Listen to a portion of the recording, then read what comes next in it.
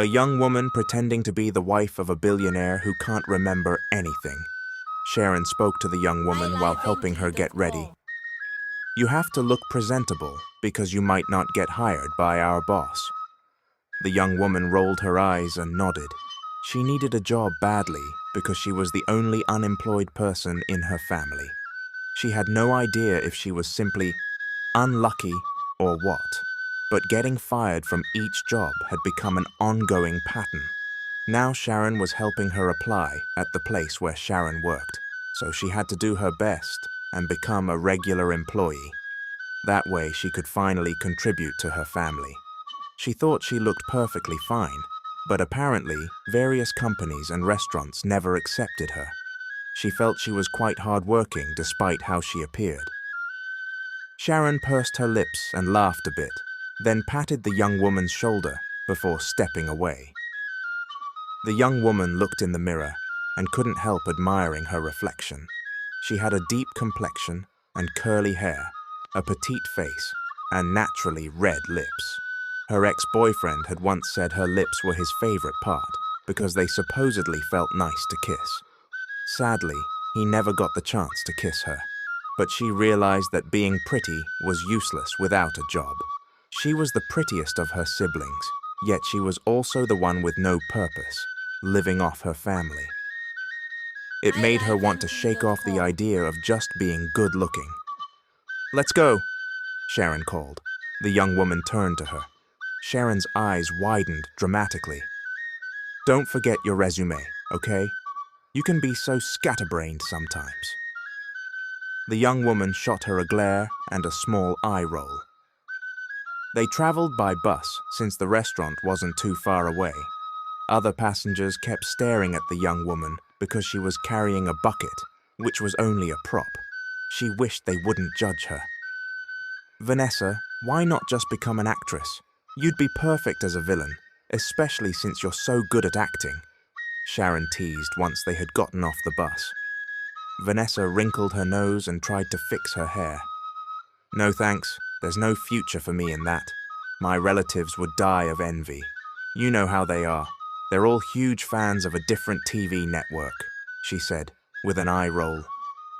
Sharon just shook her head in exasperation at Vanessa's response, and then they headed inside the restaurant. They walked straight to a door labeled "Office" above the entrance. Vanessa straightened her posture the moment she saw a man approaching. She guessed he was the king of this restaurant. "Is this the person you mentioned, Sharon?" the man asked as soon as he drew near, giving Vanessa a once-over. Sharon nodded, glancing at Vanessa. "Yes, sir." He abruptly cut Sharon off. "I'm not interested," he said dismissively, holding up one hand. "Take her to the boss, who's probably been waiting for a while."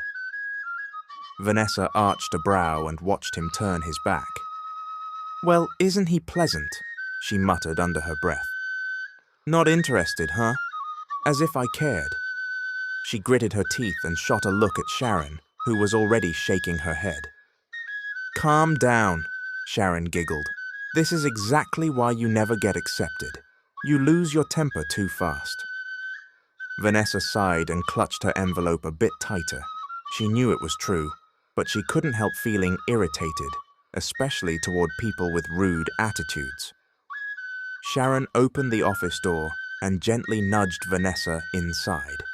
When Vanessa glanced at her, Sharon backed off and waved goodbye. Vanessa swallowed hard and shut the door behind her.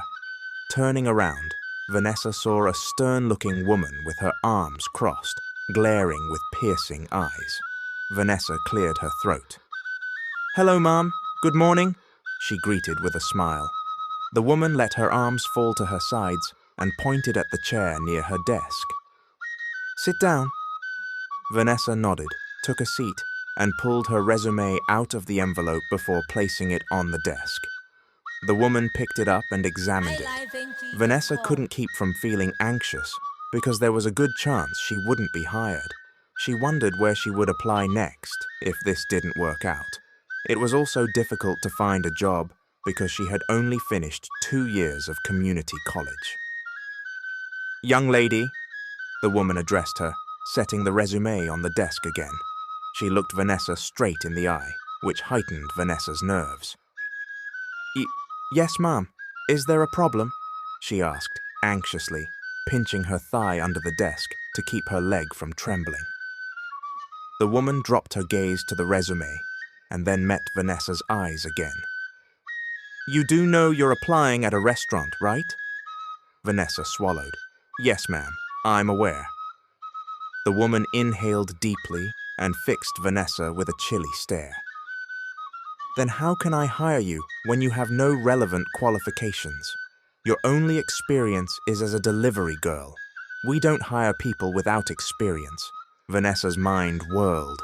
She cursed silently. How was she supposed to gain experience if no one would hire her? But you do have a pretty face, the woman added, studying Vanessa once more. That comment instantly gave Vanessa a shred of hope that her looks might finally matter. You might be acceptable. Although... The woman paused, looking uncertain. Vanessa straightened up in her chair and clasped her hands as though she were praying. The woman seemed startled by that gesture. Ma'am, I promise I'm very hardworking. I can learn the tasks here if you give me a chance. I need a job, and... Vanessa's voice quivered slightly. My mother keeps reminding me that I'm worthless. She's threatening to marry me off to my father's friend's son, and I don't want that to happen. I'll do anything just to be hired here.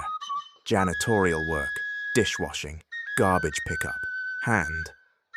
The woman slammed a clenched fist on the desk, making Vanessa cut herself off in alarm. The woman's brows knitted together. She clearly looked furious. Vanessa felt instant regret. She really needed this job, after all. Stop, the woman said, shutting her eyes briefly before opening them again. She widened her eyes at Vanessa. Are you even aware of what you're saying? Vanessa nodded immediately, though she was alarmed by the woman's expression. Yes, ma'am. The woman pressed her fingers to her temple like she had a headache. Why are you spewing all those words? Vanessa let out a shaky laugh. Well, I used to be a dishwasher at Wendy's, ma'am. Washing dishes was basically my major there, plus cleaning at home. I also worked garbage duties, because I supposedly looked like trash. Then there's the hand job. She froze as the woman lifted an expectant brow, waiting for Vanessa to finish. Vanessa cleared her throat. That's the kind of work where you only use your hands. And blow job. I'm an expert at that, she bragged. The woman's eyes bulged and she shot to her feet, startling Vanessa. Huh? Vanessa blinked. Ma'am, why are you mad? I used to be a clown at a kid's birthday party, ma'am, and I was the one who blew up all the balloons, she explained hastily. The woman pressed a hand to her chest and sat back down heavily. Jeez, she muttered, scratching under the desk. Because of her accent and rush, it sounded as if she was cursing, so Vanessa nervously grabbed the bucket she'd brought and set it on the woman's desk, making the woman spring up again in surprise. Vanessa also stood, beaming. Ma'am, did you say squid? Perfect, I brought some. Sharon said you love squid, and my hometown is overflowing with it. Maybe I can be your supplier. Later on, Vanessa waited by the doors for Sharon to finish her shift. She hadn't expected to be hired on the spot. No more, we'll call you. They really needed staff, and Vanessa had lucked out. She promised herself she'd do well at this job, especially since she had debts to pay from a panty reseller, which happened to be her favorite kind of item. She still hadn't managed to pay off that debt. When she saw Sharon emerge from the back, Vanessa ran up and hugged her tightly. Ouch! Sharon complained, wincing from the tight squeeze. Vanessa let go, grinning widely. We're going to be workmates now, Vanessa said, her eyes shining. Sharon's eyes went round in disbelief as she looked at Vanessa. Really? That fast? Vanessa bit her lower lip and nodded repeatedly. Finally, she had a job again, and she wouldn't waste it because she didn't want to get forced into marriage. The next day, Vanessa prepared for her first day of work, fixing herself in front of the mirror while being watched by her mom and dad from behind, their arms crossed, scanning her from head to toe. They both looked unimpressed, and Vanessa simply rolled her eyes, continuing to get ready. "Hey kid, why do you look like that?" her dad asked, once he'd settled on their worn couch. Vanessa caught sight of her mom's knit brows. Her mom still hadn't spoken a word. Vanessa winked. "Because, Dad, I have a new job." Mom shook her head and sank onto the couch beside Dad, picking up the hand fan from the table and waving it at herself. "Well, hopefully you won't get fired this time," she muttered. "Do you have any idea how often I pray for you? I've invoked every saint in heaven so you'd finally land a decent job. Don't you dare waste this chance. You're getting older, and soon enough, you'll be married off." Vanessa jutted her lower lip out. "Mum, don't you have any faith in me? This time, I'm sure I won't get fired." Dad chuckled and nodded in agreement. "Of course, you're the prettiest of all my kids." "And the dumbest," Mum added, with a disapproving shake of her head. Vanessa's face fell, and her shoulders slumped. "Mom, seriously?" She approached her mother, stomping in a playful plea. "Give me some support, will you? When I strike it rich, I'll buy you a car. I swear I'll even play the lottery." Mom froze at Vanessa's comment, then pinched Vanessa's side, causing her to back away. You can't even contribute anything right now," Mom retorted. Dad stood to intervene, placing a hand on Vanessa's arm. She looked at him. "That's enough," he said gently. "Take care of yourself, okay?" Vanessa nodded, hugging him tight and making a funny face at her mom behind his back. Of the two, she was definitely closer to her dad. Even if she was the dumbest sibling, she was his favorite child. Then she left for her first day of work, brimming with excitement. "Sharon, when I'm rich, I'll buy you a car too. A nice shiny one," Vanessa said happily while opening her new locker. Inside was the uniform she would wear as a waitress. Sharon shrugged. "We'll see about that." She closed her own locker. "Hurry up and change because we have a lot of customers right now. You've done some waitressing before, just don't be clueless if you want to keep this job." "I want a taco and a shake," said one customer, while glancing at the menu. Vanessa jotted the order onto a small notepad and placed it on the counter so the cooks could see. 3 chicken meals with fries and salad. She practically flew around like a whirlwind, scrambling to write down people's orders. She was so frantic that she messed up a few of them. "Miss, you gave me the wrong coffee," a foreign customer said calmly, eyeing Vanessa. Her mouth dropped open, and she began to panic. Oh no, sorry sir, I will change it right away," she stammered, quickly taking back the coffee she'd given him by mistake and rushing away. But before she could return, she collided with someone, spilling coffee all over them. She nearly stopped breathing, stepping back to see the mess she'd made. She froze in place, and the man did, too. Other customers gasped at the sight. Sorry," Vanessa's voice shook. "I'm so sorry." She hurried to a nearby table to grab napkins and started dabbing at the man's shirt, which was now heavily stained. The wet fabric clung to his toned abs, making Vanessa tremble even more in fear. She dropped the napkins when the man suddenly grabbed her wrist, glaring furiously. He showed no concern that people were watching. "How dare you!" he snarled, his voice booming like thunder. The whole place went silent. Nobody dared approach. Vanessa's eyes brimmed with tears of humiliation. It was an accident," she whispered, shaking her head. The man held on to her as though he was assessing her. She could see the rage in his eyes, and his grip tightened. "Sir, what's going on?" stammered the manager as he rushed to the counter. Vanessa also saw Sharon in the background, eyes wide and mouth covered in shock. "This woman messed with me," the furious customer growled. He yanked Vanessa closer. Look at my shirt. I just finished eating here and was about to meet someone, but look at what she did. He let go of Vanessa to face the manager. She stumbled back, terrified of what would happen next. Sir, we're very sorry about this. We'll pay for the damage." "No," the man interrupted, shooting Vanessa a vicious look. "I don't ever want to see that woman's face in this restaurant again. If you value your VIP customers, you'll fire her or shut your place down." Vanessa inhaled sharply, stunned. It was just an accident. Why react so harshly? She was about to defend herself, but he stormed off, deliberately bumping her shoulder as he passed. She closed her eyes, close to tears. "This is your first day, but you've already messed up. That was one of our VIPs. Where's your brain, huh? You might ruin this restaurant with your stupidity." Her male manager raged at her once closing time arrived. Vanessa stood there, head down, fighting back tears. "Sir, she didn't do it on purpose." Sharon tried to defend her.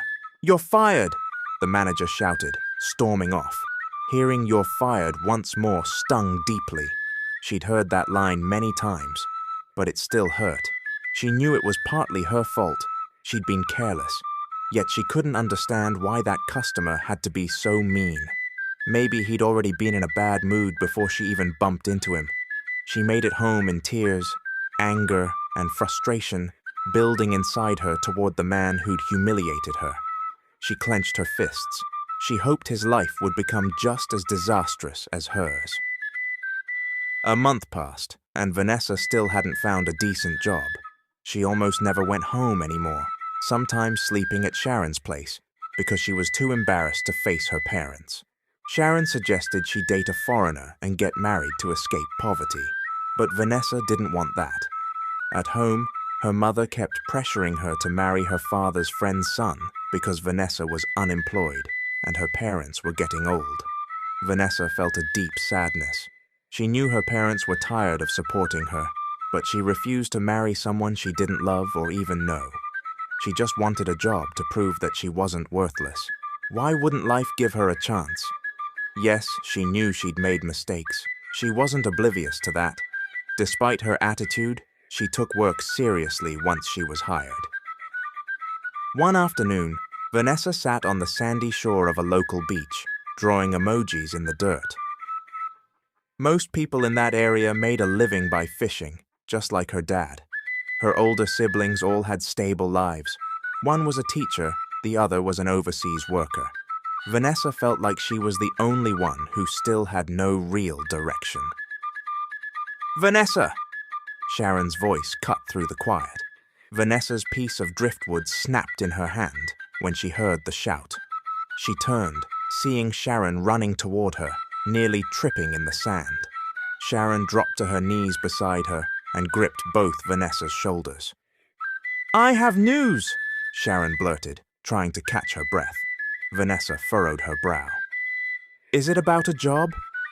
Sharon shook her head vigorously and rattled Vanessa's shoulders again. "Remember that man who got you fired from your last job? The one who got coffee all over his fancy shirt?" Vanessa's expression darkened as she recalled that man's face. "Yes, what about him? Did he finally get what he deserves?" Sharon nodded sharply. "He got into an accident, Vanessa. Nobody around here even knows him." Sharon sat in the sand next to Vanessa, staring at the calm water. His car fell off a cliff, and he was in it. Luckily, someone saw and helped him. Turns out he's not from around here. He's new to this part of the country. I only just found out. He's apparently from out of state, but no one knows how to contact his friends or family. Vanessa dropped the driftwood and stared at the sand. She rolled her eyes and began doodling again. "Probably not from around here, yeah? He's like a stuck-up big shot, so what do I care?" Sharon inched closer and nudged Vanessa's arm. "That's the thing. He's recovering now, but he can't remember a thing. He's lost his memory and has no one to help him." Vanessa paused her drawing, thinking about how that man had indirectly ruined her last job opportunity. She felt her anger flare a bit, but also some pity. "Come on, just let somebody else take care of him. Why should I bother?" she said, flicking the driftwood away. "Because I tried asking my manager about him," Sharon replied, sighing. "But I got in trouble. Nobody wants to talk about it. It's like everyone forgot about him since he was just on vacation here." Vanessa gave a careless shrug. "So you're telling me all this because—" "Well, I saw him at County General Hospital. He doesn't remember anything. Isn't that kind of sad?" Vanessa crossed her arms. "Why should I care about some jerk who never apologized for his attitude? If you ask me, that's his karma." Still, Sharon was persistent, and by the next day, Vanessa found herself standing in front of the hospital with Sharon. They argued outside the lobby. Sharon placed her hands on her hips. "Are you sure you want to do this? He's the reason you lost your job, and you might end up with bad karma if you mess with him while he's vulnerable." Vanessa looked back at Sharon. "Sharon, this isn't a joke. I'm not here to help him. I'm here because he's going to help me." She glowered. "If he doesn't, my mum will marry me off to that engineer, Charles Jefferson, and I don't want that." Sharon shrugged. "Charles is actually decent, though. You're 25, so maybe your parents have a point. You still don't have a solid job, so of course they're upset." Vanessa dropped her shoulders in frustration. "Ugh, never mind. I have to do this. I'm going inside." Sharon called out to her, but Vanessa ignored it. She needed payback, and possibly a way out of forced marriage. She and Sharon peeked into a hospital room and saw that man, now with a bandage on his head, dressed in a hospital gown. He looked utterly confused as the doctor asked, "Do you remember anything at all, sir?" Suddenly, the man shouted like a lion on the rampage.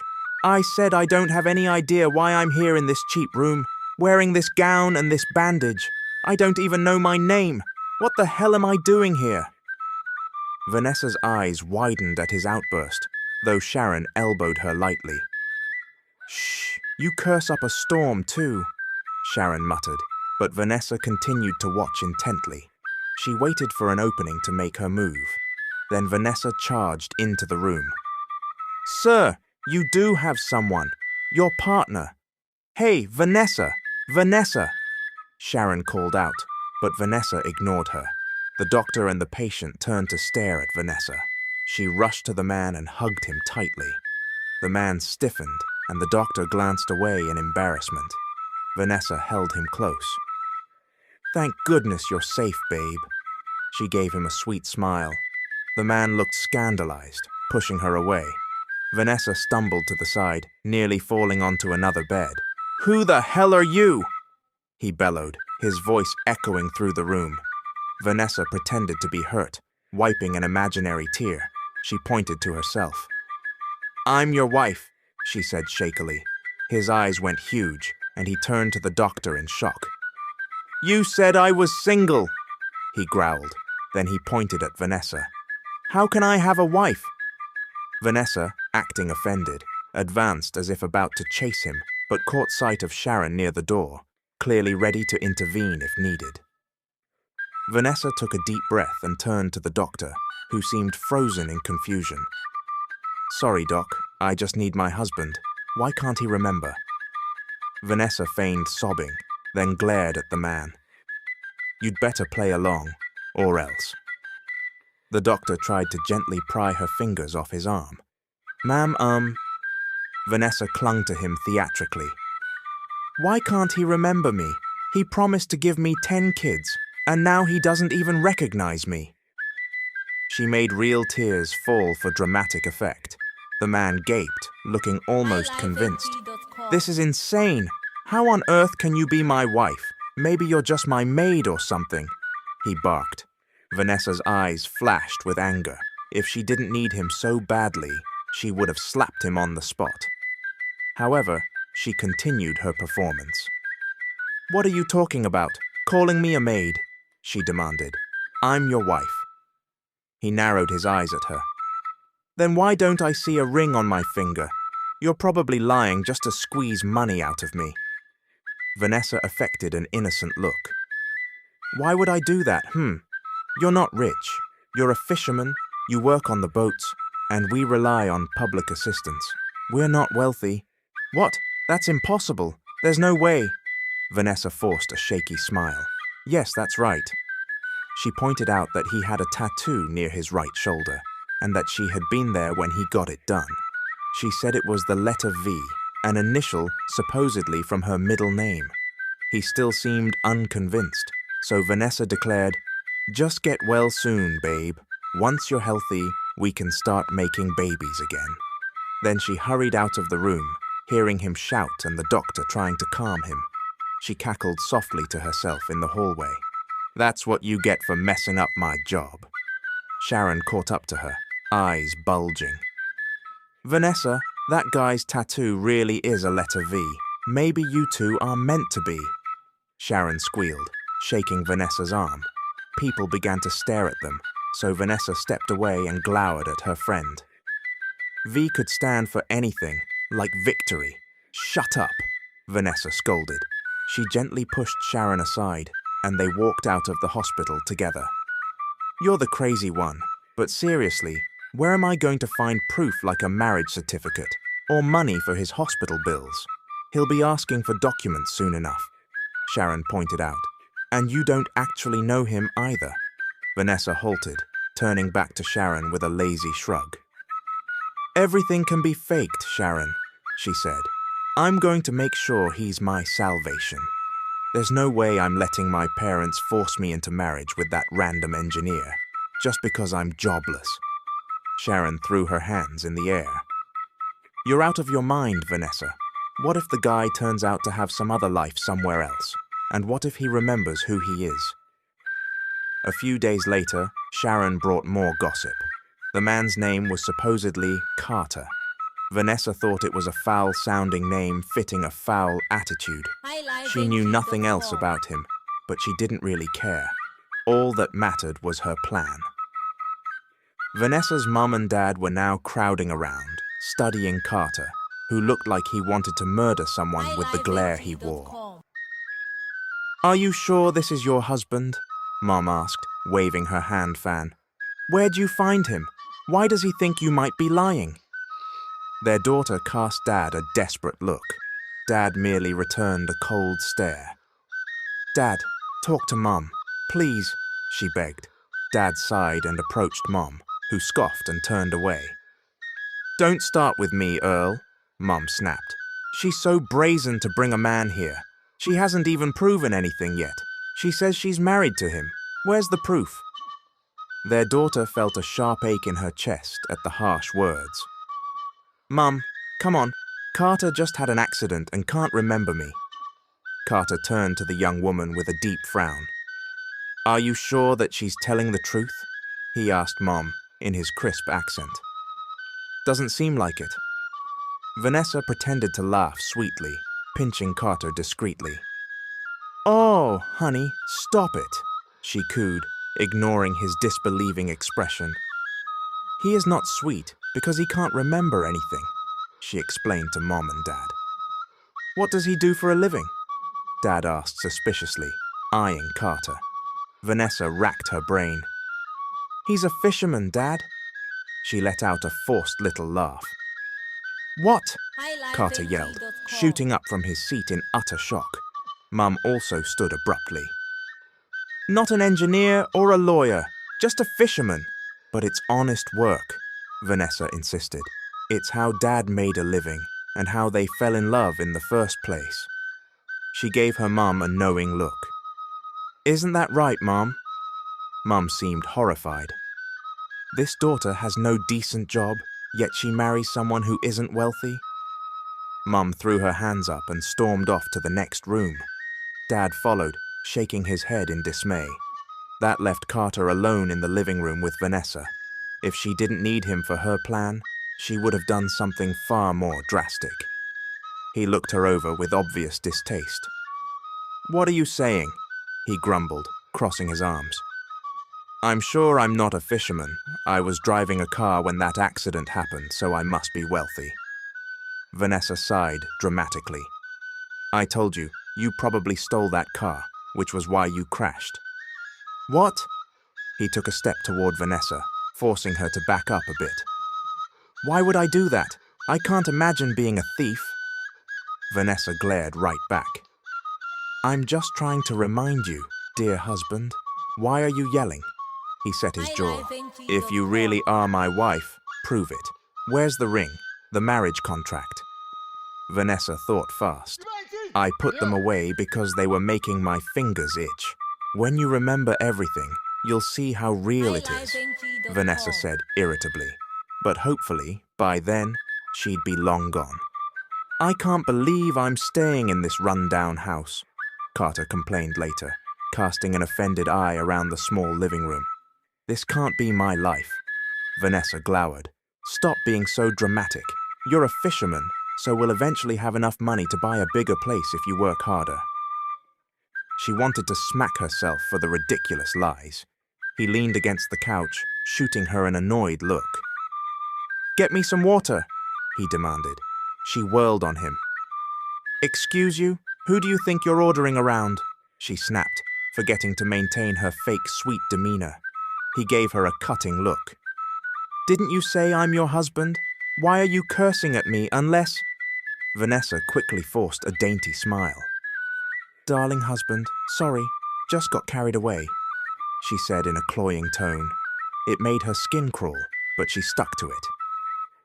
At bedtime, Carter took over her room, sprawled on her bed as though he owned it. Vanessa hated having anyone else in her bed, but there he was.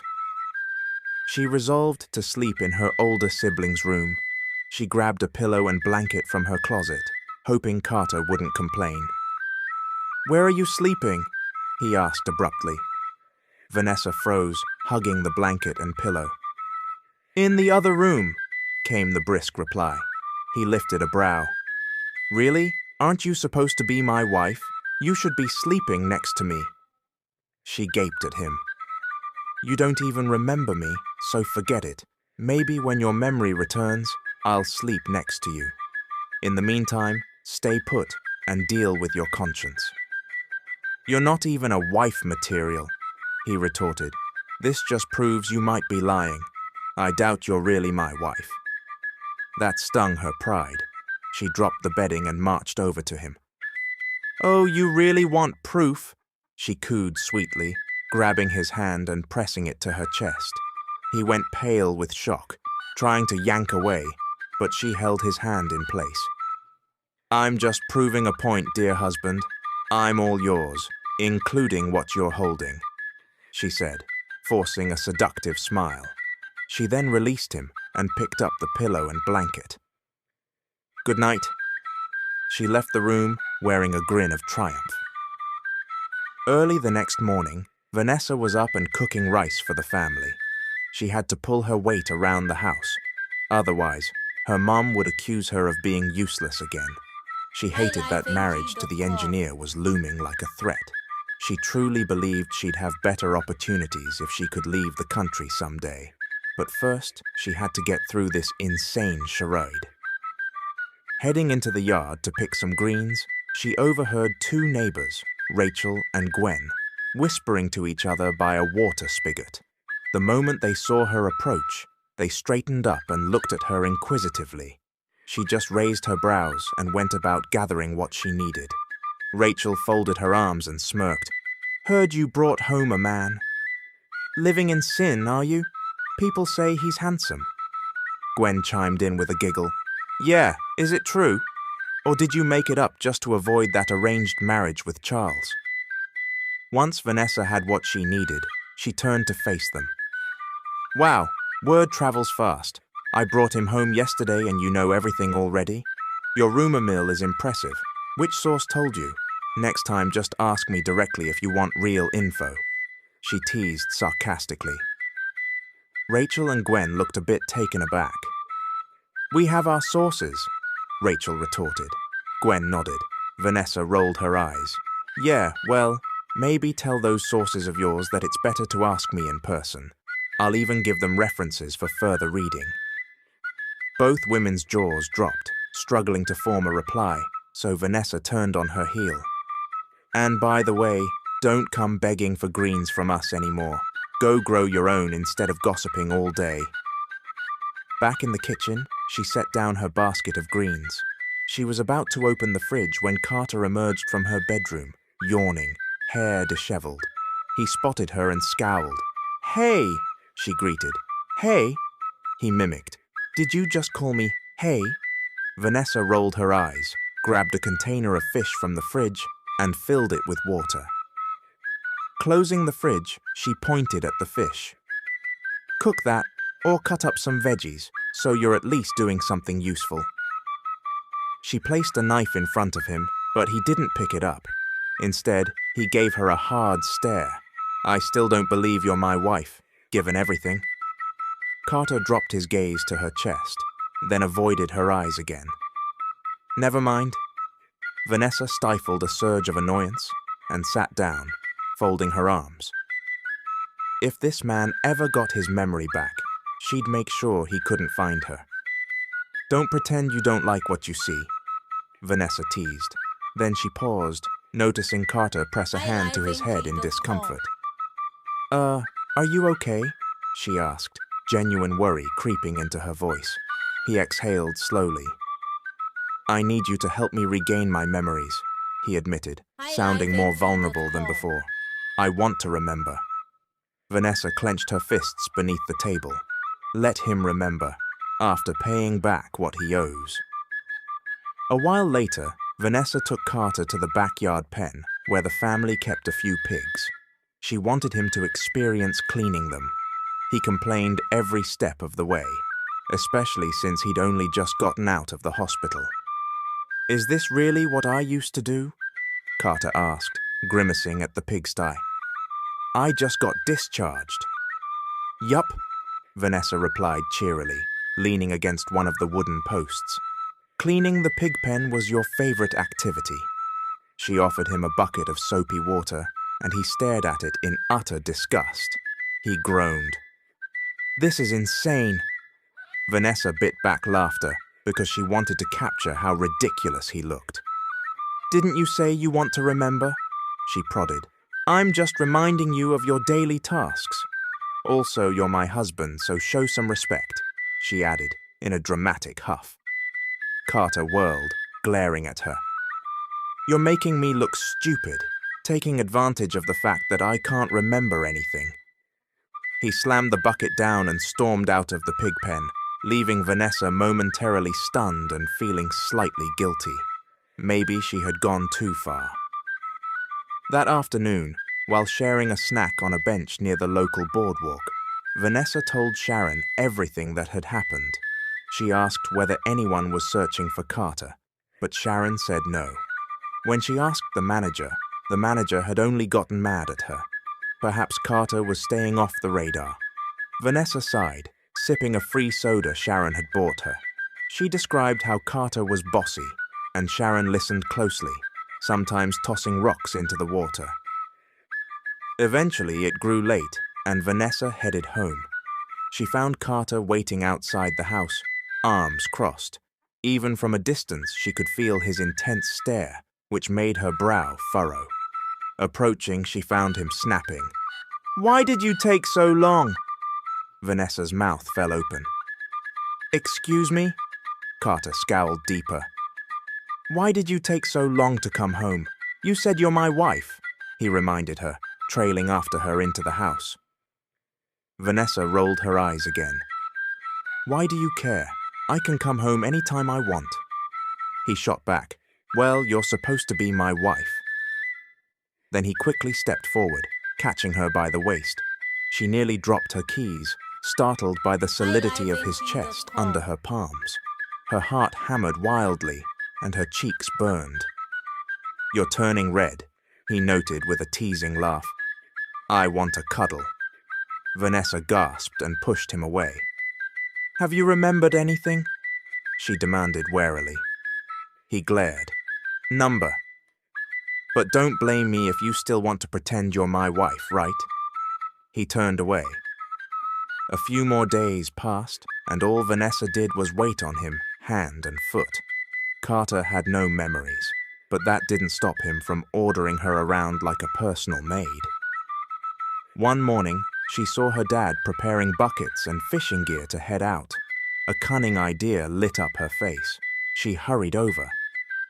"Dad, isn't Carter supposed to be a fisherman?" she asked. Dad paused. "Yes, why?" Vanessa flashed a mischievous grin. "He should join you, so he can see how it's really done. He's too pale as it is." She glanced over at Carter across the room, where he sat watching cartoons on TV. Despite his rudeness, he seemed fascinated by the silliest cartoons. Vanessa approached him with a deliberately sweet smile. "Carter, honey, come on a fishing trip with us," she coaxed. Her dad raised an eyebrow, uncertain about her plan. Carter didn't even turn from the TV. "I have no idea how to fish. Don't you understand my situation?" Vanessa inhaled deeply. "He's using that memory loss as an excuse," she muttered under her breath, but resolved to outsmart him. She slid onto the couch right next to him, inching closer. He recoiled, hugging himself. "What's with that creepy smile?" Carter demanded warily. Vanessa batted her eyelashes, linking an arm through his. "I want fish for dinner," she purred, leaning on him. "Ugh, get off," he yelled, trying to scoot away. Vanessa only tightened her hold. "This is harassment," he shouted, casting a wild look toward her dad, who was now laughing from the doorway before strolling outside. Vanessa clung. "I'm only doing this because I love you, dear husband," she teased, lowering her voice to a sultry whisper. "Don't touch me," Carter hissed, shoving her hard so she landed among the couch cushions. Vanessa blinked, unnerved by how forceful he was, and she slowly sat up, glaring at him. "Fine, if you don't want to go, then don't," she snapped. "Ridiculous, man. You could have just said no without pushing me like that. Clearly you're used to roughhousing." Vanessa spotted Mr. Smith pushing the small boat out toward the water. She sprinted to catch up. "Dad, wait!"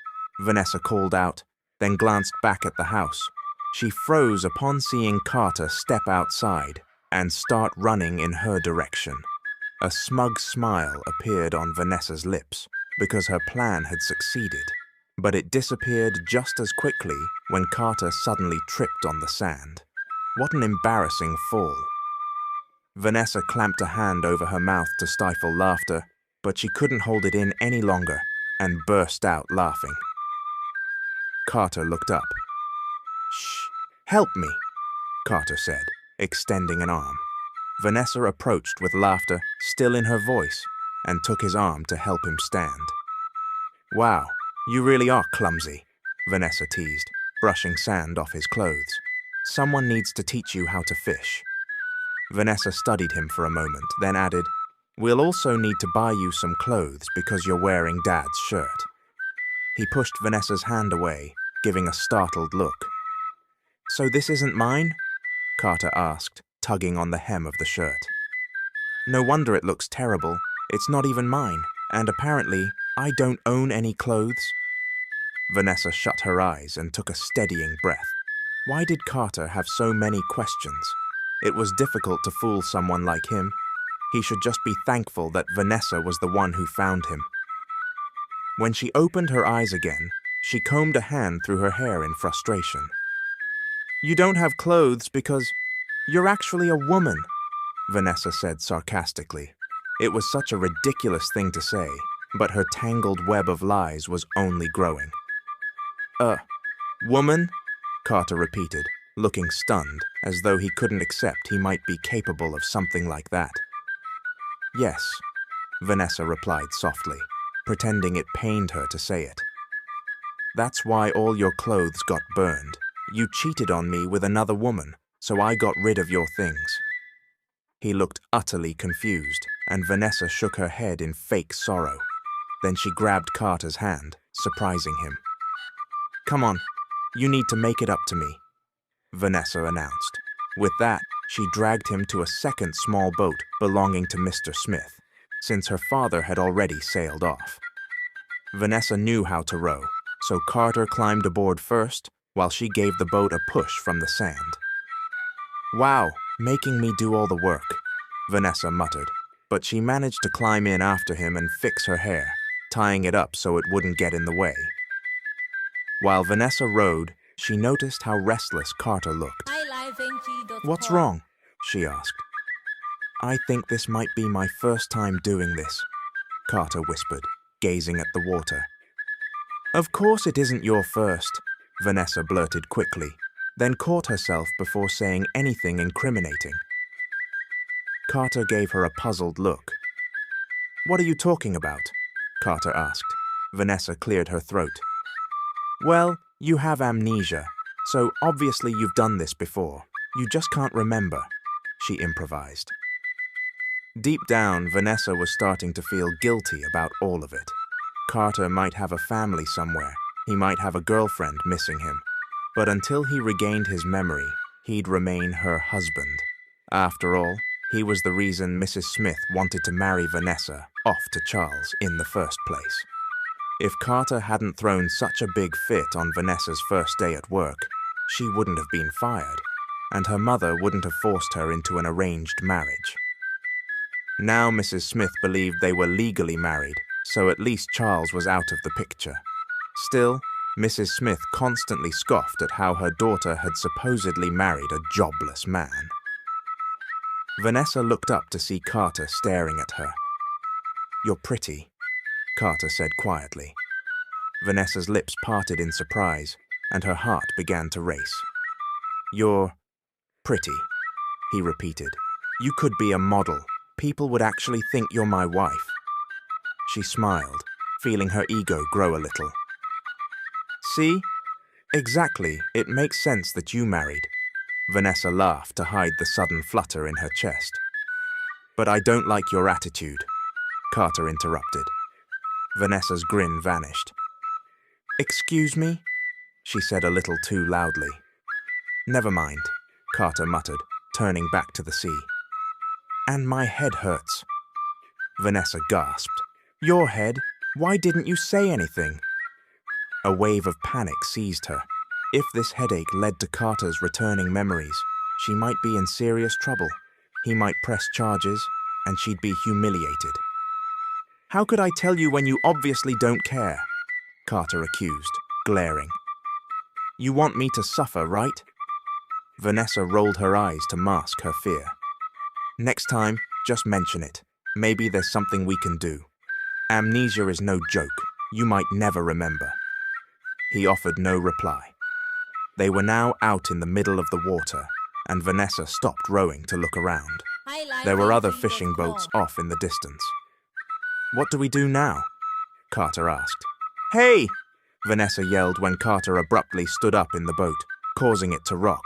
Panic surged through her, and she clutched his shirt. "Sit down! That's not how—" But it was too late. The small boat tipped. They both fell overboard. Vanessa bobbed to the surface, gasping, clinging to the overturned boat. She looked around desperately, but there was no sign of Carter. Her heart hammered and she dove under, but she couldn't stay down long enough. She resurfaced, lungs burning. Vanessa was about to try again when a hand slid around her waist, making her jump. She turned and saw Carter, lips pale, arms weakly gripping the capsized hull. Her eyes watered in relief. "Are you worried about me?" Carter asked, tightening his hold on the boat. "This is the first time you've shown concern." Vanessa bit her lower lip. Her gaze drifted to the bandage on his head, and her eyes went wide at the sight of fresh blood in the water. Carter, you're bleeding!" Vanessa exclaimed, voice trembling in horror. Her entire body shook with guilt. Had she been so desperate for revenge that she risked his safety? What if Carter couldn't swim? Now he was injured all over again. He forced a weak smile. "Yeah, it hurts. Feeling dizzy?" Vanessa panicked, glancing toward Mr. Smith's boat in the distance. Her father was too far to help. She didn't know what to do. She silently cursed herself for being such a jinx. Bad luck always came her way, and now she was dragging Carter down with her. Carter? Vanessa cried when he slumped forward, resting his forehead on her shoulder. After a few seconds, he went completely still. He'd lost consciousness. Later, Vanessa shivered in the living room, having changed into dry clothes. Rather than worry about Vanessa's condition, Mrs. Smith stood there lecturing her. Why would you take your husband to the water when he's not fully recovered? Mrs. Smith was right. Vanessa had been too carried away by anger, blaming Carter for everything, when in truth, her own foolishness kept getting her fired. Vanessa, you've never done anything right for this family. You're just a burden. Now you've nearly killed someone. What if your husband doesn't know how to swim? How could you be so thoughtless? Those were Mrs. Smith's last words before she left the living room, leaving Vanessa slumped on the sofa. All Vanessa had wanted was for her mother to stop pressuring her. Sometimes, Vanessa wished she could just run away. She wouldn't have pulled this crazy stunt if she'd had any self-respect left. Now she wondered if she should give Carter back to whoever his real family was and simply give in to her mother's demand to marry Charles. But what about Vanessa's own dreams of finding a job and not being a burden? Letting herself be wedded off felt like an admission of defeat. A weak male voice broke Vanessa's reverie. You blame yourself, don't you? Vanessa spun around to see Carter awake in her room. She hurried over. He was lying on her bed, a local friend having administered first aid since hospital bills would be too expensive. He was awake, but looked exhausted. Vanessa knelt beside the bed and studied him anxiously. Are you feeling better? She asked gently, in an uncharacteristically calm voice. Usually she cursed or yelled, but right now she was too worried. Carter simply stared at her, making Vanessa more uneasy. She was terrified that he'd banged his head too hard. My son, are you all right now? Mrs. Smith asked from the doorway. Then she turned to Vanessa.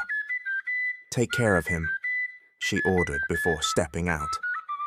Vanessa glanced back at Carter and asked carefully, Do you remember anything new? She was both dreading his memory's return and wishing for it. After all, if Carter remembered, he could sue her. But continuing this farce weighed on Vanessa's conscience. Instead of shouting, Carter simply stared as if trying to piece everything together. Then, in a soft voice, he said, You look really pretty. Vanessa's eyes widened at that. Huh?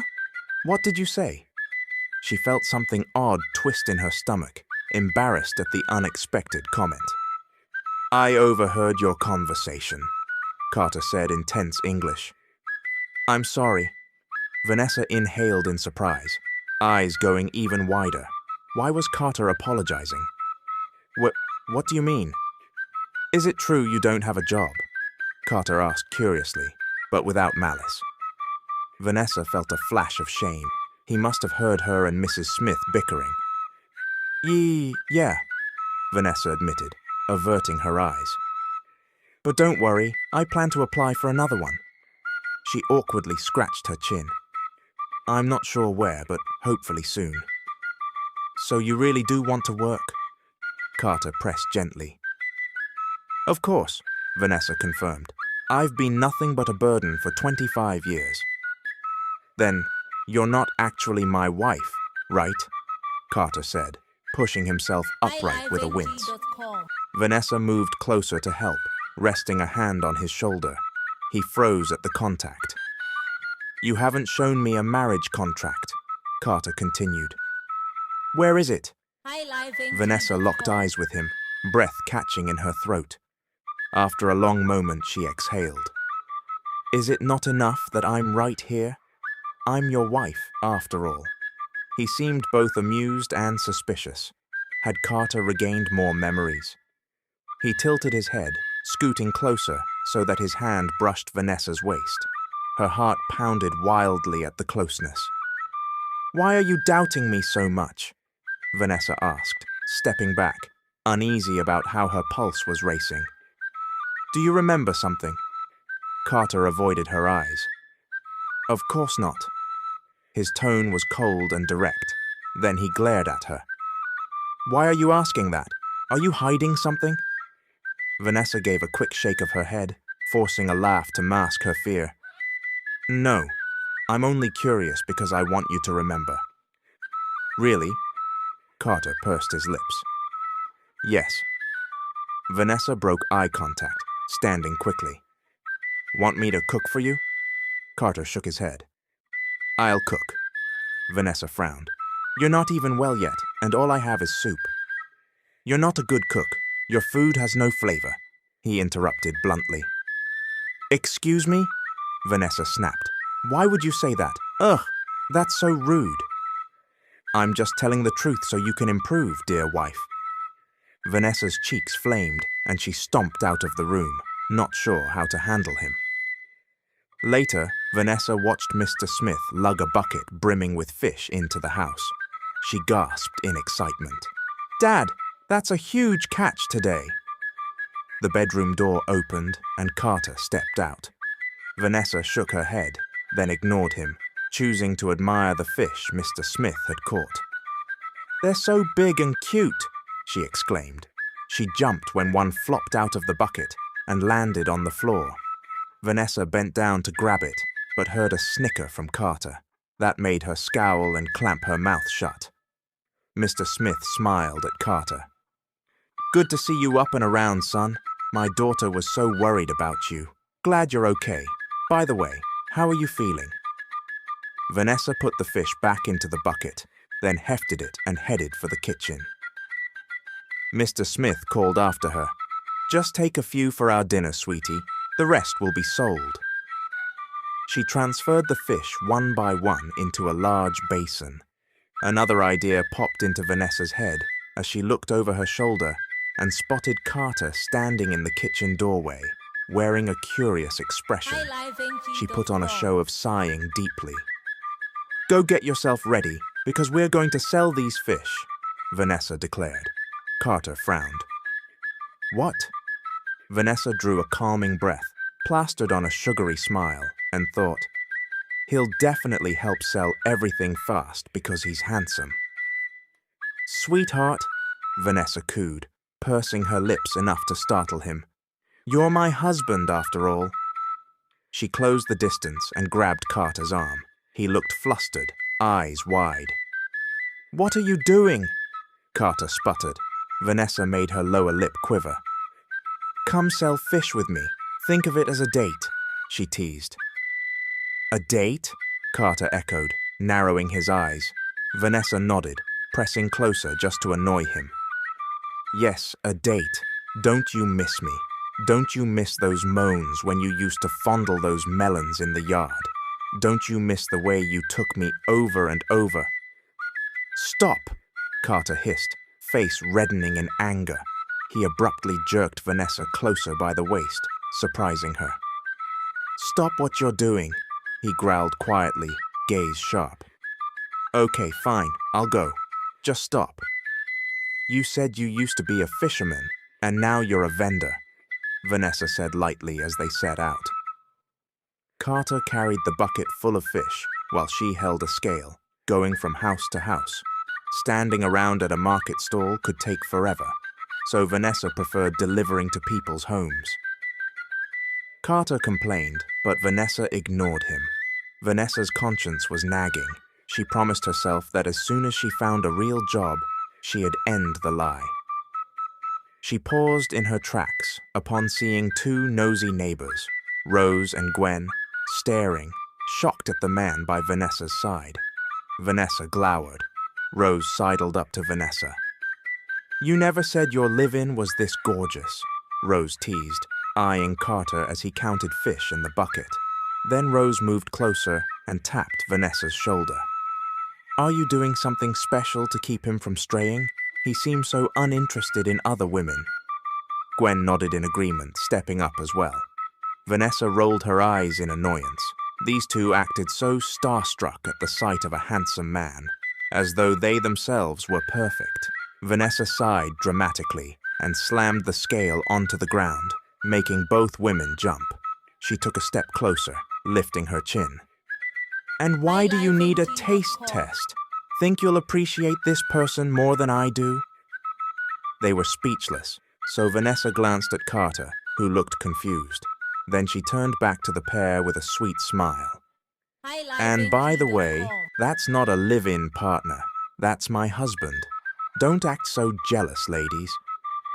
She picked up the scale again and grabbed Carter's arm, pulling him along. Come on, honey. There are some lowly creatures trying to steal you, but they can't afford you. Let's go. Vanessa stormed off, furious at how many prying eyes were around the neighborhood. She considered trying her luck auditioning for a drama series, since she was living as though in one. She finally let go of Carter's arm when they were a block away, exhaling and looking around. He eyed her curiously. Vanessa pointed to a cluster of houses nearby. Over there, let's hurry so we can go home, she said. As Vanessa tried to walk on, Carter grabbed her arm. She turned with a slight frown. What is it? Are you jealous? Carter asked, eyes gleaming. Vanessa gaped, then batted his hand away. Ridiculous. Stop saying nonsense. She marched off toward the next block. He called after her, but Vanessa ignored him. She picked up a stone and clanged it against the metal scale. Neighbors, come out for fresh, cheap fish and a free hug from this handsome fellow, Vanessa yelled. Women emerged from their homes, many around Vanessa's age, gawking with bright eyes at Carter, who merely looked bewildered. That was the plan. Use his looks to make more sales. Vanessa smirked in satisfaction and glanced at Carter. He stared back with a hint of alarm. What? Carter demanded. Vanessa chuckled softly and patted his shoulder. Relax, darling. You're still going home with me. I'm not jealous or anything, you know. Right now, I just want to make money off your good looks. He shook his head and started to walk away, but Vanessa yanked the hem of his shirt, pulling him back. This is such bull, Carter muttered under his breath. Oh, hush. Think of it as covering your medical bills. Not like I'm going to let those women buy you. It was just a joke, Vanessa said smugly. You're mine, remember? He seemed startled by Vanessa's words, and even she was taken aback by what she'd just said. She swallowed hard and averted her gaze, finally releasing his shirt. Vanessa tried to justify it. They were supposed to be married, so that kind of talk was normal, right? Vanessa straightened up as two women approached, their gazes glued to Carter as though they'd spotted an angel. She cleared her throat for attention. So, are you buying fish? One woman shot Vanessa a glance. Not sure, Vanessa huffed. Then move along if you're just here to stare at my husband like window shopping. If you're not buying, go. Both women frowned. He's really your husband? One asked, pointing at Carter. Yes, absolutely, Vanessa confirmed with a curt nod. They eyed her suspiciously. And why wouldn't I put this one up for sale, right? If you're not going to buy fish, leave. This is just business, and maybe a little fun. We both benefit. The women shook their heads and moved closer to see the fish in the bucket. One of them pointed at a fish. I'll take 2 pounds, she said, and stop talking about offering him to others. You're crazy, the woman grumbled, handing over some bills. Vanessa noticed Carter looked stony-faced, possibly annoyed, but she finished the sale and parted ways with the customers. After making several more house calls, the pair headed down an alleyway with empty containers. Everything had sold out, just as Vanessa had hoped. Carter was drenched in sweat, and she was tired from the scorching heat. Vanessa stopped to catch her breath, noticing how worn out he seemed. She reached into her pocket for a handkerchief, still clean, hoping he wouldn't make a fuss. Hold on, Vanessa said when Carter kept walking. He turned, irritated. What? Vanessa tugged him under the shade of a big tree by the roadside.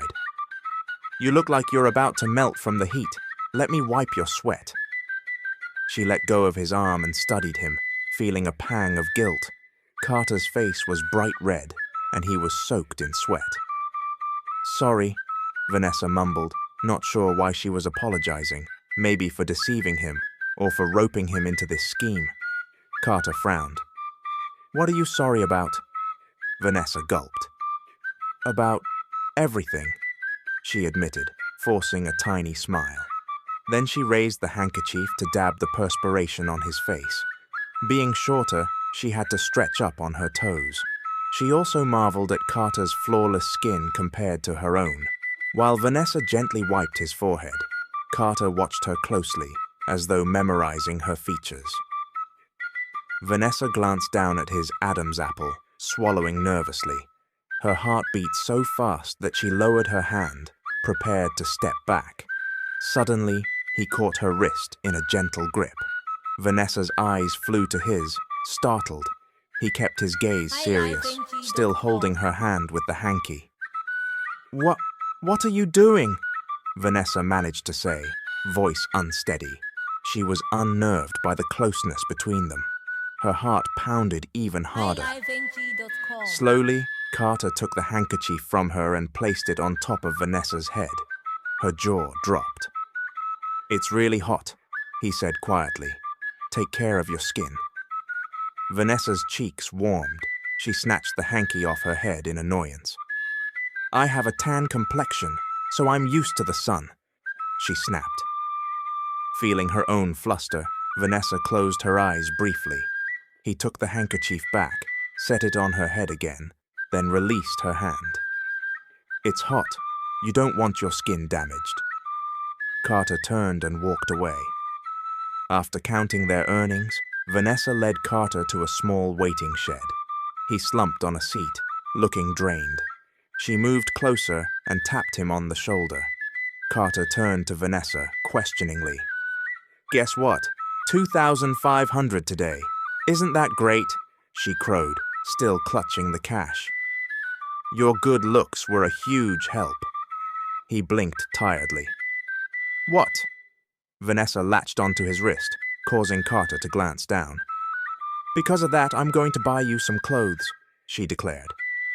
Carter rose wearily. Have you ever seen me ride a bus before? He asked. Vanessa tried not to panic. Why would you ask that? You're my husband. Shouldn't I know that already? Right. She'd forgotten she was pretending to know everything about him. Vanessa bit her lip and faked a laugh. Well, I've just never personally seen you ride one, that's all. That's why I asked. She exhaled, reminding herself to keep it together. Until Carter regained his memories, she had to keep up the act flawlessly. Vanessa resolutely clasped their hands, making him jump. She flashed a bright grin. Don't be surprised, Vanessa cooed. Before your accident, we always held hands like this, so don't be weird about it, honey. She tossed a quick smile at a few onlookers, cringing internally at how phony it felt. You, what is this? Carter grimaced, glancing down at their hands as though it was the grossest thing ever. Stop whining, Vanessa snapped. This is all I can afford. If you don't like it, then don't eat it, and I'll eat it all myself. By then, they had arrived in the city, and Vanessa was grabbing some of her favorite street snacks, but Carter refused to try them. She waved over the vendor. One more, please, plus a coconut juice for this person. Vanessa paid and turned to see Carter, eyeing the food suspiciously. Is this edible? Carter asked. Vanessa nodded, pointing to the sauce container. Dip it for extra flavor. Carter followed her lead, but gasped the moment the spicy heat hit his tongue. Oh God, that's hot, he sputtered, lips forming an O. What an idiot, Vanessa teased. Didn't you see the label? It's the spicy sauce. Carter frowned. You dipped yours there, so I thought. Vanessa shrugged. You don't have to do everything I do, you know. You're not a dog who just follows commands. Her words seemed to hit him harder than she intended, making him go quiet. Vanessa tossed the empty skewer in the trash and sighed. Let's go buy you those clothes. I'm fine. Give the money to your parents, Carter responded. Vanessa crossed her arms. arching a brow. You barely have anything to wear, not even underwear, and all you can say is, fine. She added a playful tone to the word, honey, hoping to keep up the charade. Some passers-by gave them curious stares. Carter's ears turned red, probably embarrassed for Vanessa's sake. Vanessa steered Carter toward a second-hand shop. Let's try here. Clothes are cheaper. I'm not wearing second-hand, Carter grumbled, stepping away. The shopkeeper looked at them uncertainly.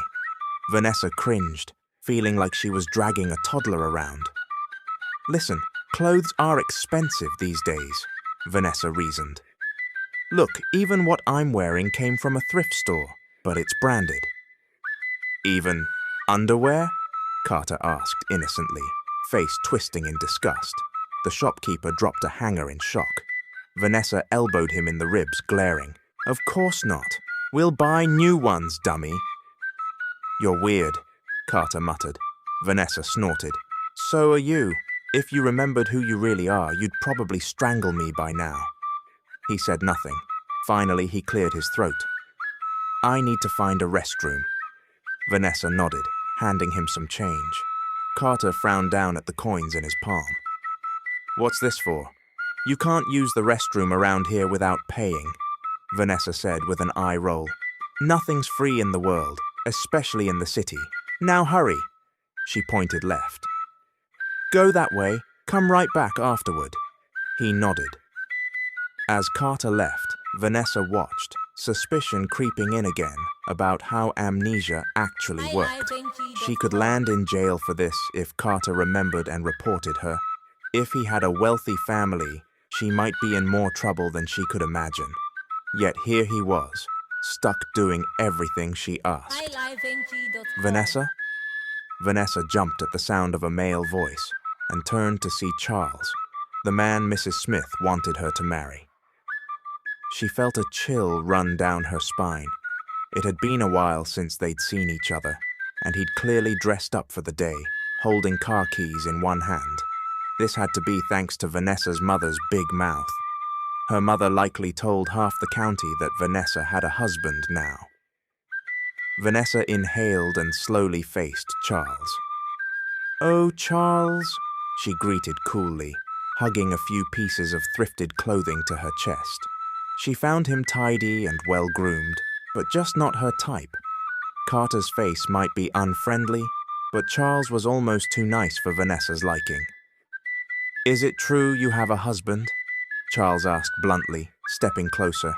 Your parents said you and I might end up married. I was excited about that, but now, you're supposedly married to someone else. Vanessa could see the disappointment on his features. He was from a comfortable background, worked as an engineer, and was nothing like her, who had no real achievements. He was basically out of Vanessa's league. Yet ironically, Mrs. Smith liked him. Vanessa gave a faint smile, then cancelled a couple of items at the register. Yes, Charles, didn't my mother tell you? I'm already married. He shook his head. She told me, but I still can't believe it. It's so sudden. Maybe you're just doing this to avoid me? Vanessa paid for what she'd picked out, then turned back to Charles. And if I am? Charles looked offended. Well, that's a big deal to me. I really thought you'd be mine, but you chose someone worthless instead, someone unemployed who can't provide for you. Vanessa bristled. She felt insulted that he assumed she wanted someone to buy her anything. Don't you dare underestimate my husband, Charles.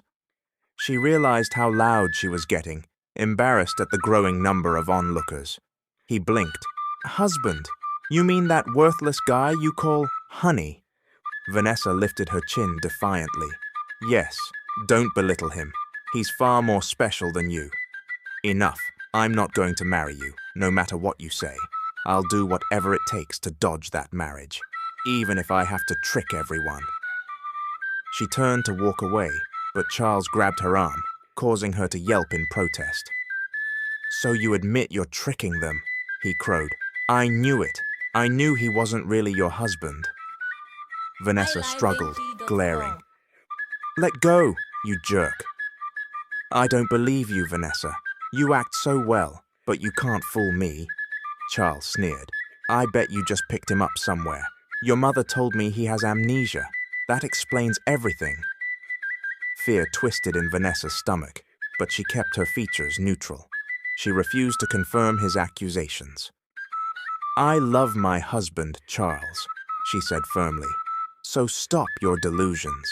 Why would you even want to marry someone like me who has nothing? Also, don't flaunt your engineering degree at me. I don't care. He smirked. You're definitely faking this marriage, and I'm going to tell your parents. Charles paused, then lowered his voice. Unless you confess the truth to me first. Vanessa scoffed. Go ahead. I'm more cunning than you think. She raised the shopping bag in his face. My parents love Carter. He's tall and handsome. Plus he's, well, big. Charles's eyes widened at Vanessa's cryptic statement, and the thrift shop clerk turned bright red. Vanessa hastily cleared her throat, sensing the misunderstanding. He also earns a lot selling fish, she finished, though it sounded more suggestive than she intended. Vanessa spotted Carter entering the shop, so she tried to slip away, but Charles grabbed her again and hauled her outside. Hey, knock it off, Vanessa yelled, smacking at his hand. Let go. We need to talk, Vanessa. Stop messing around. You know I have feelings for you. I got so excited when your mum said you'd be mine. Let go, a cold voice interjected. Charles froze, and Vanessa looked up to see Carter approaching with purposeful strides. His hands were tucked into his pockets, brows knitted angrily. Charles moved Vanessa behind him. She tried to wriggle free. And who are you? Charles demanded, eyeing Carter. Are you the fake husband? Carter frowned. What are you talking about? He noticed Charles's grip on Vanessa's wrist and clenched his jaw. She's married to me. Charles laughed disdainfully and released Vanessa's arm. You, her husband, you probably can't even afford underwear. Fury roiled in Vanessa, but before she could respond, Carter cut in, speaking in stiff English. Don't say that trash in front of me. He took Vanessa's hand, pulling her behind him. Let's go. No point wasting time on a piece of garbage. He led Vanessa away, leaving Charles looking stunned. Vanessa secretly smiled at Carter, who wore a fierce expression. Who was that? Carter asked, once they were inside a tricycle, heading back toward the outskirts of town. Vanessa took a moment to answer. That's Charles, the guy my mother wanted me to marry. Her voice sounded small as she admitted it. You were supposed to marry that person? Carter echoed. Vanessa nodded faintly. Mrs. Smith thinks I'm worthless, so she tried to fix me up with that guy. He's from a decent family, an engineer, not unemployed like me. She gazed at Carter and offered a tiny smile. So, ironically, you saved me from that fate, at least for a while. Carter fell silent, seeming deep in thought. Vanessa wondered if he was judging her or worried about his own predicament. If Carter truly had money, this was all the more humiliating. She hoped Carter wouldn't hate her. Later, at home, Mrs. Smith's eyes bulged at the day's earnings. Vanessa raised her chin proudly and glanced at Carter, who was now talking to Mr. Smith. Mum, I realized how to make sales around here, Vanessa said. Dad's fish are priced so cheaply that I just boosted it a bit. Mrs. Smith pursed her lips and pocketed the money. Lucky at fishing, unlucky in jobs. It's always like that, isn't it, Vanessa? She shot a bitter look. And you chose a husband as worthless as yourself, unemployed and a freeloader. Vanessa rolled her eyes. Mom, don't worry. I'm planning to apply for an overseas job. Maybe that'll be my big break. She rubbed her chin thoughtfully.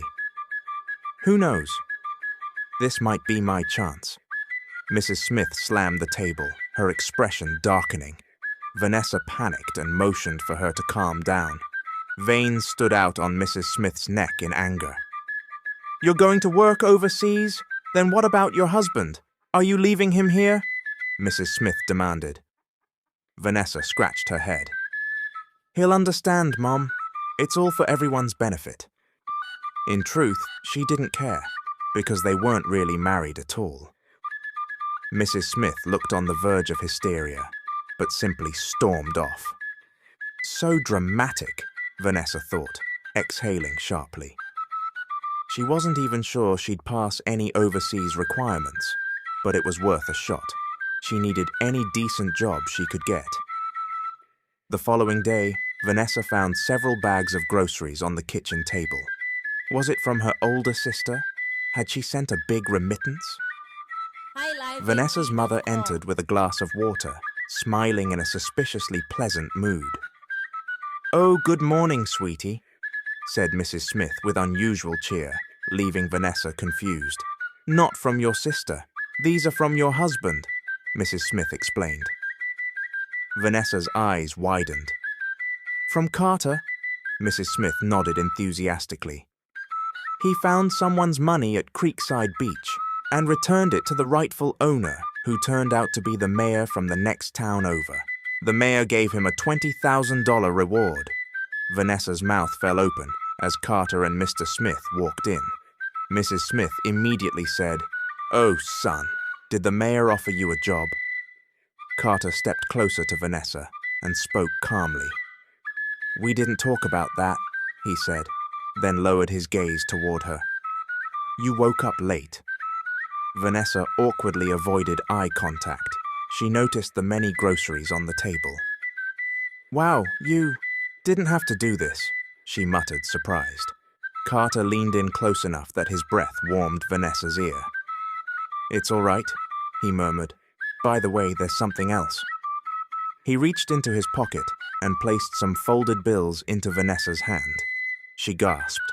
"What is this?" She glanced at Mrs. Smith, who gave Vanessa a look that practically screamed, "Don't be dramatic." Carter responded softly, "A new set of clothes." Vanessa's eyes nearly popped. She tried to hand the money back. "I can't accept this," he frowned. "Why not?" Vanessa couldn't immediately answer. Her heart hammered in her chest, and she was unaccustomed to receiving money. "You're my wife," Carter said firmly. "You're special to me already."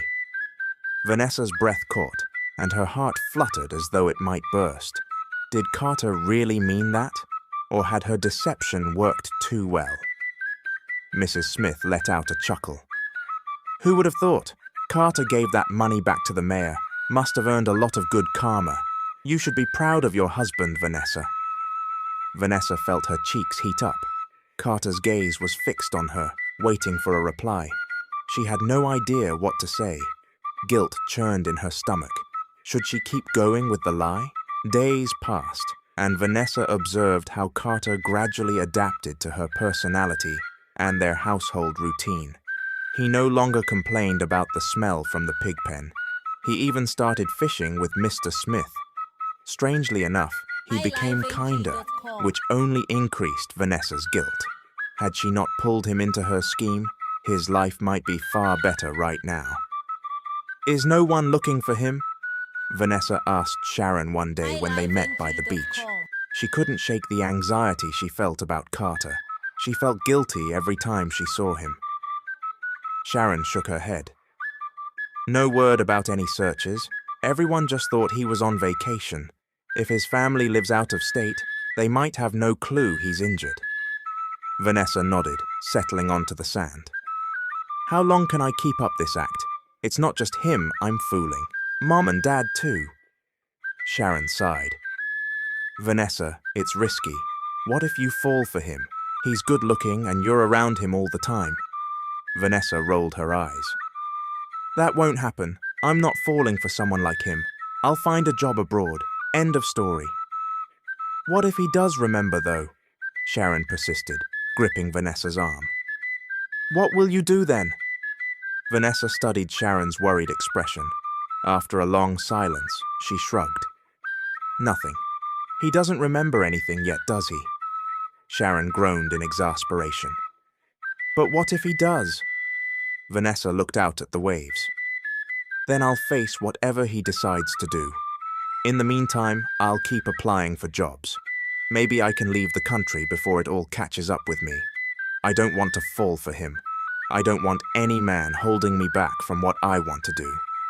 She took a shaky breath, realizing her chest felt tight at the very thought. Several months had passed since Carter came into Vanessa's life. Nobody seemed to be looking for him, and that puzzled her. She quietly asked around the neighborhood, but no one recognized him. She even asked Sharon, yet their manager wouldn't share any information, which annoyed her. Vanessa was too afraid to publicly declare that Carter was staying with her, fearing she might end up in trouble. Her parents had already faced enough humiliation. On top of that, Vanessa had taken Carter to a doctor. Strangely enough, there was nothing to pay, but she still trusted the doctor's advice. He said Carter still couldn't remember anything and needed to take certain medications. During these past months, Vanessa had gotten used to Carter's presence, and Mrs. Smith seemed happy because the household often had extra money lately. Vanessa secretly wondered where Carter was getting it, since he had no stable job she knew of. "Goodness, son, you're such a hard worker," Mrs. Smith exclaimed one day as Carter carried in a fishing net. "You've even learned how to fish. Whoever marries you is going to be so lucky." Vanessa's eyes nearly popped at her mother's words, so she glanced quickly at Carter, who was setting down the net. Mrs. Smith noticed Vanessa's wide-eyed look and let out a self-conscious laugh. "Just kidding, Carter. Actually, what I mean is that my daughter is lucky to have you." She laughed again, and Vanessa simply shook her head and walked over to Carter, who was busy straightening the net. "Let me help," Vanessa offered, reaching for the net. Carter stopped her gently. "No need. Have you eaten?" His half-lidded gaze made Vanessa swallow. It was suddenly awkward. Actually, was about to help Mom collect the laundry," she stammered. She glanced at Mrs. Smith, who was just finishing chores outside. It looked like her mom was done, so Vanessa quickly pivoted. "Then, guess we'll just help you instead." Carter gave a slight smile, catching Vanessa off guard. She didn't see him smile often, and it exposed a pair of charming dimples. She bit her lip and glanced down. So, she ventured, "is there any improvement? Like, are there small pieces of memory coming back?" "Why keep asking that?" Carter's brow furrowed. "Doesn't it tire you out, asking over and over? It makes my head hurt whenever that comes up." Vanessa's mouth formed a small O, and she became concerned. Sorry, didn't realize." She reached for Carter's hand, which made him pause. "Want to visit a doctor again?" Carter's jaw clenched. "Fine, don't worry about anything, as long as life here is happy." "You're happy?" Vanessa echoed, surprised. "Where is the happiness?" "Staying in this place with you." Vanessa's eyes grew huge at that admission. Before she could process the flutter in her chest, Mrs. Smith called out, "Vanessa, come here, your friend's calling on the phone." Vanessa turned toward her mother, who was waving Vanessa's old keypad phone in the air. Vanessa bit her lip and ran off without properly excusing herself, bounding across the yard until she reached Mrs. Smith, who looked a bit cranky. "Your friend is calling," Mrs. Smith grumbled, thrusting the phone at her. "Go answer it." Vanessa took the phone and stepped closer to the pig pen for some privacy. "Hello?" she answered, pressing a hand to her chest. "Oh my gosh, Vanessa!" Sharon squealed on the other end. Vanessa yanked the phone away from her ear at the shriek. "What's with the screaming?" Vanessa asked irritably. "Calm down. Vanessa, you need to hear this," Sharon said in a nervous rush. Vanessa glanced around, then put the call on speaker for no real reason other than the thundering of her heart. "Oh, okay, what is it?" "People are looking for Mr. Carter. Turns out his real last name is Monteverde." Vanessa's eyes went round at Sharon's words. Monteverde. Carter is a Monteverde. Yes, Vanessa. Sharon's voice rose. I'm worried about you. He's not just any random wealthy guy. He's a Monteverde. That family is one of the richest in the entire country, maybe even in the world. They own so many businesses, Vanessa. I told you this was risky, and guess what else? There's a reward out for anyone who finds him. If your mom learns about this, you're in big trouble. You should return him while you can, and tell them the truth about what happened. Vanessa clamped her teeth on her lip, feeling absolutely cornered. How would she ever explain this to Carter? They'd grown close in the past few months. She hated herself for using him, for tricking her parents, for being so selfish. Hello, Vanessa? You still there? Sharon asked, clearly worried. Vanessa shut her eyes, took a shaky breath, then said, Yeah, thanks, Sharon.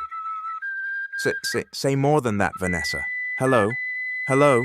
But Vanessa ended the call. She pressed her hands to her face, wanting to vanish. She texted Sharon a quick message, uncertain of her next steps. Should she give Carter back to his real family? Then what about her own predicament after lying to everyone? Would her parents disown her for causing such humiliation? Later that day, Mrs. Smith was talking to Carter in the living room, glancing back at Vanessa. Son, Mrs. Smith said, are you and my daughter planning to stay here forever? Don't you want a place of your own? She turned to Vanessa.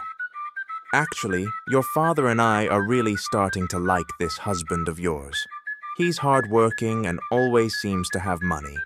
We sure got lucky once he showed up in our lives.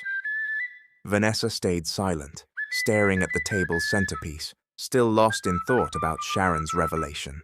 There was definitely someone looking for Carter. If she hid him any longer, it might backfire. Oh, stop flattering him, Helen, Mr. Smith said, finishing a glass of water. Plenty of men around here can fish and work just fine. Mrs. Smith gave a playful shrug. But Carter's handsome too. How many good-looking fishermen do you see? Usually they're much older, no offense. Mr. Smith let out a breath and cast Vanessa a concerned look. Hey, Vanessa, are you even going to eat? He asked. Mrs. Smith also turned. Right, what's with you, Vanessa? Calm down, Helen, Mr. Smith said, placing more food on Vanessa's plate. Eat up, kiddo. From the corner of her eye, Vanessa noticed Carter studying her intensely, like he was trying to figure her out. She managed a faint smile and started eating. Once dinner ended, only Vanessa and Carter remained at the table. She gathered the dishes while he just sat quietly, watching her. It was unnerving. As soon as she placed the dishes in the sink, she grabbed a rag to wipe the table. His gaze never left her, and finally, he broke the silence. You're quiet. Did something happen? Vanessa paused mid-swipe, glanced at him, then continued cleaning. No, she said curtly. Anxiety churned inside her.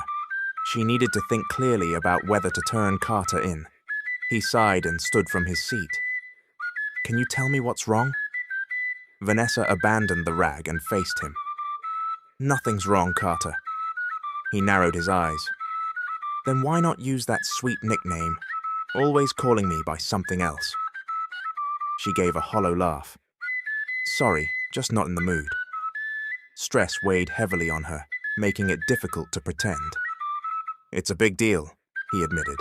Vanessa's breath caught when he quickly approached, stopping right beside her. That's why I want to hear it again. Vanessa swallowed, her heart pounding at how close he was. She felt sweat bead at her temples. Huh? Look at me, Carter said, gently taking her chin and lifting it so their eyes met. Say it. I want to hear it. Vanessa's heart felt like it might burst from the tension. Her legs shook slightly, and she couldn't speak. His brow furrowed, and he moved even closer. You won't say it? He pressed. Fine, then I'll kiss you. She panicked. Honey, she blurted, eyes squeezed shut out of sheer embarrassment. This was not just an act. She truly felt rattled. She expected that to be the end of it, but he suddenly slid an arm around her waist, making her gasp and drop the rag. Her eyes snapped open, and she raised her palms to his solid chest, trying to keep some space. What do you think you're doing?" she demanded. He tilted his head with a playful grin. "Sorry, darling." Vanessa's world froze as he leaned in and kissed her. She stood rigid, eyes wide, while his lips pressed against hers with the sincerity of someone who'd done it many times. He shut his eyes, revealing long lashes. When he deepened the kiss, she finally snapped out of her daze and shoved him away with all her might. He let go, stumbling back. "Vanessa," he began, but she didn't wait for him to finish. She spun and dashed off to her older sibling's bedroom, slamming the door behind her, then collapsed to the floor, pressing a shaking hand to her chest. She panted, her mind spinning at the memory of his mouth on hers. He had stolen her first kiss. Early the next morning, Vanessa got out of bed to the squealing of pigs in the yard, driving her crazy with the noise. She raked her fingers through her hair in exasperation and shuffled out of the room. She passed through the kitchen on her way outside, arms full of dirty clothes that she needed to wash at the outdoor faucet. She froze upon spotting Carter standing there, looking forlorn as he watched Mr. Smith lead one of the pigs from its pen. Vanessa hurried over and grabbed Carter's arm. He turned to her. "Hey, what's going on?" she asked. Then she glanced at the pig. "That poor pig," Carter said softly, expression pained. He looked pale, genuine sadness on his face. Vanessa almost burst out laughing but held it back. "Why is laughter happening?" he asked with a pout. "Cared about that pig, bathed it and fed it." Vanessa pursed her lips, trying not to laugh. "Well, we're eating that pig later." "Can't eat it," he replied with a frown. "Sure you can.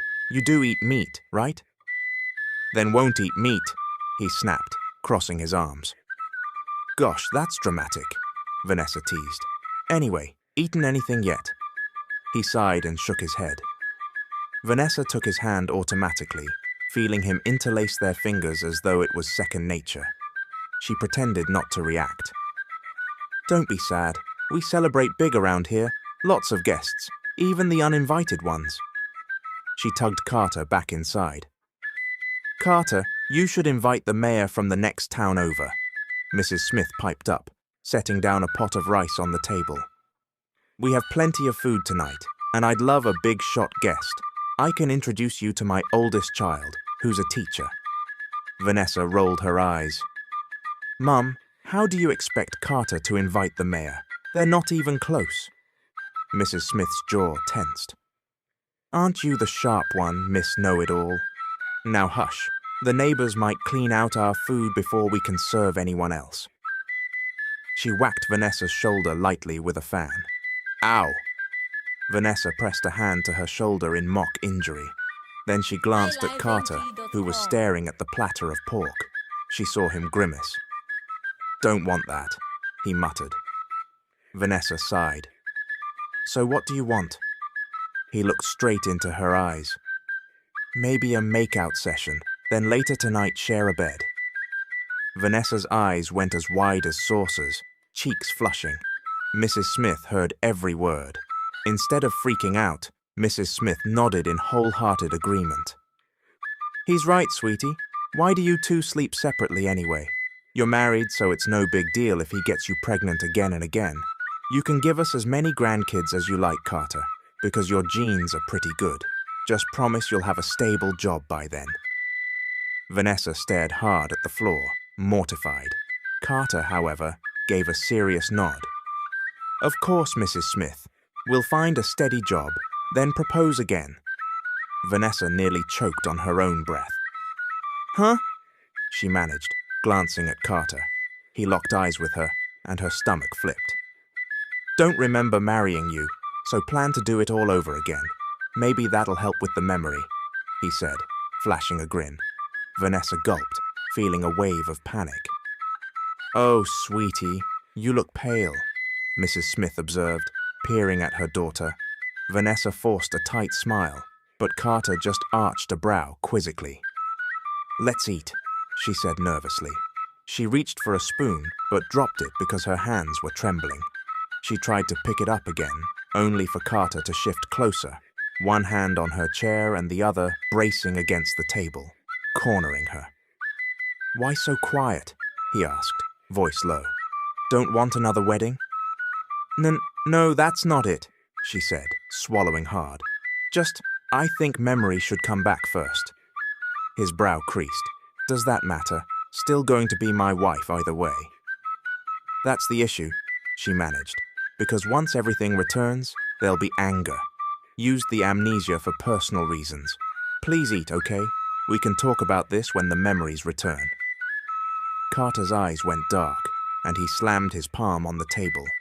Mrs. Smith glanced over in alarm, but he pushed his chair back and strode off in anger. Vanessa stood hastily to follow, calling his name. He walked quickly, thanks to long legs, and Vanessa rushed after him barefoot across the sandy yard. "Carter, wait!" she yelled out of breath. He finally stopped in a coconut grove, turning to face Vanessa. She bent forward, resting hands on her knees. "Why so fast?" she wheezed. "This is your fault," he said coldly. She straightened up. "What do you mean?" "You made me crazy. You made me do things never expected." His tone was raw, stare unwavering. He stepped closer, forcing Vanessa to back up. "Fell in love without remembering who I was." She went rigid, struggling to breathe. Carter moved nearer, hand catching her chin and tilting her face up. "Now there's a responsibility here. Emotions aren't a game." It's not my fault," she whispered. He dropped his gaze to her lips. "No intention to fall for someone so deeply," he said. Then in one swift motion, he pulled her by the waist. She gasped at the sudden contact, his arm warm and strong. What's happening?" she asked, voice shaky. He squinted at her. "Give me love." "Huh? Why ask such a—" Her eyes darted around in panic. He steadied her chin again, faces mere inches apart. "You're my wife, right? Honest answer, Vanessa. Look here." Her eyes flicked up, and she almost shut them again when his forehead nearly touched hers. "Oh my goodness, what is going on?" she thought. Was this payback for the fake marriage? Because now it felt too real. "Do you love me?" he demanded quietly. "Because I'm certain there's love inside you, just scared to say it." Vanessa's hands trembled, and her knees felt weak. She asked herself, did she really love Carter? How could she measure how deep the feelings went? Is it because she thinks of him constantly? Because she can't settle down whenever they're together? Could that be what it means? Or does she simply like him? Carter asked a new question because it seemed he was growing bored waiting for her answer. He added that he wouldn't let her go and would keep her there all day if she refused to respond. It almost made her want to explode. "You jerk!" she suddenly blurted, causing him to jump. "Fine, yes, I like you. I feel something different for you. Is that enough?" She caught the delight in his face, but only for a moment. His expression soon turned serious again. "Kiss me then," he challenged, lifting the corner of his mouth. "Kiss me if you really love me." He released her chin and slid his hand to the side of her face. "I'm waiting, Vanessa. We're not going anywhere," he said, tilting his head back to look at the tall palm trees overhead, then turning back to her. "One of those coconuts might drop right on us here if you keep hesitating. Is that what you want? Are you enjoying this?" He simply gave a mischievous grin. "You're out of your mind," she swore, then grabbed the front of his shirt and crushed her mouth to his. She thought he'd be shocked by her bold move, but she ended up squealing when he scooped her up like a newlywed. They kissed like two people starving for each other's warmth, both returning every touch with an aggressive hunger. So this is what it felt like when you have real feelings for someone, crazy and addictive. Happy festival. Loud music, Cheering, singing, and drinking greeted them once night fell. It seemed like practically everyone in the neighborhood had shown up, so much so that Vanessa couldn't even get inside the house. It was the opposite of what Mrs. Smith had predicted. She claimed there would only be a small crowd, but it seemed like it doubled compared to last year. Where on earth had these people come from? Carter stood quietly with his arms folded, watching everyone around him. Vanessa felt embarrassed because they were stuck outside while the guests were inside. "I'm sorry we're out here," she murmured, glancing at Carter. "I wasn't expecting so many people." "It's fine," he said, flicking his tongue across his lower lip. "This looks interesting. I guess they really did cook my pig." She burst out laughing at his comment, which was so blunt and still resentful about the poor pig. She leaned on his arm. "You still can't move on, can you?" He didn't reply, letting her laugh freely. She had to admit it felt strange seeing how accustomed he'd become to her. Once upon a time, he was visibly annoyed at her every demand or the silly trouble she made. But now he even played along sometimes. "Are you sure you don't want to eat?" she asked, hands on her hips. She felt a spike of stress at how large the crowd was. She herself would have to wash a mountain of dishes, and she suspected she'd also be picking up trash all night. "I'm not hungry," he said. She nodded. "All right, I'll wait before I eat too. Actually, I'm waiting for Sharon. She told me this morning she was coming, but it looks like she got held up at work, so she's running late." Neither of them spoke again, leaving only the voices of the crowd swirling in the background. Vanessa shut her eyes when someone suddenly crooned out of tune to "Listen," then heard an uproar of laughter, accompanied by a hacking cough. She wanted to laugh but felt awkward doing so because Carter looked so serious. As she was quietly watching people around them, she suddenly gasped, nearly jumping out of her skin when she felt a pair of arms wrap around her from behind. Carter. She grasped his hands, which circled her waist. People were all around, but he simply glanced at her with a slight frown. "Does it matter? We're married," he said. She swallowed hard, feeling him rest his chin on her shoulder. Because he was tall, he seemed to stoop down a bit, and because she was petite, he had to angle himself. "You're so beautiful," he murmured, making goosebumps race across her skin. "I might go insane if I ever lose you." She nearly forgot to breathe after hearing his last sentence. What on earth did he mean by that? "Vanessa! Vanessa!" She heard Mrs. Smith call, so she pulled away from Carter's arms and put a bit of distance between them. She brushed her clothes in an effort to look composed, then turned to greet Mrs. Smith, who was in high spirits. "My daughter, bring Carter inside. Your older sister is here," Mrs. Smith said cheerfully, then added to Carter, "Come along, son, or you'll go hungry if you stand out here all night." "Yes, Ma'am, we're coming," Vanessa replied with a nod, but she stopped Mrs. Smith before she left. "Mum, have you seen Sharon?" Mrs. Smith frowned thoughtfully. "Ah, I almost forgot. She's inside the house already. She just got here and was looking for you. Go see her." Mrs. Smith returned to the house. Vanessa cast a glance back at Carter and waved him along so they could enter together. "Are you sure he's your husband?" came a loud shout that nearly deafened Vanessa. Valerie, Vanessa's sister, was gawking at them. "Mum just told me you two are married." Valerie sized Carter up from head to toe. Vanessa didn't respond, but gave a quick look at Sharon, who was already stuffing her mouth with food. Sharon's eyes were huge, and she widened them even more at Vanessa, who just frowned in return. "Oh yes, Valerie, that's right," Mrs. Smith cut in. "He's your sister's husband.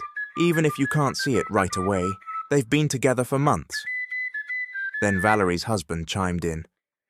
"But you look so... Wait, actually, never mind." Catching the dark look Carter shot him. "Probably just reminds me of someone else," he said, retracting his guess. Vanessa decided to leave them alone and approach Sharon instead. She sat next to Sharon. "You sure took your time," Vanessa scolded softly. Sharon replied between big bites of food, "Had to do overtime at work, and by the way, it looks like your guy over there is really committed to acting like your husband, huh?" Vanessa immediately held a finger to her lips, eyes wide, and hissed, "Shh, keep your voice down." Sharon rolled her eyes, but set her spoon aside. "Vanessa, if you're really falling for that guy, you need to stop now," Sharon said bluntly. Vanessa didn't like that. She frowned. "Why are you saying that?" Sharon sighed. "Actually, the reason I was late is because of some VIP customer. Do you know who it was?" Sharon dug into her purse, rummaging until she pulled out a business card, then placed it in front of Vanessa. Vanessa lowered her gaze, reading it. "Mary Faye Ortiz," Vanessa uttered. She glanced at Sharon. "Who's that?" Sharon gently squeezed Vanessa's hand, and Vanessa could see genuine concern in her friend's face, making her heart pound. "She's the girlfriend of Mr. Carter Monteverde," Sharon stated. At that, Vanessa felt like the world stopped spinning, like her lungs seized. Carter had a girlfriend? She grew ice cold.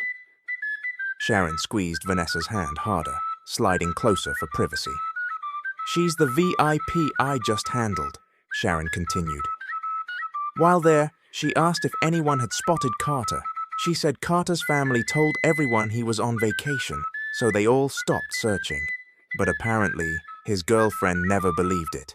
From what we know, the Monteverdes are super rich, so it's likely they'll figure out where Carter is sooner or later. If they find out about you..." Sharon didn't finish. Vanessa realized even her friend, who wasn't directly involved, felt uneasy. She also wondered, could Carter have regained his memory a long time ago? Vanessa tried to shut Sharon's words out by shaking her head. Just don't talk about it." She felt sweat break out across her skin, her chest tighter than ever. Sharon let out a slow breath. "But it's the truth. That woman is searching for Carter. She says she's his girlfriend. She's gorgeous, fair, looks super high class. I'm not dragging you down or anything, but if he has a girlfriend who's been looking for him, you can always give him back." Sharon paused, seeing Vanessa's face was pale. "Sorry, I'm not telling you this to upset you, but before your feelings get even deeper, you can still do what's right. Carter is not someone you can take lightly, especially with a girlfriend like that." She offered a reward for any lead. "Think it through carefully, Vanessa. You're smart. Choose what's right." Sharon turned away to focus on her food. Vanessa's chest felt crushed. She had just admitted she cared for him, and now she discovered that someone was waiting for his return. The wave of misfortune that always seemed to follow her had struck again. What's she going to do next? Keep faking that she's his wife? Or give him back to his girlfriend and accept whatever consequences? The question loomed in her mind like a dark cloud. Time passed, and she couldn't stop staring at that business card. She found it astonishing how perfect the name Mary Faye Ortiz sounded, so refined compared to her own. No wonder everything in her life felt cursed. She was a terrible person, apparently, to have roped Carter into her fabricated marriage. She even wondered if this might be grounds for a jail sentence. She got startled when Mrs. Smith approached with a cup of coffee. "What are you staring at?" her mum demanded suspiciously. Vanessa hurriedly hid the card, turning to see Mrs. Smith, who looked exhausted but was still up despite the early hour. Neither of them had slept well after cleaning up the festival's aftermath. Vanessa forced a laugh. "It's just a number, Mom. Sharon gave it to me, said it might be for a job." That was a lie, but she didn't want to reveal anything else. Mrs. Smith cocked an eyebrow, took a seat, and sipped her coffee. "Oh, so you're going to apply somewhere? You better try your hardest this time. I'd like to see you have your own house, especially since you're married. Look at your siblings. They all have their own place. Vanessa simply bit her lip and nodded. She couldn't stop thinking about Sharon's conversation, and any time Carter tried to talk to her, she felt uneasy. Deep down, she knew it was her call, whether to keep him under her roof or let him go, before things escalated. No matter how she felt, she didn't want to see anyone else get hurt. Carter noticed her leaving the house in nicer clothes that morning. He sat in a chair near the mirror and asked casually, "Why can't I come?" He gazed up at her. She tried to keep her expression neutral as she stood in front of the full-length mirror, checking her outfit. She had to call that number Sharon gave her. She wasn't a homewrecker. She was a woman who knew right from wrong. And if the man she'd grown to love already had a girlfriend waiting, she needed to end this before someone's heart shattered more deeply. Vanessa forced herself to speak sweetly, though she felt like crying inside. "I'm just going to look for a job," she lied. "I'll be back soon, no need for you to tag along." She dreaded how he might react if he knew her real plan. He narrowed his eyes suspiciously. All of a sudden, she gave a small shrug, mustering a laugh. "Well, Sharon told me about an opening last night. We talked about it, so I figured I'd give it a shot." "Then I'll come with you," he said, which made her eyes widen. "I want to come," he repeated, taking her hand. She looked down, chest tightening at how his fingers interlaced with hers. She lingered like that, eventually raising her gaze to him, wearing a forced smile. "Don't worry, once I'm done, I'll take you somewhere fun, okay?" She paused, hoping that would satisfy him so he wouldn't insist on joining her. He studied her quietly, then let out a resigned breath. "All right, I'll wait for you," he conceded. Vanessa nodded, looking away, heart pounding. Another woman was waiting for him, not her, and yet there he was, trusting and patient. She told herself she had no right to keep him any longer. A short while later, in the nearest city, Vanessa sat in a small cafe, phone in hand, calling the number on the card. Her hands shook as it rang, and she waited for the call to connect. She prayed it was indeed Mary Faye's contact info, though a huge part of her was terrified. Then a polite, sweet female voice answered with a good morning, nearly freezing Vanessa's lungs. "Hello, is this Mary Faye Ortiz?" "Yes, it is," the woman replied. "May I ask who's calling?" Vanessa's heart hammered. I'd like to meet with you." "For what reason? I'm sorry, but I don't usually meet with strangers," Mary Faye answered, sounding refined and well-bred. Vanessa swallowed. "It's about Carter," she forced out. The immediate shriek from the other end almost made her drop the phone. "What about him? Did you see him? Where is he? Please don't joke. I've been searching for him for months." Mary Faye's voice trembled, and Vanessa was certain the woman was on the brink of tears. She felt another wave of guilt, imagining how Carter might hate her if he ever realized how she used his memory loss. "Please, if you've seen him, just tell me. I can give you a reward, money, a job, anything. Just let me know where he is," Mary Faye pleaded. Vanessa's chest constricted painfully. She almost broke into tears at the raw distress in Mary Faye's voice. "Miss Mary Faye," Vanessa finally breathed, tears stinging her eyes. "Tomorrow you'll see your boyfriend. I promise you'll see him." "Are you sure you're not scamming me?" the woman asked with suspicion. Vanessa wiped her cheeks. "I'm not scamming you. Tomorrow you'll see Carter. Yes, I promise," she said, voice cracking. Mary Faye exhaled in relief, but quickly asked for the caller's name. Vanessa made a strangled sound, refusing. "That's not important. You don't need to know me, Mom. You'll see Carter tomorrow. I'll text you the address and time. I don't need your reward. I'm bringing him back on my own." "Bringing him back?" Mary Faye repeated, alarmed.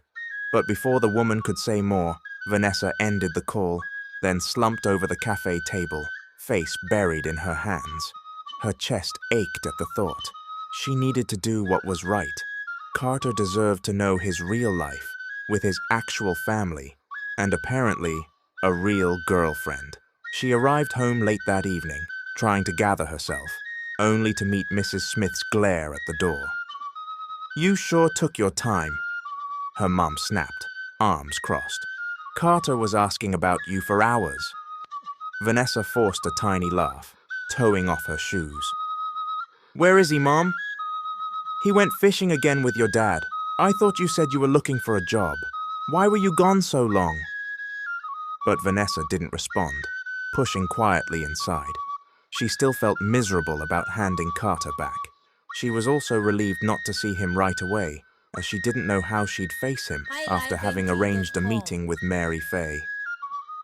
"Vanessa, you look exhausted," Mrs. Smith observed, noticing how red and swollen her eyes were. She came closer, taking in the sight with concern. Vanessa shook her head. "I'm fine, Mom," she lied, trying not to meet her mother's gaze.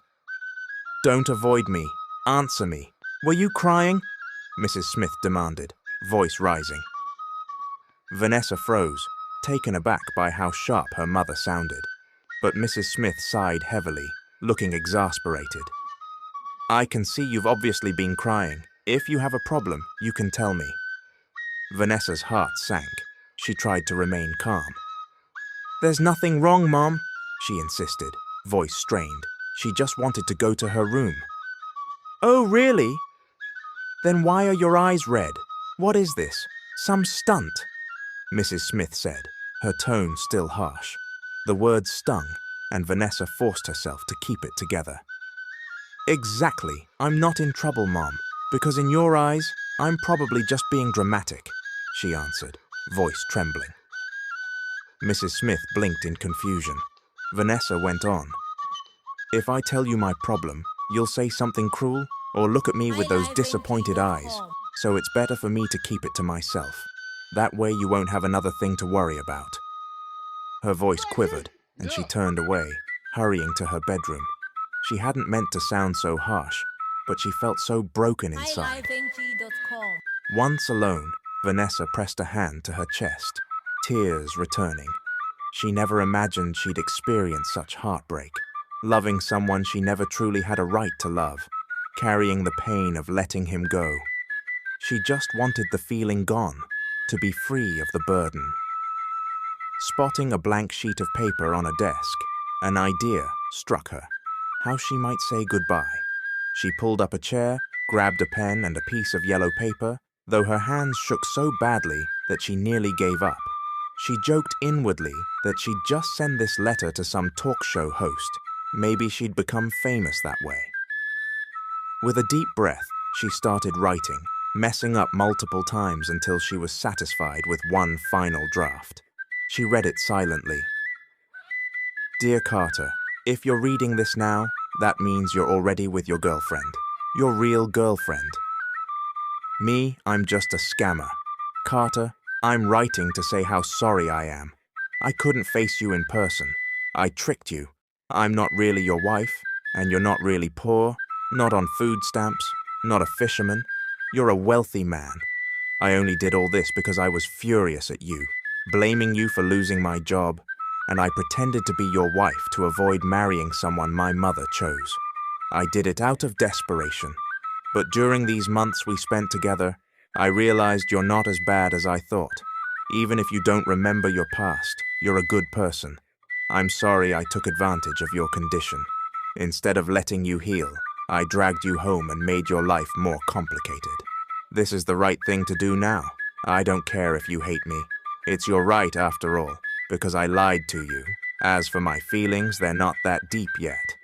I can move on, and you probably just got attached because I was the one around you all the time. I'm sorry, Carter. My parents had nothing to do with any of this. They didn't realize it was just a sham. I hope you regain your memories and return to your real life. Just forget everything about me, like it was a dream you had in our small town. Goodbye." She managed a bitter smile. When a tear dripped onto the page, She winced and held it up to a small fan so it wouldn't smear. After finishing, she sank onto her bed, drained. Early the next morning, Vanessa woke up determined, plastering on a bright smile while she knocked on the bedroom door where Carter slept. Mrs. Smith, still silent from the night before, simply watched her from the living room, saying nothing. Vanessa tried to keep her upbeat tone. "Carter, honey, wake up," she called cheerfully, still rapping on the door. "We're going out today." The door swung open, revealing a scowling Carter. She met him with a beaming smile. "Good morning," she said. He eyed her with suspicion. "It took you long enough to come home last night," he muttered. She gave him an apologetic grin. "I said I'm sorry, right? But I'll make it up to you. We're going on a date today." He narrowed his eyes. "Where?" he asked. She grabbed his arm, coaxing him out of the bedroom. "Just tell me. Anywhere you want to go, we'll do it," she said. He slid an arm around her waist, pulling her so close that her smile faltered slightly. "I just want to stay here with you," he murmured. She playfully swatted his chest, stepping back.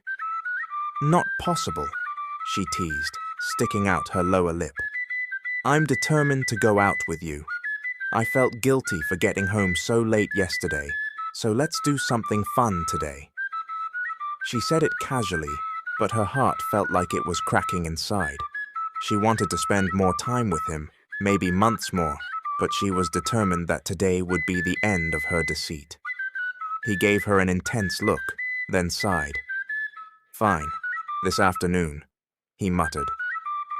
She forced a smile and looked away, her chest tightening. Her head screamed that this was the right decision, but her heart begged her to reconsider. Which should she listen to, her head or her heart? She stared blankly at her reflection as she brushed her long hair. She was alone in the living room because Carter was showering in the bathroom. She felt hollow, thinking of how he'd leave once he reunited with his true life. Everything would return to the way it was, but different. It would be different because she wouldn't have him around anymore. No more bickering or hyperactive frustration at his attitude. When she finished grooming herself, she left the mirror and sat on the couch, turning her head when Mrs. Smith walked in from outside. Mrs. Smith looked at Vanessa with a suspicious arch of her brow. "You're really set on going out today, huh, Vanessa? Carter doesn't seem too excited about it. He said he'd rather stay here. What's going on with you that you're so determined?" "Mum, I just want to go on a date with him, that's all," Vanessa said, standing up. "Is that a problem?" She saw the lines deepen on Mrs. Smith's forehead. "No problem," Mrs. Smith retorted. "But you cried last night and now you're going off on a date. I'm just trying to figure out what's really happening with you two."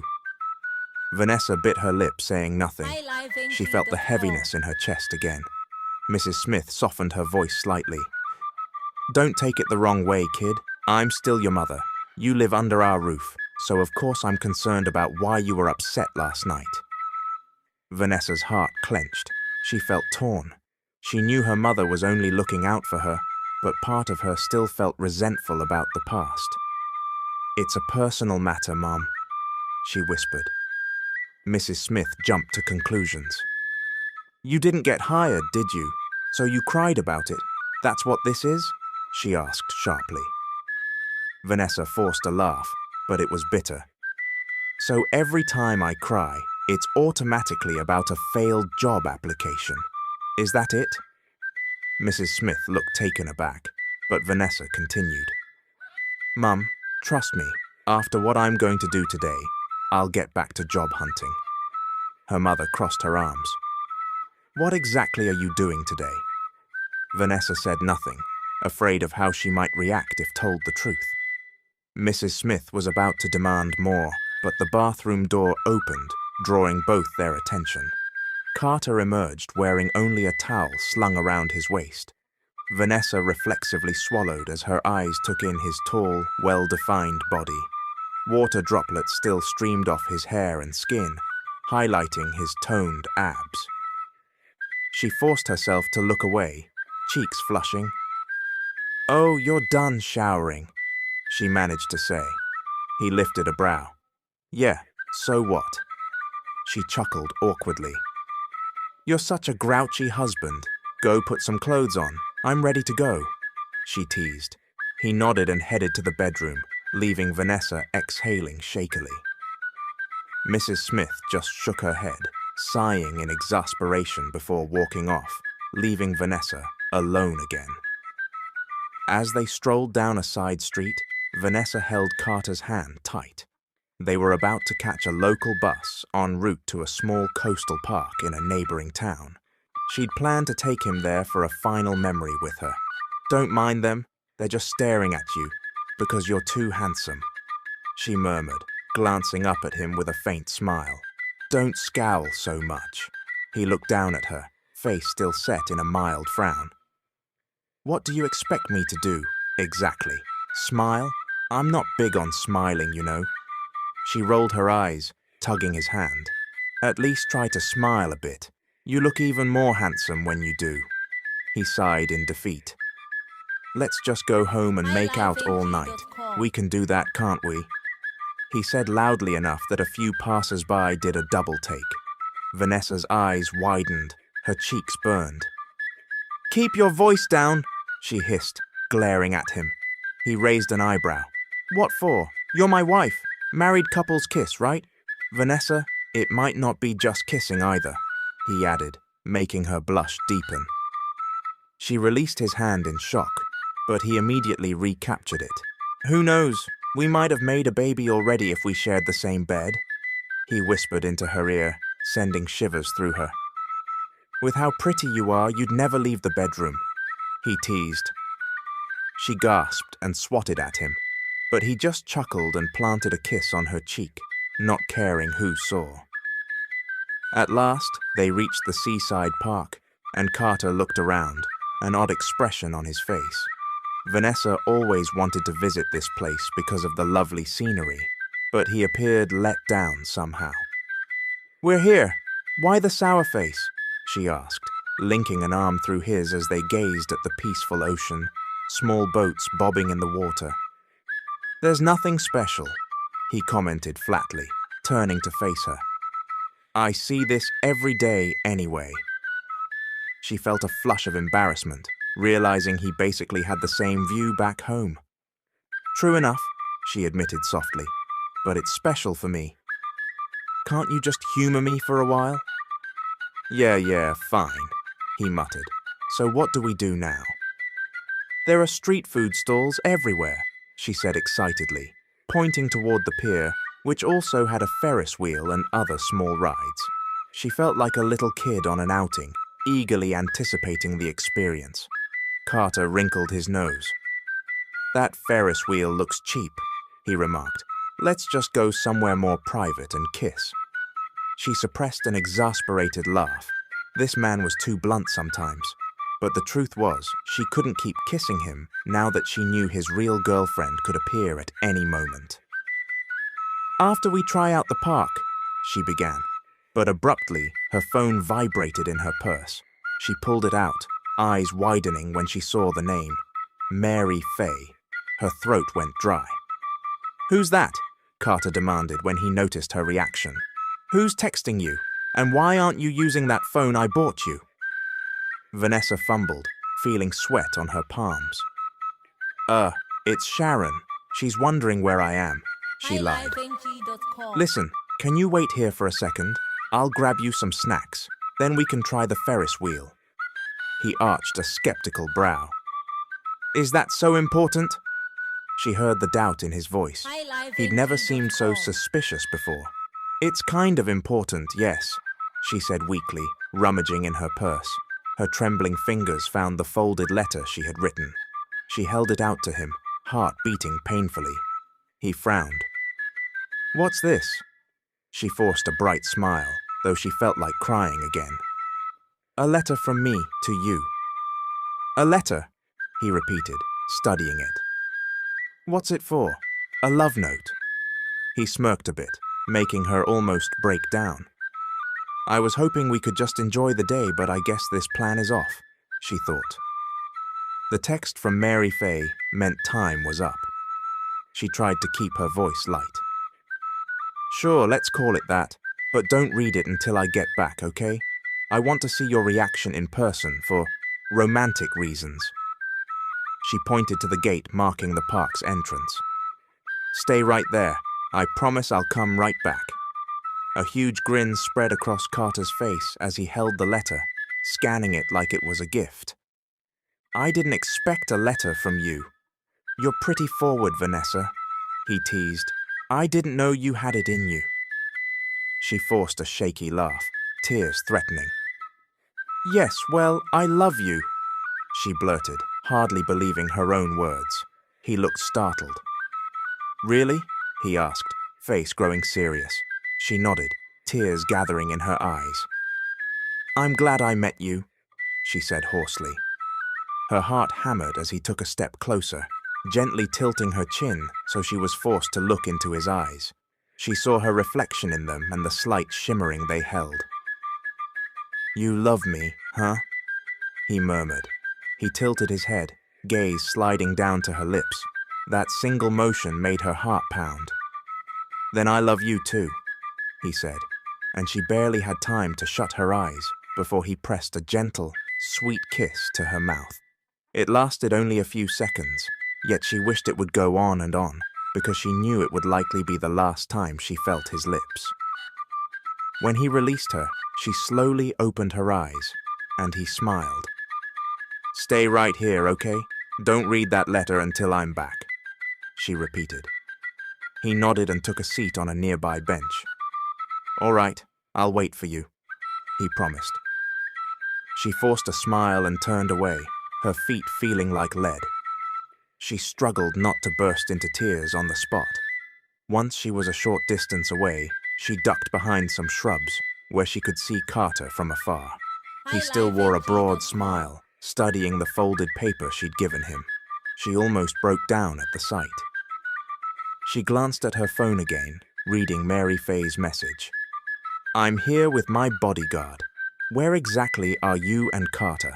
Please don't let this be a scam. I'll track your phone number if this is fake. Vanessa swallowed and typed a reply with trembling fingers. Ma'am, this isn't a scam. Please enter the park. Carter is on a bench near the entrance. She hit send, then promptly turned off her phone. She waited, unsure if Mary Faye would actually show up. Several minutes passed. She saw Carter begin to fidget, obviously bored waiting. Pain jabbed at Vanessa's heart. But then, hold on, wait here. I think I see Carter, came a woman's voice, quivering with emotion. Vanessa froze, looking up to see an elegant, willowy woman stepping forward. She was stunning, tall, wearing a stylish outfit. Definitely Mary Faye, if her voice matched the phone calls. Vanessa crouched lower behind the bushes as Mary Faye, gorgeously poised, hurried toward Carter. Babe! The woman cried, and Vanessa heard the heartbreak in her voice. Vanessa watched Carter turn toward Mary Faye, but she didn't see his face, because Mary Faye threw her arms around him.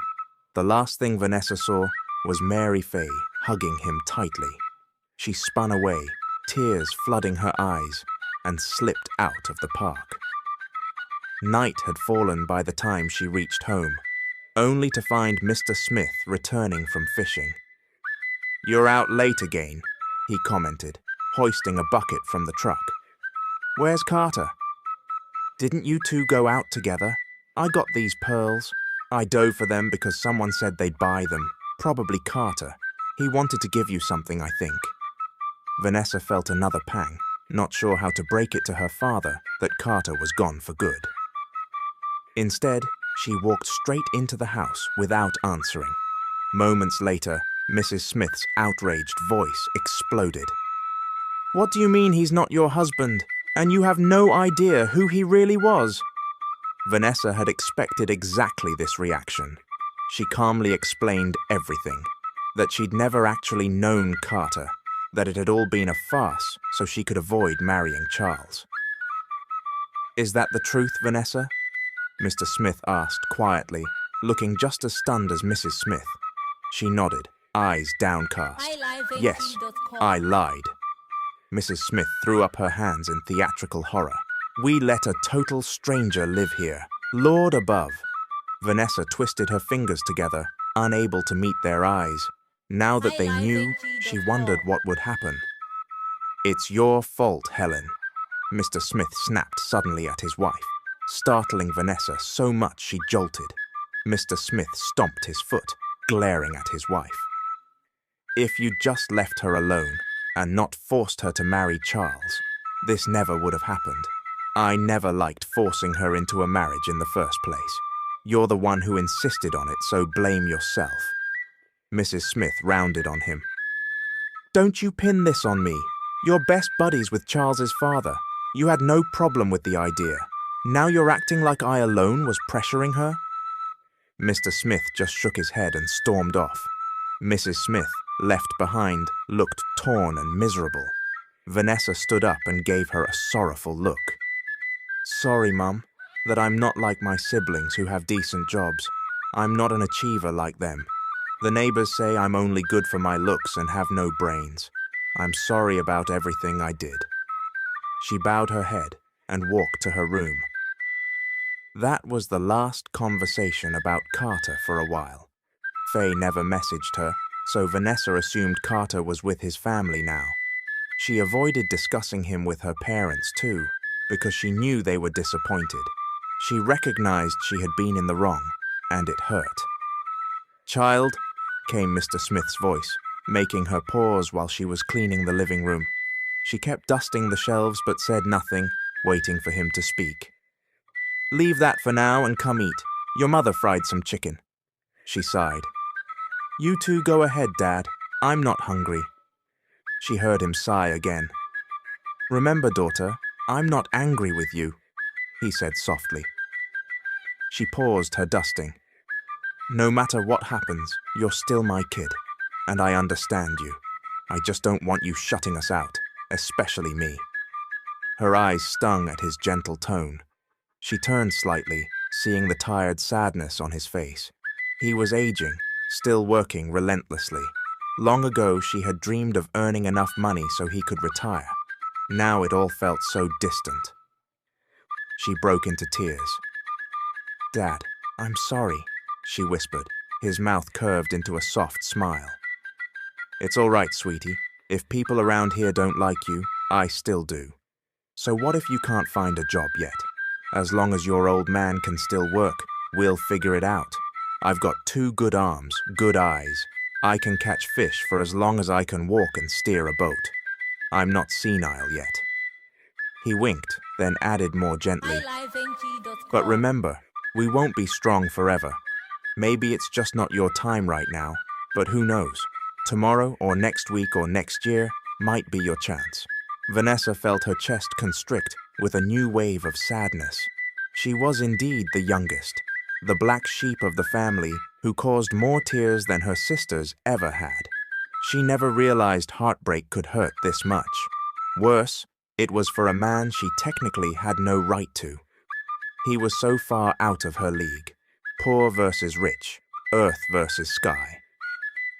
1 month passed quietly. Vanessa's life returned to its old pattern, the difference being that no one lectured her anymore. She rarely spoke to her parents, and no mention of Carter ever came up. Vanessa, deciding to move to a big city, packed her bags in hopes of finding a decent job. Maybe, if she couldn't land one, she'd try going abroad after all, though hearing stories of domestic workers being abused frightened her. It wasn't all bad for overseas workers, but enough horror stories circulated that she felt wary. Her mother, Mrs. Smith, eyed Vanessa skeptically as she helped zip up a suitcase. It's your first time riding a plane. You might just jump out mid-air, you silly girl, she joked.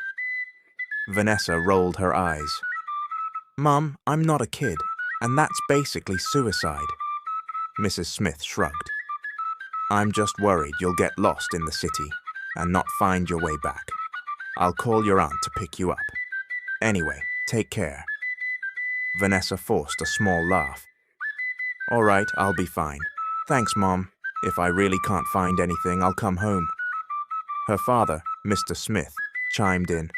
Yes, do that, or at least let us know so we can figure things out. Her mother half laughed, half sighed. Who knows? Maybe you'll come back a millionaire.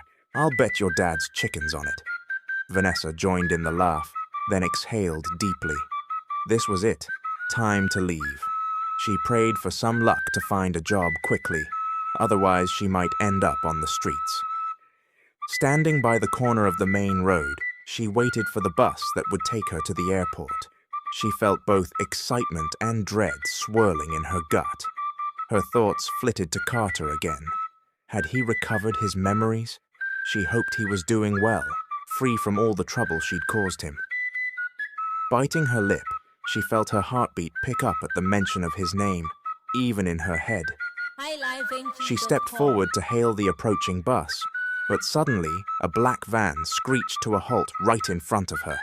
3 masked men jumped out, blocking her path. Her mouth fell open in shock, and she stumbled back, heart pounding. "You're coming with us," barked one of the men, roughly grabbing her arm. Her eyes widened. "Let me go," she shouted, chest tight with fear. There were 3 of them, all heavily built. Several men in masks appeared. One grabbed the luggage, while 2 others clutched Vanessa's arms on either side. "Let go!" she shouted, while struggling to break free. They were forcing her into the vehicle, and she nearly kicked them in the legs. "You won't get anything out of me. I'm not rich. I'm dumb and just skin and bones. Look." She flailed, trying to show them her scrawny limbs. "You can't even harvest any organs from me. My stomach's got issues. My vision is blurry. It's all worthless." She screeched louder when they managed to push her inside, nearly causing her chin to slam into a seat. Her breathing grew rapid as they slammed the door shut, trapping her. She turned to face the kidnapper in front of her, bristling with anger and terror.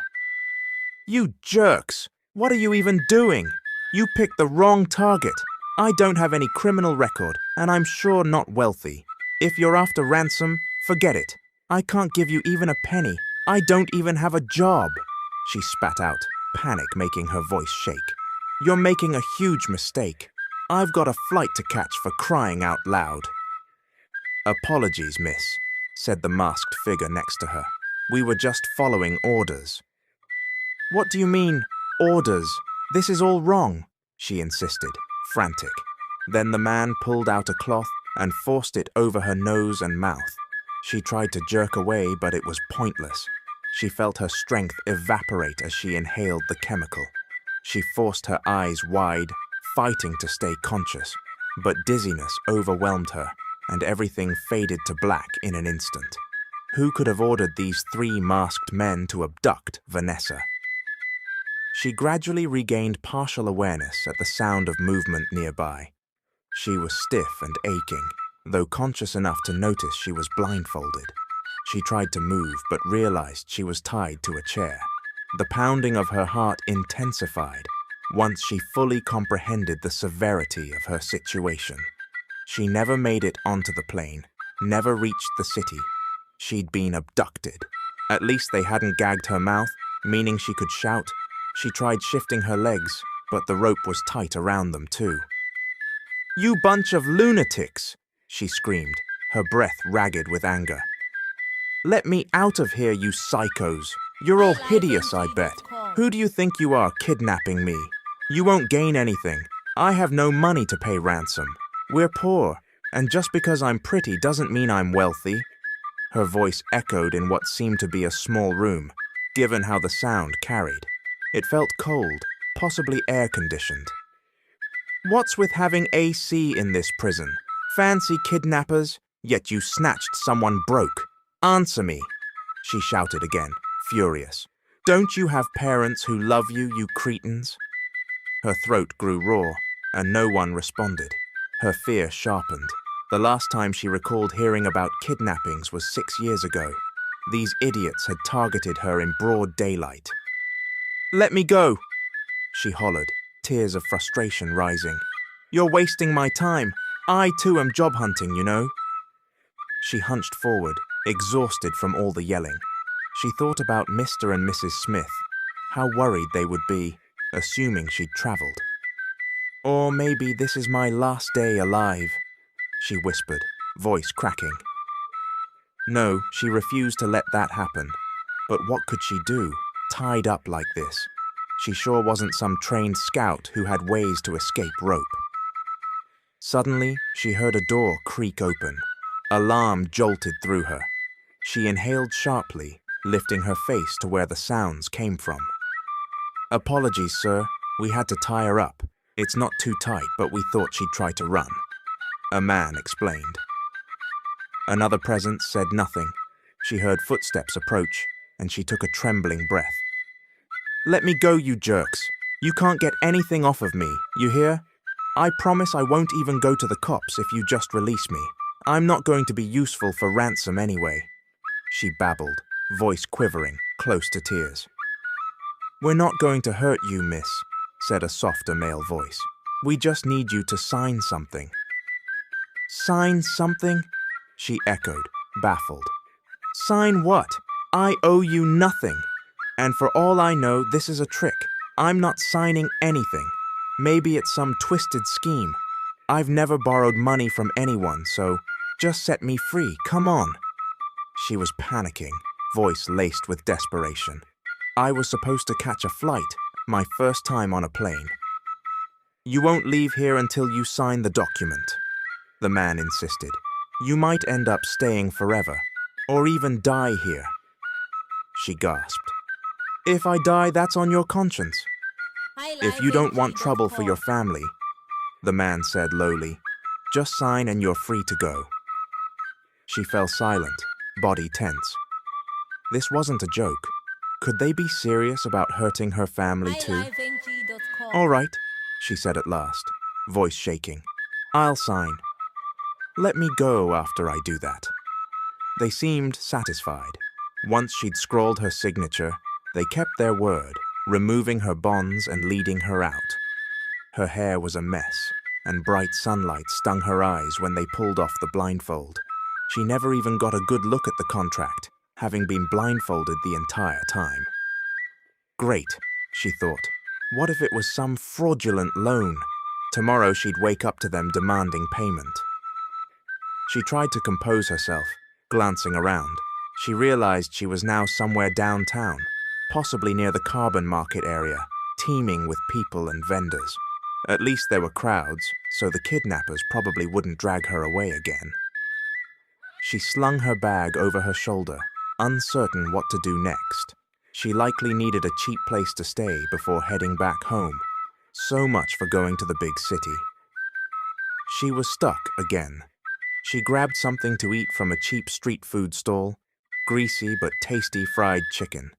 She felt miserable, like a homeless person, yet she was still thankful she hadn't been harmed.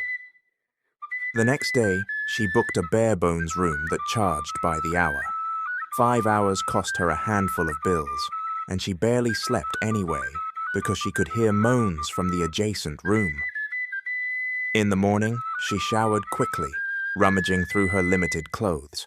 Checking out at the front desk, she paid the small additional fee for plugging in her phone.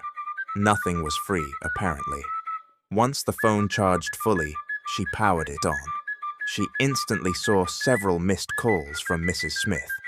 Heart pounding, she quickly returned the call, settling on a bench by the bus terminal. Mum? Where are you? Came Mrs. Smith's voice. Why weren't you answering? You have any idea how worried we've been? Your aunt said you never showed up. Where are you? She was nearly screaming, not exactly angry, but definitely frantic. Vanessa exhaled shakily, about to explain, when her mother cut her off. Your aunt said something about a Mrs. What do they mean, Mrs.? You don't have a husband, but people in our neighborhood are gossiping that you do. You need to get back here and fix this. Vanessa didn't get a chance to speak further before Mrs. Smith abruptly ended the call. What the hell is happening? Vanessa whispered, biting her nails as she paced around the terminal. The conductor approached, hands on his hips. "You getting on or not?" he asked testily. "You've been walking in circles forever." She jolted to a stop. "Oh, are you leaving now?" she asked. He nodded, checking his watch. "Yes, heading out soon." She hesitated, nibbling her lower lip. "Actually, I'll wait for the next one," she murmured, stepping back. She took a seat on a bench, gazing around, feeling unbelievably stressed. She tried calling her mother again, but no one answered. Over and over, no response. She was growing frantic, imagining something bad might have happened. Finally, Mrs. Smith picked up. "Oh, daughter, so where are you? Are you okay? Are those men still here?" Her mother's voice poured out in a rush. "What men?" Vanessa asked, unsettled. "Mom, are you all right?" She heard Mrs. Smith sigh. "They left. Said it was a mistake. My God, you have no idea how terrified I was. They kept asking for you." "Mistake?" Vanessa echoed, eyes wide. "Are you sure, Mom? They said it was just some misunderstanding." "Yes, that's what they told me," her mother confirmed quickly. "I kept telling them over and over that you weren't married and that we're not wealthy. Eventually they left. I told them you were on your way back here." "You told them that?" Vanessa gasped, leaping to her feet. Some passengers in the waiting area stared in alarm as she apologized quietly and stepped away. Once she was alone again, she resumed the call. "Mum, why would you say that? You don't even know who they are. What if they're criminals?" "What would they gain from hurting you?" Mrs. Smith countered. "You haven't done anything wrong, and you're broke. You said so yourself. They wouldn't benefit from messing with you. Anyway, hurry up and come home. Where are you anyway? You never even got on your flight, right? You wasted our money for no reason. That bus fare, that plane ticket. Should have spent it on a new pig." Mrs. Smith grumbled. Vanessa sighed. "Something happened, Mom." She froze mid-sentence. A group of men in black had just exited a fancy car and were walking in her direction. Heart hammering, she stepped back. Could it be the same ones? So soon? She had only ended her abduction hours ago. One man advanced with quick strides. She stammered, "Mom, I'll call you back," dropped her phone, stepping away fearfully. The men parted around her. She glanced around helplessly, noticing the other travelers seemed too busy to notice her predicament. "Miss, let's not make a scene," the man said calmly. "Just come with us." Her chest seized. "What do you even want from me? I don't know you." The man with dark sunglasses remained silent, stony-faced. Vanessa curled her hands into fists, forcing herself to sound braver than she felt. "Are you idiots or what? Why kidnap me again if you already let me go? Are you that stupid?" she snapped. That drew a slight flicker of surprise to the man's face. "We only have orders," he said quietly. "Our boss just wants to speak to you." She scowled. "Then tell him to come here. Let me see his face. I don't even know him." "He's in the car," the man replied curtly, nodding toward the sleek black vehicle. "Go inside. Talk to him about the contract you signed. It'll be quick." Vanessa's jaw clenched. "Fine," she bit out, "but don't you dare touch me." He merely nodded, and she stormed to the expensive car. "Hey!" she barked, banging on the tinted window. "Whoever you are, get out here. I don't know you or your thugs. First of all, screw you. Second of all, screw you again. Third, what's this about? I can sue you for kidnapping. Next time, pick a willing victim or someone with money." She never finished because another man snuck up behind her, clamped a cloth over her mouth, and pressed it tight. "Damn it!" she cursed, right before darkness claimed her again. She woke up disoriented, eyes fluttering open in a luxurious bedroom with a huge glass window and thick curtains. The AC was set high, making the room chilly. She blinked and rubbed her head. "Where am I? What the hell is going on? Who brought me here?" She growled to herself, rubbing her temple. "I was actually trying to turn my life around, but look at me now. The bedroom door swung open, and a man she didn't recognize entered. She braced herself. "Who are you?" she snapped, eyes narrowed. She attempted to stand, but yelped as she slipped off the bed, slamming her knees. She heard him let out a slight chuckle. "Hey, watch yourself," he said, a trace of amusement. She glared, clambering upright and smoothing her hair. "What do you want from me?" she demanded, fists curling. "I'm losing my patience." "I'm sorry, ma'am. We have no intention of hurting you." "This was by your husband's orders," he answered gently, bowing his head apologetically. Husband?" she blurted, jaw dropping. "What do you mean, husband? I don't have a husband. You've got the wrong girl. I'm single, absolutely single, still a virgin even, so get real." She smacked her forehead in exasperation. The man just shook his head politely. "I'm only here to check on you, Mom. Now that you're awake, your husband would like to see you." She opened her mouth to pepper him with more questions, but a second man walked in. "Who are you?" She froze mid-sentence when she recognized him. All color drained from her face. Her heart practically exploded in her chest, going wild. Carter? He looked different now, exuding an even more intimidating aura. He seemed colder, more imposing. Had it really been a month since she last saw him? Vanessa swallowed hard. Carter. He didn't respond to her right away, just nodded once at the other man, who quickly stepped out of the room, leaving them alone. Vanessa felt as though she couldn't breathe, her mind reeling. Had Carter remembered everything? Was that why he'd gone to such extreme lengths, kidnapping her to get revenge? Her chest hurt at the possibility. She didn't move or speak, and for a moment, neither did he. After several beats of silence, he finally spoke. "Did you sleep all right?" he asked, and her jaw nearly dropped at how casual it sounded. She pressed her lips together, noticing a brand new tattoo on his left arm, an ominous-looking dragon. She stammered, Carter." But he only sighed, stepping further into the room. Her heart constricted with fear. She sensed that he might be very, very angry. Are you going to have me thrown in jail?" she managed, voice trembling. If he knew about her lies, maybe he planned to punish her for humiliating him. She watched in confusion as he walked toward the bed she'd been lying on. He glanced over his shoulder.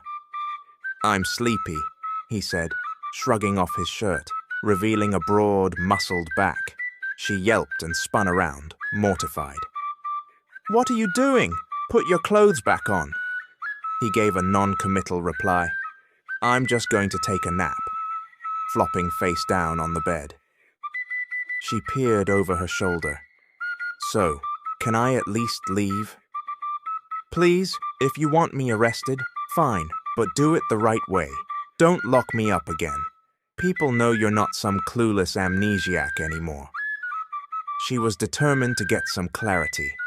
Why had he gone along with her ruse if he'd never actually lost his memory? He said nothing, so she kept talking. "Look, I know I messed up. I tricked you. I'm the worst woman in the world. I only did it because you humiliated me at the restaurant and cost me my job. After that, my mum wanted to force me to marry some guy I didn't want, so I panicked. I never planned to do anything truly evil." "I was desperate," she admitted, voice quivering with emotion. "I'm sorry, but if you want to charge me, so be it. But can we handle this properly?" He responded by letting out a massive yawn, sitting up and shooting her a glare. "You're loud, wife. Let me sleep." Furious, she lunged for the pillow, smacking him across the head with it. He jerked upright, eyes wide. "What the F? He barked. She threw the pillow at him again, seething. "You want to act all calm while you keep me here against my will? Enough!" She stomped her foot, tears pricking her eyes. "You remember everything now, right? So yes, I lied to you, but you lied to me too." A dark scowl settled over his face. "You gave me a letter," he said, voice cold. "I read it." She froze, recalling the goodbye letter she'd once handed him. A wave of embarrassment hit her. She'd poured out her regrets, basically. "So you know I tricked you?" she said in a small voice. "Are you going to press charges?" "No," he replied, surprising her. Her brow furrowed. "Huh? Why not?" He gave a slow, predatory smile. "Because you're the one who got fooled, Vanessa." His hand drifted to her cheek. "You were quite the actress. You drove me crazy. I couldn't leave you alone because you kept messing with my head." She stared in shock, her heart galloping in her chest.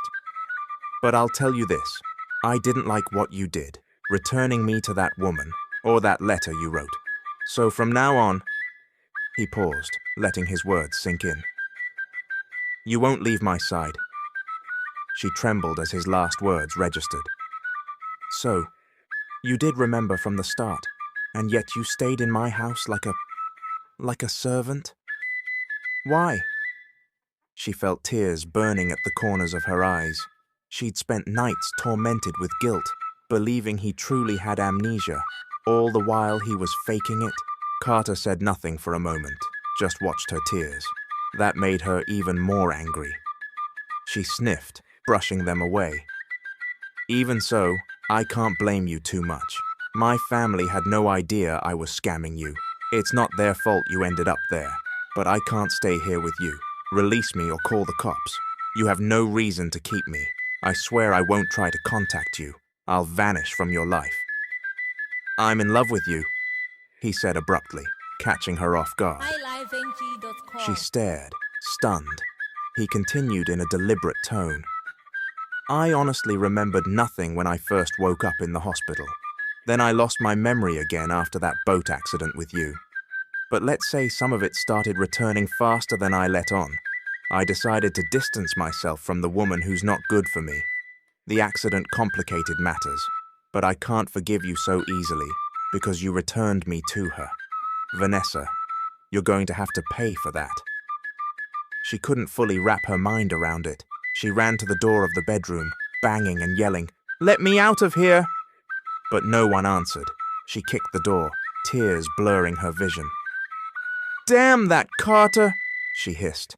She was locked up again in an unfamiliar place. What was he trying to accomplish?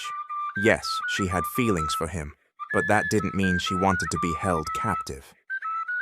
She sank to the floor, hugging her knees. She pictured her mother and father again, probably waiting for her. She'd wanted a real job, a normal life, but Carter was messing it all up. She cursed him, covering her face as frustration threatened to crush her. Later, the door opened, and a young woman in a maid's uniform carefully entered, carrying a tray of food. Vanessa jumped to her feet, bristling. "What do you want?"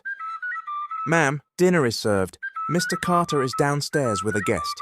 He told me to ask you to keep calm," the maid explained timidly, setting the tray on a small table near the bed. Vanessa's stomach growled at the sight. She was actually starving, but paranoia flared. "Who cooked that?" she demanded. "Maybe it's poisoned. Did Carter poison it?"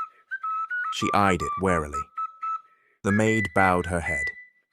"He cooked it himself, Mom. He said you should eat." Vanessa's eyes narrowed. "No thanks," she muttered. "I don't trust it. Actually, how about you help me escape, Let me go, and no one has to get hurt." She saw how the maid paled in panic. "How many men does he have out there? Are you sure they'll chase me if I run? Maybe there's no guard dog. If I run fast enough. Please, Mom." The maid shook her head, looking terrified. "We have quite a few staff members. It's best if you stay here. Otherwise, Sir Carter will punish me. He can be intense." Vanessa sighed, glance flicking to the open door. "Fine," she said, adopting a tone of defeat. "Guess I'd get shot if I tried. We're all doomed," she mumbled dramatically, stepping over to the food, her stomach twisted with hunger. "All right, I'll eat." She took the tray, and the maid relaxed slightly. "Mom, if there's anything else you need—" "Actually, wait," Vanessa said, an idea forming. She set the tray down and blocked the maid from leaving. I need help with the bathroom. I've never used fancy toilets before, she lied, fluttering her eyelashes. The maid looked uncertain, so Vanessa doubled over, feigning sudden cramps. Ugh, I've been holding it in. Any minute now I'll have a crisis. Ow, please. I'd be so embarrassed if it won't flush. Then the stink would just fill the room. She glimpsed the corners of the maid's lips twitch, as though she were trying not to laugh. Okay, Mom, the girl stammered, obviously uneasy. Show me what's wrong. Vanessa let out a theatrical groan and led the way into the bathroom, the maid following. The moment the maid turned, Vanessa seized her arms and gave her a forceful shove into the shower stall. The poor girl cried out, slamming against the tiled wall. Sorry, Vanessa said under her breath, darting out and slamming the door behind her. She grabbed a chair and jammed it under the doorknob. Ma'am, let me out, the maid squealed. Vanessa felt a pang of guilt, but locked it down. She had no choice. She had to escape. She sprinted out of the bedroom, glancing frantically around. Her jaw dropped at the long, winding staircase beyond. She heard another noise from down the hall and panicked. No time to think. She dashed down the steps as fast as she could, nearly falling more than once. She didn't care. She had to get away. Finally reaching the bottom, she bent over, gasping for breath. Wow, these people sure love huge houses, she muttered, looking around for an exit. What are you still doing here? A furious female voice echoed from somewhere behind the walls. I told you we're done. Don't you get it? Vanessa paused mid-step, creeping closer to the sound. She peeked around a corner. She glimpsed Carter having an argument with a tall, elegant woman. The woman's voice trembled. Babe, why are you pushing me away? Aren't you happy we're engaged? Our parents gave us a chance to patch things up. Don't you love me anymore? Answer me, Carter. I love you, and I want to marry you. Didn't you once love me? Is there someone else now? The woman pressed. Vanessa realized from her accent and posture that it might be that girlfriend. She started to edge closer, but froze when she heard a shout from above. Ma'am, came the voice of the freed maid, who'd discovered her. Vanessa's eyes widened. She took off in a burst of adrenaline, racing in the opposite direction, ignoring the poor maid's calls. She skidded into a bright, open space, probably a living room. She nearly slipped on the glossy tiles. Carter's girlfriend and Carter himself seemed to notice her presence simultaneously. The girlfriend, who had been hugging Carter, jerked away, eyes going wide. Who are you? She demanded, evidently shocked. Carter turned and spotted Vanessa, and his jaw tightened. Ma'am, please, the maid said, catching up and grabbing Vanessa's arm. We should go back. The glamorous woman's expression darkened. Do you know who this is, Carter? She just ruined our moment. If she's your maid, you should fire her. She has zero manners. Vanessa wanted to reply, but Carter spoke first. Go home, Faye, he said in a frigid tone, stepping back from her. Faye's face fell. Vanessa's own heart started to pound so hard. She recognized tension crackling in the air. Carter walked briskly toward Vanessa, taking hold of her arm. The maid let go, stepping aside. Faye's eyes bulged as Carter's hand slid from Vanessa's arm to circle her waist, pulling her closer. What's the meaning of this? Faye shrilled, voice rising in distress. Vanessa tried yanking free, but Carter was too strong. She gasped as he pressed her firmly to his side. She's my wife, Faye, Carter declared. She's the love of my life. Cut it out! Let go of me! Vanessa hissed, outraged as he practically dragged her back upstairs, with the maid hurrying behind. Once they reached the bedroom, Carter shoved Vanessa in, making her collapse onto the bed. He turned to the maid. Go, he ordered, voice taut. The maid scurried away, shutting the door. Vanessa glowered at Carter, still panting. What the hell is wrong with you? Why won't you let me leave? Your girlfriend was just hugging you. You heard her, You're trying to escape. Carter cut her off. I told you you're staying with me. So what if I want to leave? She snapped, standing to face him, fists planted on her hips. I'm not staying here. This is kidnapping, Carter. Just let me go. I'm not even mad that you fooled me. As far as I'm concerned, we can call it even. We can forget it ever happened. He exhaled sharply, crossing to address her. She watched him rummage through a drawer, anger stinging in her chest.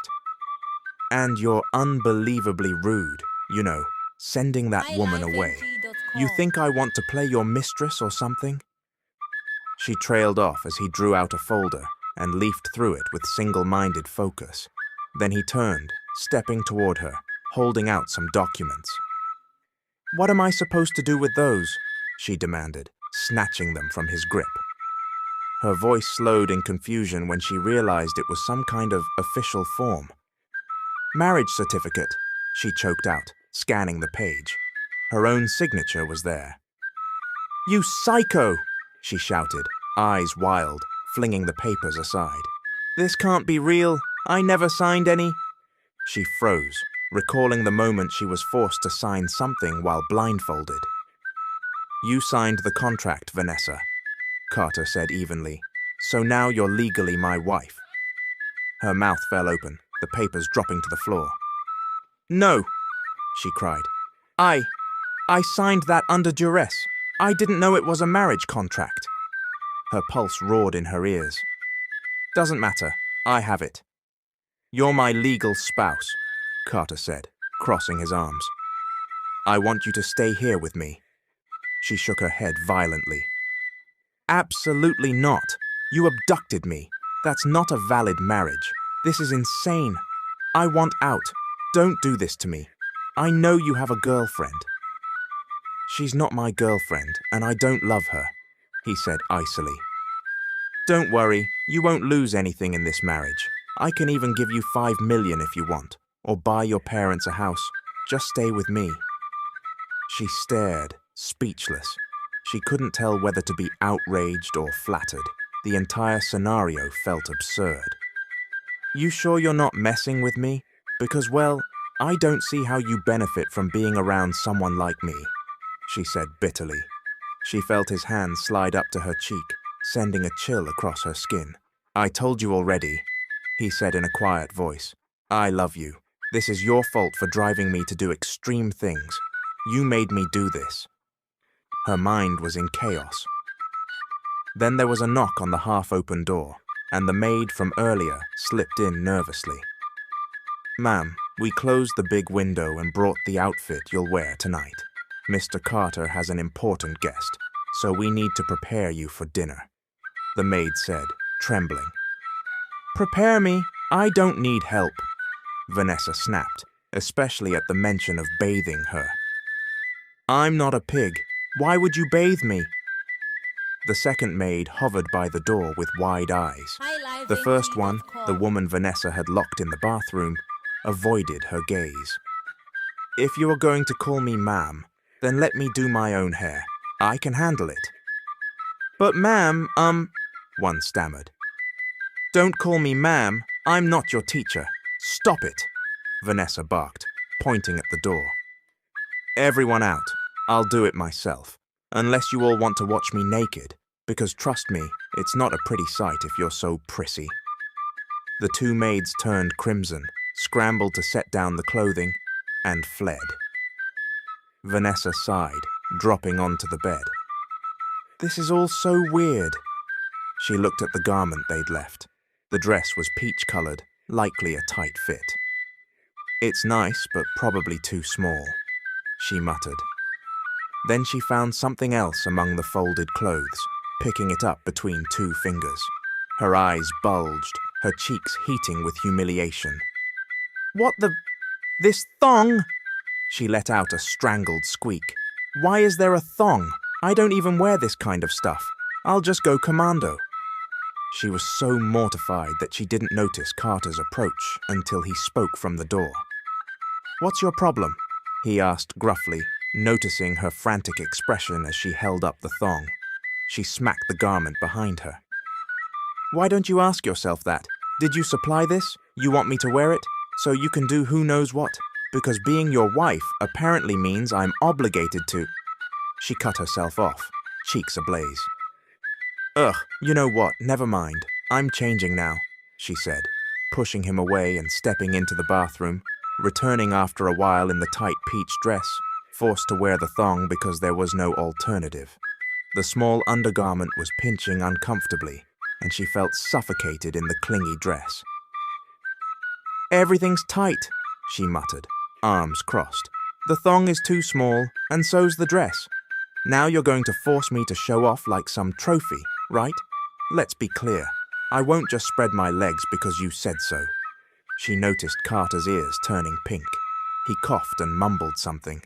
She stormed past him, ignoring his flustered expression, out into a corridor.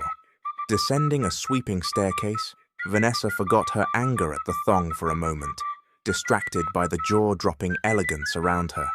The floor was marble, the decor lavish, reminiscent of a high-end mansion. Carter must really be some wealthy big shot, she mused. No wonder he has so many staff. No wonder he's so... "My mother's on her way. I want you to meet her," he said, coming up behind her. She turned. "You're introducing me to your mum?" He nodded firmly, sliding his arm around her waist again. She glanced down at his hand. "Yes. I need her to stop pressuring me about that other woman, Faye. We're finished. That ended 2 years ago." She blinked. "They broke up that long ago? Then why?" She saw his jaw clench. "It's part of my family's traditions. We're old money, and they have certain expectations. Even my cousin, Ashton, is being forced to marry someone suitable. I refuse." Vanessa felt a flicker of pity. "So, being rich is complicated," she said softly. He didn't respond, so she continued. "When your mum arrives, if she offers me money to get lost, well, I might consider it, you know. Like those telenovelas I watch, right? If her offer is bigger than yours, I might take it." "Then you can get an annulment from me," she added mischievously, half joking, though she was curious how he'd react. "Then I'll offer you 20 million, he said with a smirk, leaning down so close she could feel his breath. "And you'll be mine." Her heart skipped a beat. She shoved him away in panic. I was joking," she stammered. "Anyway, let's just meet your mom." She was trembling inside. She should be freaking out about the kidnapping, but for some reason, because it was Carter, she felt more annoyed than terrified, as though she was simply dealing with a pushy suitor rather than a dangerous captor. "All you have to do is play the loving wife," he reminded her, as they walked into a vast living area where some of Carter's guests were presumably gathered. "You're a great actress, so convince my mother that we're married," he said grimly. She swallowed hard, nodding. She was short of breath, bracing herself to see whomever Carter was about to present her to. Her entire life had turned upside down again. Vanessa wasn't used to dealing with the wealthy. She feared her nose might start bleeding from all the English they spoke, or maybe they would switch to some Japanese. She only knew Becky lingo. She certainly couldn't manage an entirely different language. From the moment she stepped onto the polished tiles of the mansion's living room, she could barely move, not from awe, but from sheer nerves. Her entrance immediately caught the eyes of many of Carter's guests. She also saw Faye there, which only doubled her tension. A woman who looked like Carter's mum stood up. "I'm not happy to be here," were the first words out of the older woman's mouth. Vanessa's jaw dropped, but she stifled her reaction the moment the woman turned her gaze on her. She lifted a brow at Vanessa, then took hold of the visibly dejected Faye. Vanessa could tell Faye was hurting after what she'd witnessed. She thought, why was she pulled into Carter's family drama? She felt like the other woman, the mistress, If Mrs. Smith ever got word of this, she'd probably bury her alive. I also never expected you to show up, Carter responded to his mother, pulling Vanessa closer. I came because I learned about the woman you're seeing. Faye called me and told me the bad news, Carter's mother said, and I'm not pleased with what I've found out, Carter. That's not my problem anymore, Carter shot back, an edge to his voice. He guided Vanessa to sit on the couch. Your father doesn't know about any of this yet, said Carter's mother. That's why I'm here, to fix this mess. What kind of foolishness are you up to? She paused, glaring. She's my wife, Carter answered smoothly, making Vanessa's heart pound. She swallowed hard, at a total loss for words, and Carter added, and I love her. Carter's mother suddenly let out a laugh. That's so funny, son. There's no such thing as love in our family. We're all about practicalities. Tell me, young woman, does your family own a business that might make me consider you as my son's partner? Her tone dripped with condescension. She stared at Vanessa. Vanessa felt her blood run cold. Well, we do. Kind of have a small business, Mom. We sell seafood. Carter's mother grimaced. So, you're poor. In short, she has nothing substantial, Carter, she declared, and Faye, who stood nearby, spoke up with a sneer. Tisk, maybe you kidnapped Carter so he disappeared on me for so long. Maybe you drugged him so he'd forget me.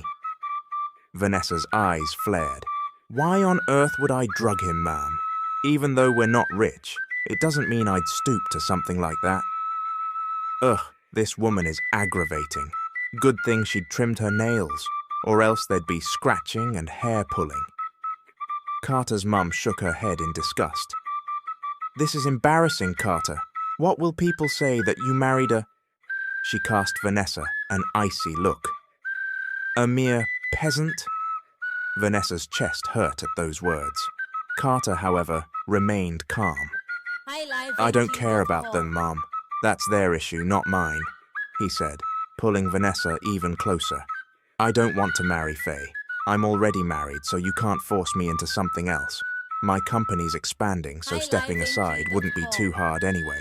You handle whatever you need. Carter's mother's face twisted at that. Are you telling me you'd give up everything for that girl? She jabbed a finger at Vanessa.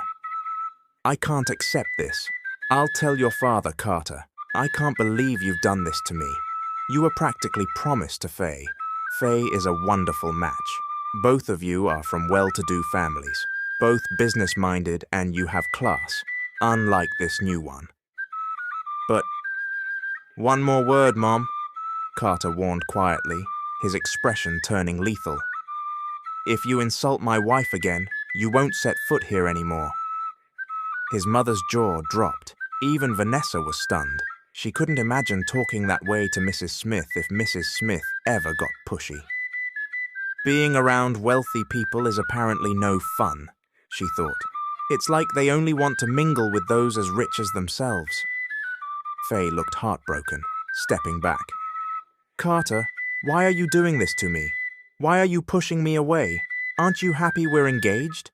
Yes, we broke up, but our parents gave us a new chance to fix things. Don't you care at all? Do you not love me anymore? Is there someone else? He stared at her. I always have my own ways, Faye. It doesn't matter. I'm married. Carter turned to fix his gaze on Vanessa. And I'm planning to marry her again in the church, he added. Not long afterward, Carter's mom and Faye left. Their brief visit had felt more like a venomous intrusion, yet Vanessa remained on edge. Meeting Carter's wealthy family for the first time was nerve-wracking, just like a scene from her telenovelas, only it was real. Carter's mother already hated her, that much was clear. But why was Carter so insistent on involving Vanessa in all this drama? Faye was gorgeous and obviously belonged to his social circle. They seemed far more compatible. Then again, Vanessa had no desire to meddle. Are you okay? Carter's voice snapped her from her thoughts. She realized he'd noticed her drifting. She sat up straighter on the couch. Yeah, she replied quietly. It was just jarring to meet them. I'm a bit overwhelmed. Carter sighed. Ignore them. My mom always overreacts. She's still rooting for Faye, but that's not my problem. Vanessa bobbed her head. All right, I can't believe how similar it is to my TV dramas. Your mom's basically the villain who wants to tear us apart, she muttered. Carter smirked slightly. Really? She shrugged, continuing. Yeah, in soap operas, that kind of mother character gets written off in the final episode. He chuckled but made no other comment. Then he signaled to one of the maids, who scurried over. Recognizing her as the same maid Vanessa had locked in the bathroom, she stiffened. The poor maid looked anxious, but Carter spoke calmly. Debbie, this is my wife, Vanessa. You'll take care of her whenever I'm out, okay? Show her around the house. Vanessa wrinkled her nose. Now you mention it, your house is huge. She hadn't realized just how vast it was. Sure is like a palace. All right, ma'am, I'll show you everything, Debbie said obediently, though she still glanced sideways at Vanessa, afraid. Carter then turned to Vanessa, eyes gleaming. We'll sleep in the same room, by the way, he said, matter-of-factly. Her jaw dropped. What?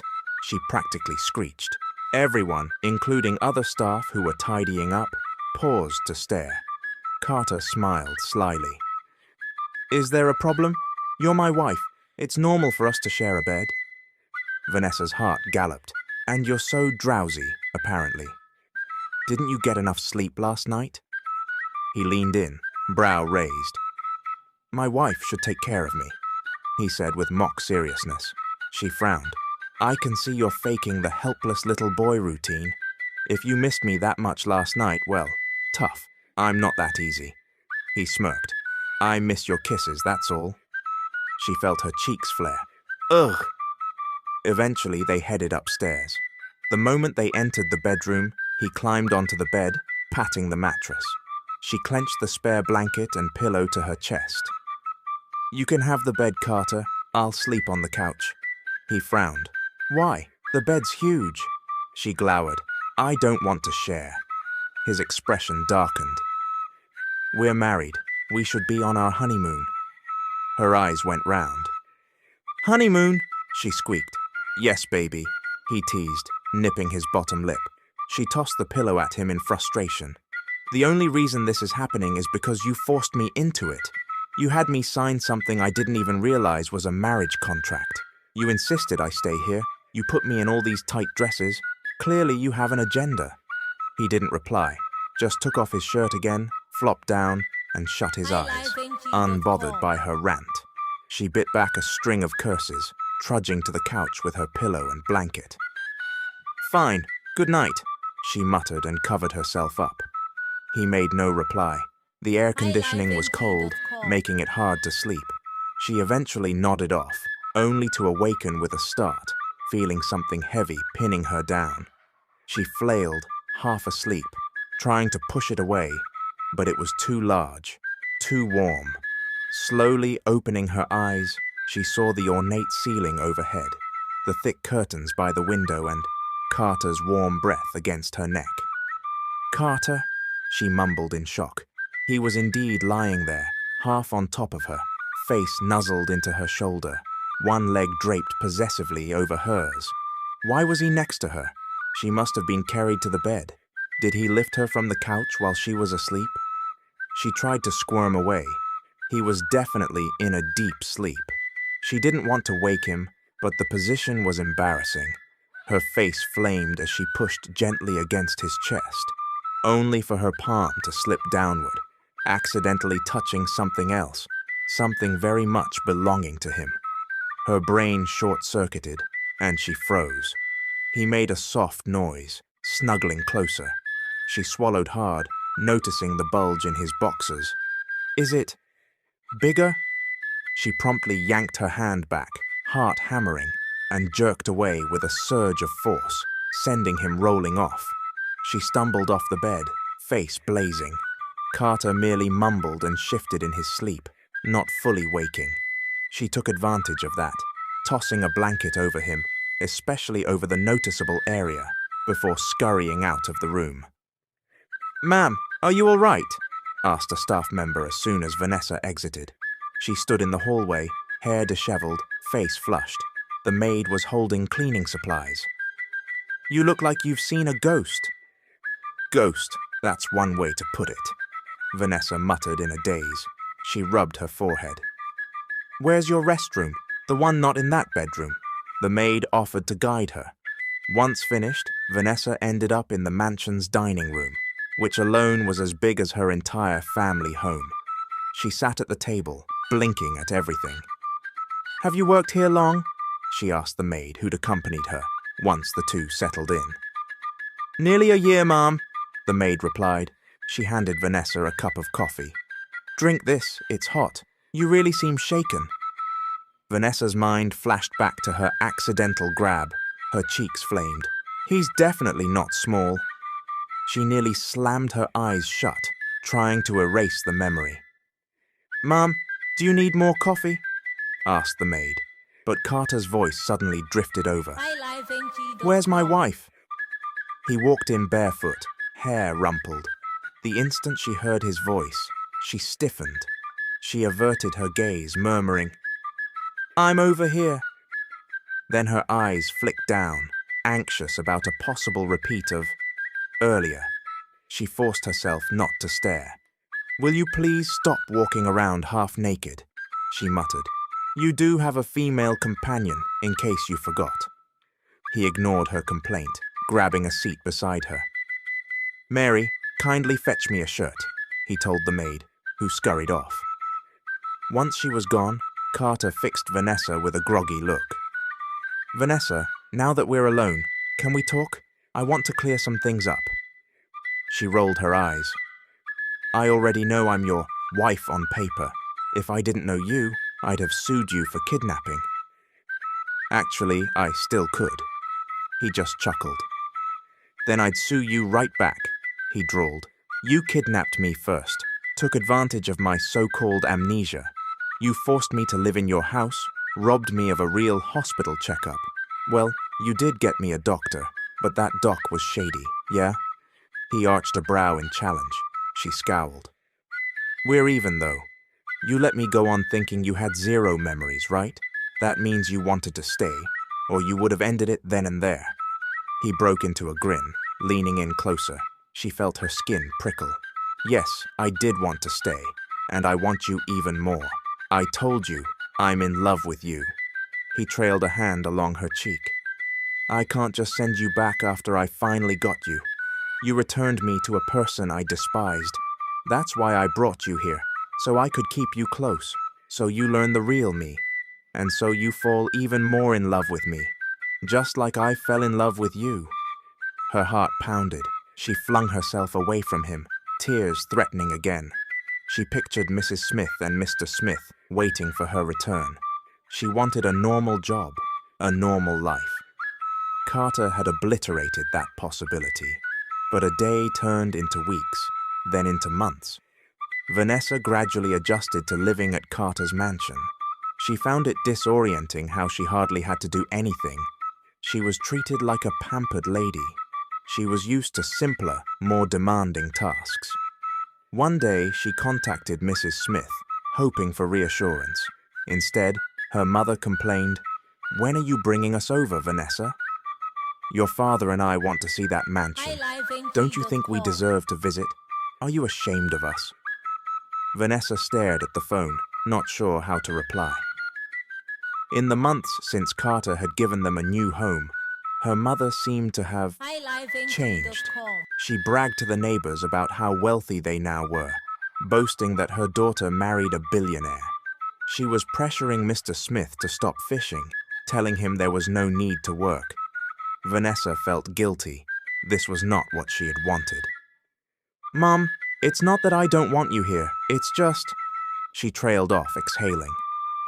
"Tell me the truth," Mrs. Smith snapped. "Your father's given up fishing. We have money now, and we owe that to Carter. so I keep telling him to enjoy his days, but your father can't just let go. Anyway, we want to come for a visit. Stop delaying. Vanessa chewed her lip. It's not the right time, Mom. I promise we'll figure out a schedule soon. Carter's just busy. She was stretching the truth, but she refused to elaborate. Ugh, you always have excuses, but all right. Before she could press further, Vanessa ended the call. She dropped her phone onto a side table and buried her face in her hands. She loathed how her mother seemed to rely on money more and more. Hey, are you okay? Came Carter's voice. She glanced up, seeing him emerge from the walk-in closet in a bathrobe, hair damp. I'm fine, she lied. I just got off the phone with Mrs. Smith. She's changed so much now that she has money. She explained the situation. Carter's shoulders sagged in guilt. Without thinking, she grabbed his hand.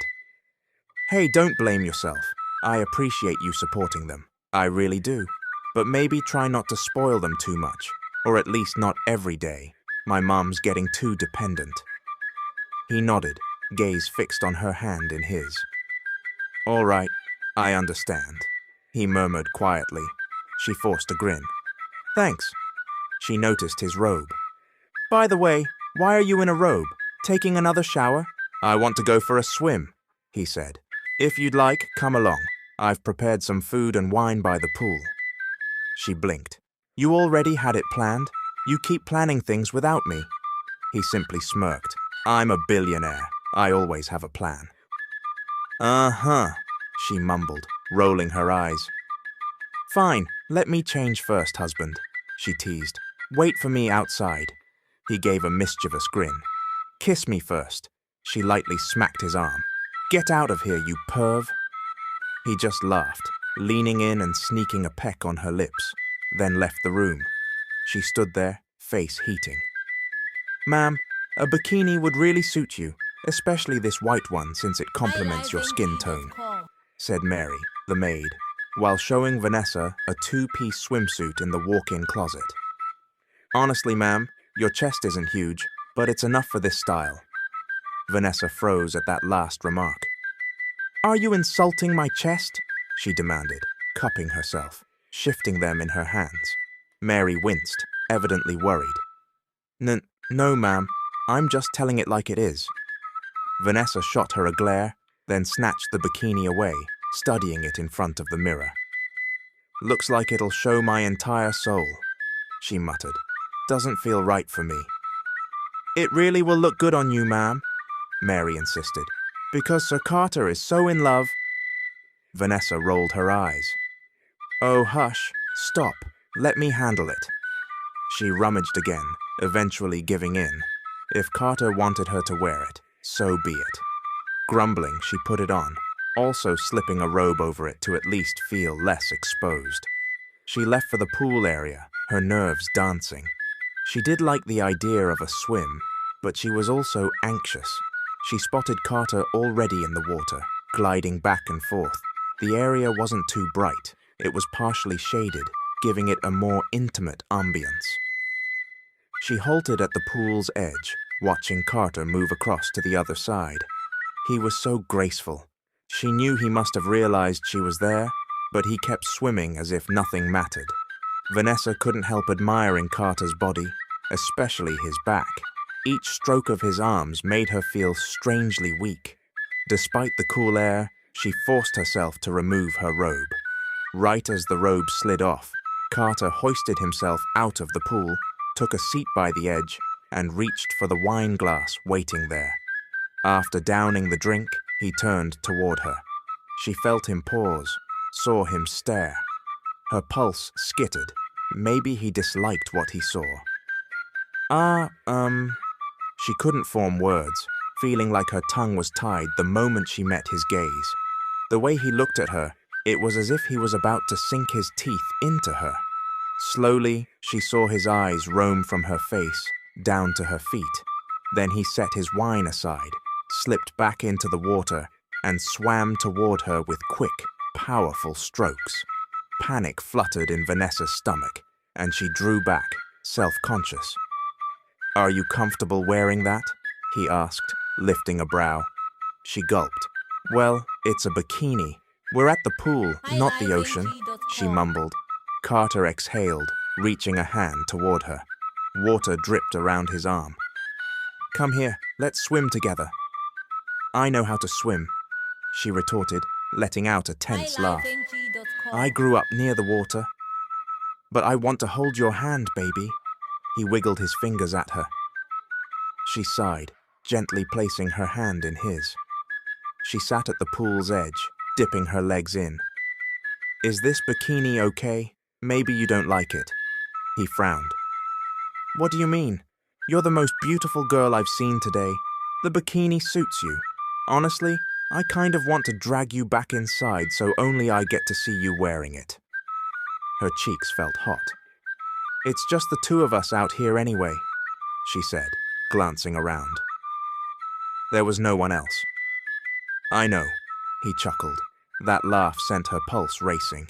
He eased in closer, treading water between her legs as she sat on the ledge. Vanessa, he said softly, sliding his damp palm around her back. She sucked in a breath at the tingling sensation, almost feeling as if the water was heating up rather than cooling down. Then he leaned in, lips near her ear. I love you, my wife. I want you to. He bit lightly at her earlobe, and she clung to his arm, surprised. Do you love me too? He asked, shifting his hand to her stomach. She gave a quiet whimper, the sensation stealing her breath. Why are you doing this? She managed, placing a trembling hand on his shoulder. Why are you torturing me? He whispered in her ear. Do you feel what I feel? Because I can't hold it in anymore, Vanessa. I'm desperate for you. His mouth began trailing kisses down her neck, her shoulder. Is this part of your plan? She asked in a shaky voice. My plan's all about claiming you for the rest of my life, he murmured, giving her a smoldering look. But first, I'd like to claim you in another sense. Her heart lurched. What sense? Instead of answering, he crushed his lips to hers, and she looped her arms around his neck. Their kisses grew frantic, far more intense than usual, like a shared hunger. His hand slipped to her waist, easily lifting her off the edge so she slid into the pool. She gasped when water splashed over her head, and they came up for air, panting. He pressed a palm to her face, expression fierce with longing. Do you realize how hard it is for me right now? He kicked backward into the deeper water, pulling her along. The water level rose to his chest, and she looped her arms around his shoulders.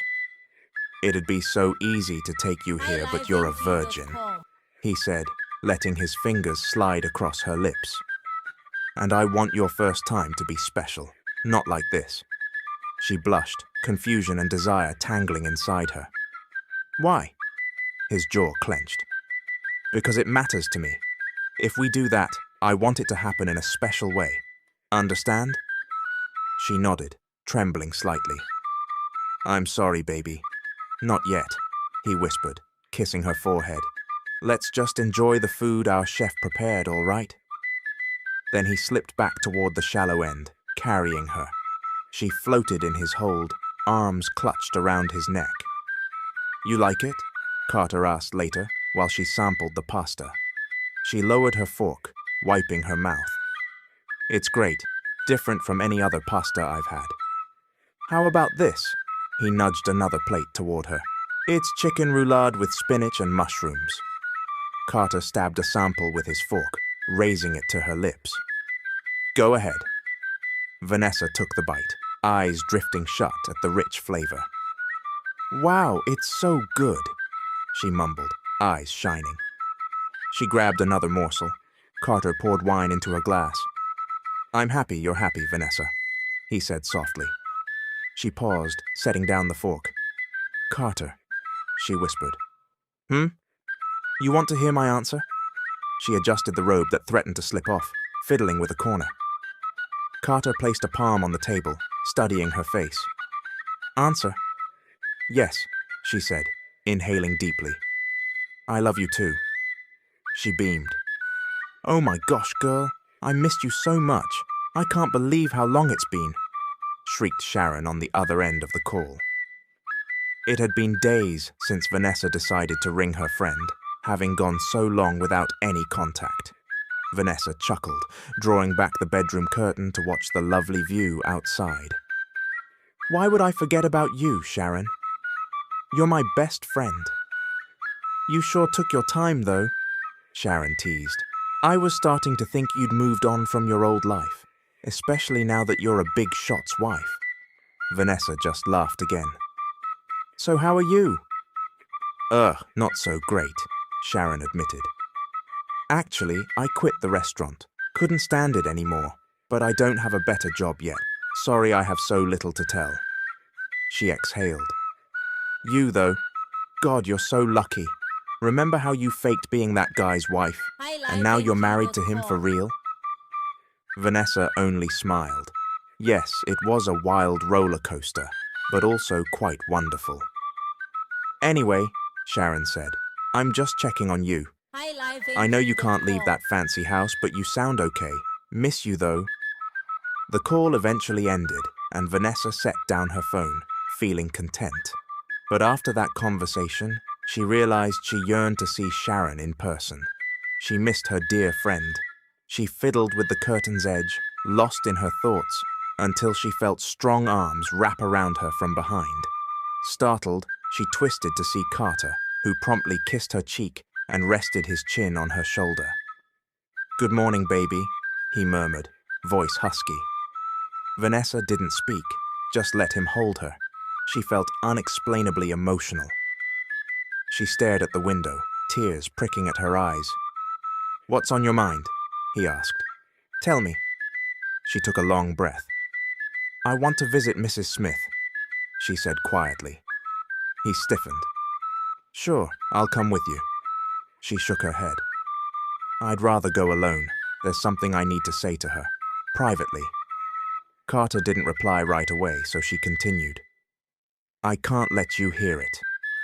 I'm sorry. Please understand. After a moment, he nodded. Then I'll send a driver and a bodyguard. She whirled. That's not necessary. I insist, he told her firmly. Soon the whole world will know you're my wife. Your safety matters. Call me when you get there, all right? She sighed, but agreed. She had no choice. Come back here, he added, voice tender. I'll be waiting. She gave him a small smile. Rising on her toes, she pressed a brief kiss to his lips before heading outside to the waiting car. He accompanied her to the driveway. Take care, he murmured, leaning in for another kiss. She climbed into the back seat. Her heart twisted with worry, but she forced a calm facade. It took nearly an hour's drive to reach the new house. Carter had bought a large property for Mrs. Smith and Mr. Smith, far from their old home. Vanessa felt a pang of dread as she passed through the gate. The security guard let them in, and a wave of guilt washed over her, thinking maybe it was all too lavish. She inhaled shakily, wanting only to confirm that her parents were doing well. Yet the moment she walked in, she froze in the courtyard. Faye was there. Faye, wearing sunglasses and a stylish coat, was leaving the house, ponytail swishing. When she spotted Vanessa, Faye paused as well. Oh, Faye drawled, slipping off her shades and flashing a sly smile. You're here. Vanessa's stomach knotted. What are you doing in my parents' house? She demanded. Faye shrugged, letting out a soft laugh. So it's forbidden for me to visit? I just wanted a look around. I discovered that this new place came from Carter's generosity. Unbelievable that your entire family's living large off him. But obviously you're a snake. The other woman, if I may. I suspect your folks are also gold diggers. Vanessa's temper flared at that insult. You can call me what you like, Ms. Faye, but don't drag my family into it. If you have issues with Carter, that's between you two. Don't act all common if you're supposedly so classy, she retorted. Faye snorted. Who are you calling classless? She took a step closer, but Carter's assigned bodyguard interposed himself. Faye stumbled back with a huff, eyes blazing. Remember this, Vanessa, she spat, narrowing her gaze. Family first, don't forget that. You don't know who you're dealing with. We're not ordinary people. We can do anything if we throw enough money at it. Understand? Then she flicked an icy look at the bodyguard, brushed past Vanessa, and walked out. Vanessa dug her nails into her palms, but forced herself inside, tears threatening. When she entered, Mrs. Smith rushed forward, arms outstretched. Daughter, you came. She tried to embrace Vanessa, but Vanessa pulled back, noticing how heavily jeweled her mother's arms and fingers were. Bangles, rings, an oversized necklace. Mum, she said quietly, why are you wearing so many things? Mrs. Smith beamed with pride, holding out her arms to show them off. All from your new life, dear. So pretty, so pricey. The neighbors are dying of jealousy. She giggled, but Vanessa felt only uneasy. Then Mrs. Smith shot her a curious look. Oh, did you see that woman just now? She says she's Carter's true girlfriend. Are you his mistress then?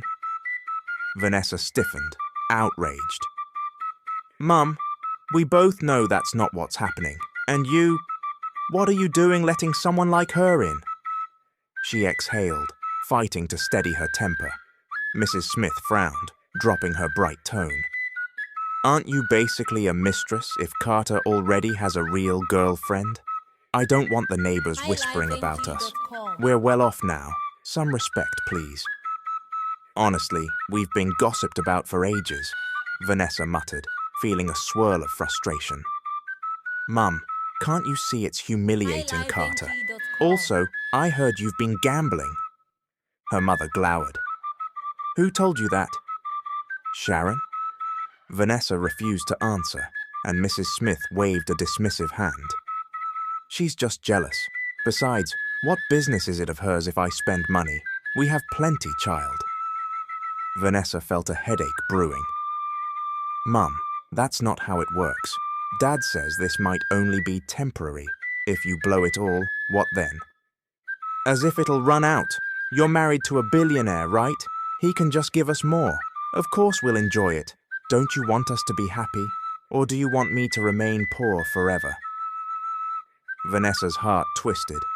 You're turning into someone I barely recognize.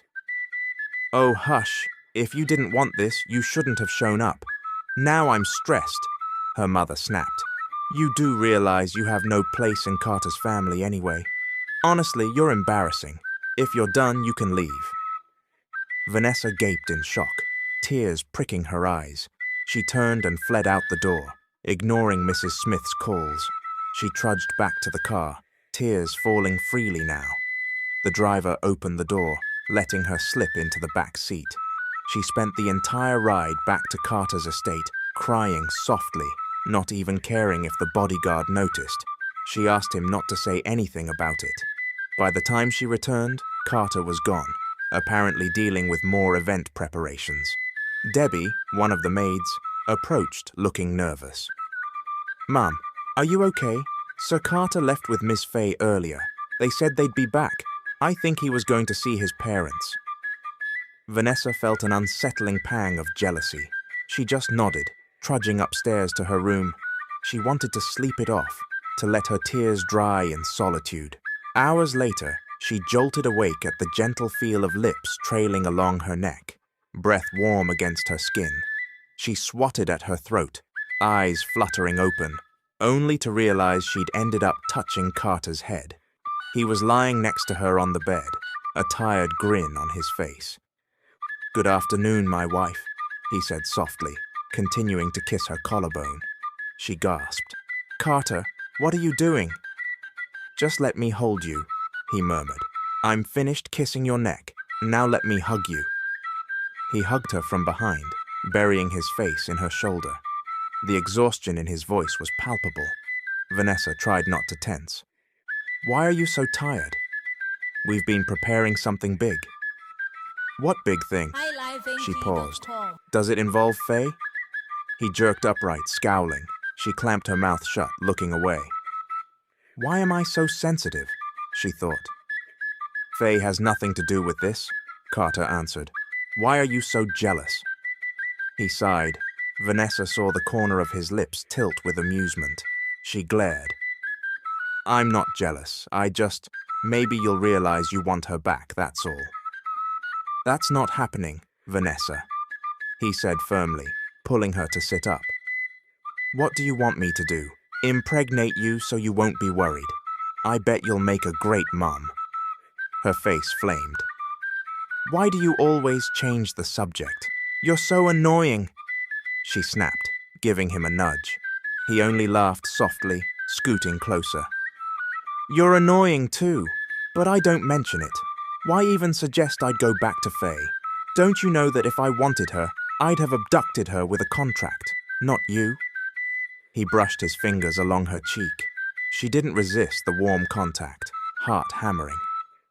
One day, I'll show you off to the whole world, he murmured.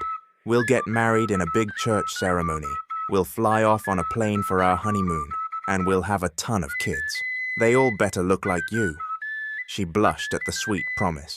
You're insane. That's a lot of kids, she protested. You think it's that easy?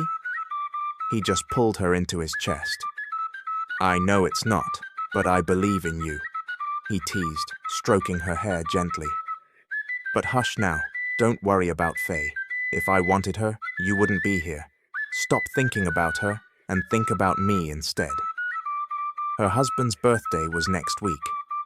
What? He has a birthday next week? Vanessa exclaimed. Mary, the maid, accidentally dropped the duster she was holding, flustered. Ma'am, you didn't know? Vanessa shook her head. No idea. What kind of wife am I, huh? She slumped in shame. Then again, maybe I didn't ask enough about him. She wondered if Carter had been deliberately secretive. Well, I'm surprised he hasn't gotten you pregnant yet, with how flirty you two are, Mary muttered bluntly. I saw you once in the kitchen. You were sitting on the counter, and he was all over you, so I tiptoed away to give you privacy, she recounted coolly. Vanessa's mouth dropped open in horror. You saw that? Mary nodded, deadpan. Yes, good thing you didn't get pregnant right then and there. Mr. Carter only sees you. That's good, right? Anyway, it's his birthday soon, so maybe you can do something extra special, she said, face devoid of shame. Vanessa's cheeks burned, changing the subject. Yeah, so about his birthday. Maybe that's the something big he hinted at. I need to plan a little party for him. I'm sure a grand event is being thrown, but I want to give him a smaller, more personal surprise at home. Oh my gosh, girl, Sharon said excitedly. A Spider-Man cake? She burst into laughter. They were in the dining area, finishing breakfast. Carter had left earlier for business, giving Vanessa and Sharon time to plan. Vanessa grinned sheepishly. Just teasing. No, I want something heart-shaped, maybe strawberry-flavored. I want it simple, though. He's got everything. The least I can do is a heartfelt gesture. Sharon smirked. Well, you could always give him a sexy surprise, or some big show. Though with how the two of you are, she waggled her brows. You might skip the party and do a private performance. Vanessa smacked her forehead with the notebook she was holding. I'm not giving him a stripper show. I just want something sweet. A cute little get-together. We're planning to celebrate in private before he heads to his fancy event. Sharon shrugged. Sure, Ms. Squeaky Clean. If that's what you want, I'll help. We can do balloons, a cake, maybe photos of you two. Exactly, Vanessa said, nodding. Though we don't have many actual photos together, so maybe I'll print some from his phone, or do a quick collage. The day before Carter's birthday, Debbie and Mary helped Vanessa decorate a spare bedroom in the mansion. That's where she planned to give Carter his surprise. Sharon had already gone to the main venue of the grand birthday event, since she'd been invited to assist. The plan was simple: a heartfelt little mini celebration, a cake, and maybe some pictures. Vanessa prayed Carter would come home soon.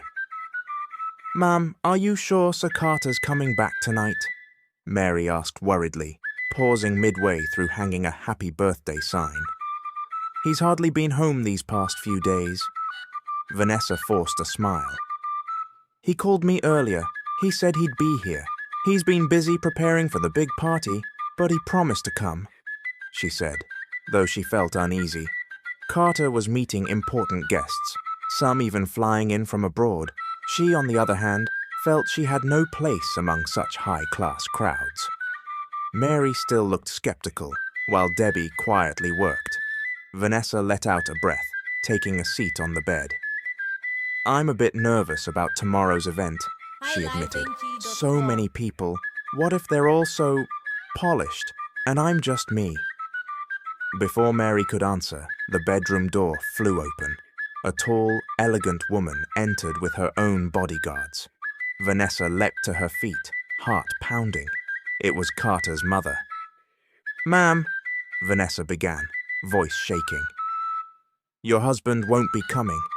The older woman cut in with a freezing glare, scanning the decorations. "Why are you even decorating? Carter's not coming." Vanessa swallowed, dread coiling in her stomach. "Why, what do you mean?" Carter's mother raised a brow. "I don't want you here, Miss Vanessa. I never did. And I won't let you show your face at his party either." Vanessa felt like the world tilted. She stammered, "But ma'am, I love your son." "We're—" Carter's mother lifted a hand to silence her. "Love? Ha! I'm quite sure you only want his money. That's all your family does. Milk him for everything. You're not fit for this family." She turned to Mary and Debbie. "You two, take down these decorations, then get out." They obeyed immediately, terror in their eyes, leaving Vanessa alone with this formidable woman. "As for you," Carter's mother hissed, "you don't belong with us. Understand? Leave. Don't expect to see my son again." Vanessa tried to step closer, but two bodyguards barred the way. Her lip trembled. "I'm not after his money, Ma'am. Please, if all you wanted was his happiness, you'd have left ages ago. You and your family have enjoyed his wealth for too long. You're in no way a match for him." She paused, letting that sink in. "Anyway, your parents accepted 10 million from Faye, so I believe that's the going price for your separation from my son." Vanessa felt a stab in her chest. "What? They accepted it? She offered that money to my parents?" "So now you can move on with your life," the older woman said coldly. "I don't ever want to see you near Carter again. Don't come to his party, or I'll have you thrown out. He doesn't really love you, you know. It's just lust. Faye was abroad, he got lonely, and you were available." The words pierced Vanessa like knives. She'd rather be slapped than be so verbally torn down. "Guards," Carter's mother said. "Pack her things. Return her to her family. I want her gone." The men closed in. Vanessa's tears spilled freely now. She didn't resist as they took hold of her arms, escorting her out. She met the older woman's eyes one last time and whispered, "Are you happy? Is it worth hurting your son like this?" The woman didn't reply, so Vanessa let the bodyguards drag her away. She heard Mrs. Smith's voice from outside the house, sounding uncertain. "Wait, I'm expecting my daughter. We'll leave together." It was all a blur. Vanessa trudged through the gate to see Mr. Smith, too. The tears came harder at his concerned face. Tomorrow was Carter's birthday, and she couldn't even give him the cake or the balloon display. Everything was ruined. They ended up back with her parents, who were also asked to leave the property Carter had bought for them. The entire ordeal felt surreal. She had no words for Mrs. Smith. She was too angry. She wept in Mr. Smith's arms, who apologized that he couldn't protect her. If he'd had the power, he said, he would have taken her straight back to Carter. Eventually, they relocated to a bus terminal with flights scheduled soon for a different region. She had no clue what they planned to do with that huge sum from Foy. She felt numb, refusing to speak to Mrs. Smith even when the older woman tried to talk. Mrs. Smith set a takeout meal in front of her, encouraging her to eat. "Eat, child," Mrs. Smith pressed. "It's from Jollibee, your favorite. We're heading to the airport soon." Vanessa just stared straight ahead. "I don't want it," she said flatly. "But sweetie, your stomach," her mother insisted, reaching the bag of food toward her. "I said I don't want it," Vanessa retorted, raising her voice. Several people in the terminal turned to look. Mrs. Smith set the meal down, eyes wide, not used to Vanessa snapping like that. Vanessa felt tears rising again, but she brushed them away with a trembling hand. Mr. Smith, who sat behind them, gently placed a hand on Mrs. Smith's shoulder. "Helen, let it be. She's hurt enough." Mrs. Smith's voice quavered. "Child, I know I haven't been a good mother, and I know I changed after we got money, but the truth is, I took Faye's offer because that woman kept visiting, threatening us, and—" Vanessa closed her eyes, tears seeping through. She didn't want to hear it. Her mother sighed heavily. "You and Carter, you just aren't suited. He's so rich and you're so poor. And even if I hadn't taken the money, it wouldn't change the fact that his family hates you," Mrs. Smith declared. "You'd be miserable, and I can't stand seeing you get hurt. I was just being your mother, looking out for you." Vanessa remained silent, tears streaming. She thought, so this is how it ends. Mrs. Smith's words cut deep inside Vanessa. Mrs. Smith admitted, "I feel guilty about everything I did. I know I got carried away, became arrogant and seized on a temporary happiness I shouldn't have. I now realize my mistakes, daughter." Vanessa's jaw tightened. "The truth is, Mum, you never truly wanted me to be happy. You've been disappointed in me for a long time. That's the reality. I don't care if Carter's parents don't want me. I would have fought for our love. But because of what you did, because of the way you accepted their money, they all think we're just after the Monteverde's riches." She fell silent, her voice trembling. Mrs. Smith opened her mouth, but she didn't speak. Vanessa was sure it was better if her mother just kept quiet. It was heartbreaking, knowing she would leave without even seeing him, not being able to tell him happy birthday, because it was his birthday right now. "Happy birthday, Carter," she whispered. "I love you so much." She forced a bitter smile. When they arrived in Aklan, they went straight to the house of Mr. Smith's younger brother, Uncle Edgar, who was a police officer and the only sibling of Mr. Smith with a formal profession. He owned a sizable, newly built two-story house, though it wasn't fully painted yet. "Adoy, older brother, come in," Uncle Edgar greeted enthusiastically. "You brought your millions with you, I see." He was all smiles as Mr. Smith, Mrs. Smith, and Vanessa entered. Vanessa hadn't been here before, though she'd met Mr. Smith's siblings during their visits to Cebu.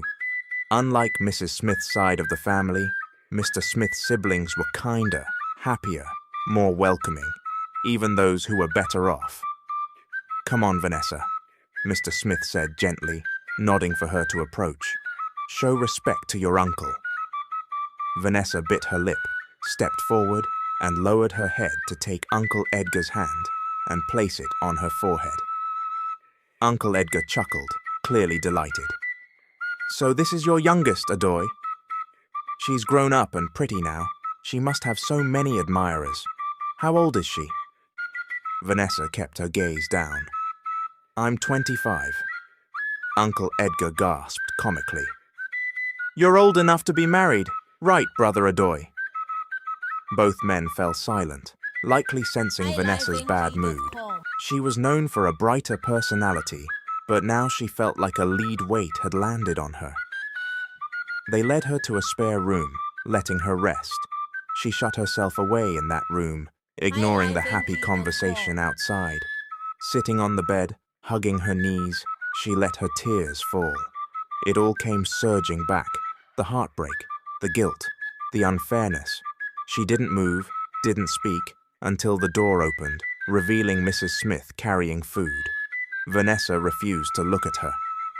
"Eat, daughter," Mrs. Smith said, setting the dish on the table near the bed. Vanessa didn't respond, and her mother added, "We'll build a new life here. Your father and I plan to build a small house on his land in Aklan, start a business. And don't worry, I won't waste our money on nonsense anymore. I even sold the jewelry I bought. I won't wear them again." Vanessa just closed her eyes. Another tear slipped free. "Daughter," Mrs. Lamdisi Smith said, desperation evident in her voice, "please eat." Vanessa opened her eyes, swiping away fresh tears with her hand. "I'm not hungry, Mom," she mumbled, voice trembling. "I don't want to eat." Mrs. Smith's face crumpled. "But you must. You need strength." "I said no," Vanessa snapped, turning her head, tears threatening again. "Don't force me. You're always forcing me." Her words rose to a strained cry. "My whole life, Mom, that's all you've done. Even when I hated it, you kept insisting I do things, especially about jobs and—" She trailed off, burying her face in her hands again, sobbing harder. "I love that man, Carter," she gasped, turning her face upward to the ceiling. "I love him, but because I'm poor, we're never allowed to be together." She hiccuped, tears flowing. Mrs. Smith stayed silent, letting her daughter grieve. Vanessa's cries echoed in the small room, tinged with helplessness. "I was so happy being with him, under one roof. We loved each other, Mom. I know he loved me. So why can't we be together?" She wept. "If he loves you, truly, he'll fight for you," Mrs. Smith said softly, eyes glistening. "If he really loves you, Vanessa, he wouldn't let you walk away. He'd run after you, bring you back, especially if he truly cares. And if you can't fight for him because you think you're too poor, then he should be the one to fight for you. That's what love is." Those words struck a chord in Vanessa's heart, shifting something inside her. Maybe Carter would come find her. She clung to that fragile hope, and so she waited. Days turned to months, yet no sign of him came. Carter never showed up. Perhaps he hadn't chosen her after all. Perhaps Fee's words, "always choose your family over everything," were true.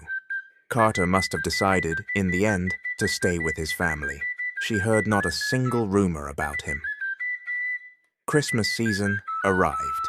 Vanessa found herself in their small restaurant, where customers could relax, eat, or drink. They specialized in seafood, caught daily by Mr. Smith and supplemented by local suppliers. The place stood near the water, popular with travelers or families passing through. Vanessa liked it. She managed the design and day-to-day tasks. It had been 3 months of operation, slowly building clientele. Mr. and Mrs. Smith seemed content with their new life. "Would this be a good spot for the Christmas tree?" Mrs. Smith asked, while Vanessa rearranged some chairs near the front counter. Vanessa flashed a thumbs up. "Looks fine," she agreed. Most of their furniture was wooden, tables, chairs, even the decorative dishes, giving a rustic vibe. It was fun, even if the early days were hard. Vanessa had handed out flyers, promoted on Facebook, and sometimes posted videos to draw travelers in. Things were going well. "We'll string some Christmas lights up top," Mrs. Smith said, hands on her hips. "A lot of younger folks gather on the rooftop, so we should put them there too." Vanessa nodded, smiling. "We'll do that. We should also buy a new speaker. One of them is busted." Mrs. Smith let out a huff. "You're too stingy. You know how young people love their rock music. That old speaker can't handle it." They paused as a group of teenagers strutted inside, carrying their own portable speaker. One wore a chain necklace, the other sported a backward cap. and they blasted music loud enough to rattle the walls. Mrs. Smith scowled. "Excuse me, youngsters, we're not open yet," she said. "Go easy with that noise." "But Mom, we love your sisig here," one replied, twirling a lollipop in his mouth. "We're early, so we can get the best table on the rooftop." Mrs. Smith groaned. "Fine, go on up, but keep it down. We won't open for a bit." She turned away, muttering under her breath about jejemons, making Vanessa stifle a laugh. Later that day, Mr. Smith asked, "Daughter, have you thought about buying a car? You're running back and forth so much." Vanessa shook her head. "I don't really need it," she said simply, focusing on finishing a new batch of local pastries. She'd enrolled in a baking class to expand the restaurant's menu, hoping to start a small bakery corner soon.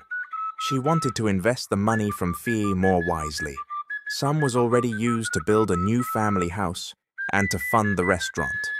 It had been 6 months since they left Cebu. Vanessa, although still hurting, tried to accept her reality with Carter gone. She told herself life had to go on. The next morning, she headed early to their restaurant to finish decorating. Mrs. Smith and Mr. Smith had gone to the mall. She was on her own, adjusting some festive displays when the landline phone suddenly rang. She placed a small wreath on the counter and answered it.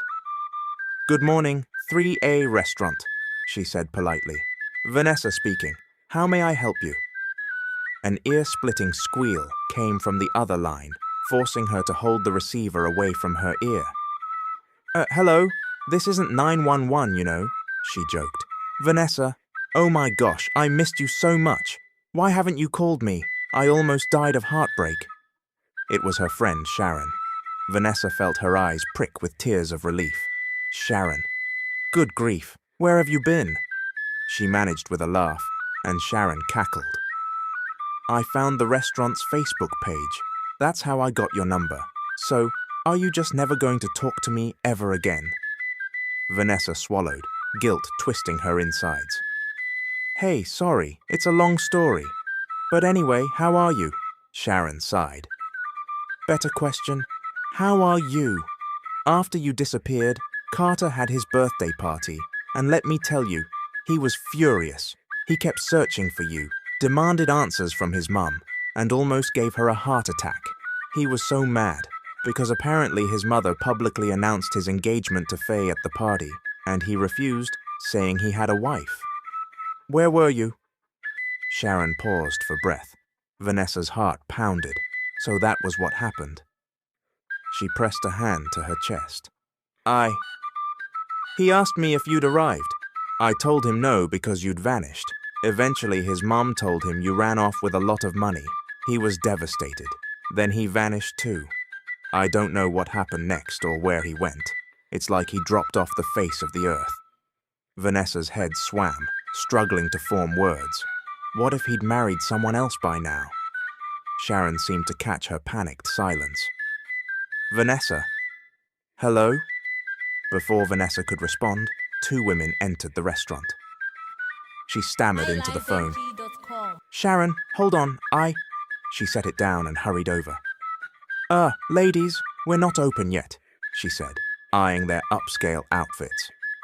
One, a chic-looking woman with long hair, spoke. "We're not here to eat. Our car broke down and we need help." Vanessa hesitated, stepping outside. "I'm not great at fixing cars, but let's see." She walked around the parked sedan, noticing the tires looked fine. "I don't see anything wrong," she said, confused. That was when the car door suddenly flew open and someone inside grabbed her arm, yanking her in. "Hey!" she shrieked, stumbling. A grayish smoke cloud filled the interior, stinging her eyes. She coughed, tried to shield her face, but it was thick. Her head spun. "We got her, ma'am," one of the women outside said, and that was the last thing she heard before blacking out. Vanessa's eyes fluttered open. Her head pounded. She blinked, scanning her surroundings. Another bedroom, heavy curtains drawn against bright daylight. She jolted upright, relieved to find she still wore her clothes. "Where am I?" she whispered. She remembered how Carter had once kidnapped her. Could this be him again? Or maybe not. Fear prickled through her. Slowly, she approached the door, listening. She heard muffled voices from outside. A man said, "Ma'am is awake," or something like that. Ma'am? Did they mean Faye? Or Carter's mother? She tensed, pressing her ear to the door. Steps approached. The doorknob turned. Panicking, she braced herself, grabbed the nearest pillow, and swung it at whoever stepped inside. She felt the pillow connect with a face, forcing the intruder back with a grunt. It was a woman. Before she could recover, Vanessa shoved her, slamming the door and fled, only to gasp at the scenery she found. The endless ocean. A yacht? She stood frozen on the deck, the bright sun overhead. Water stretched in all directions, no land in sight. If she jumped, would she drown? Her heart hammered. She heard a voice from behind as the cabin door opened again. "Sir, she's trying to get away." That did it.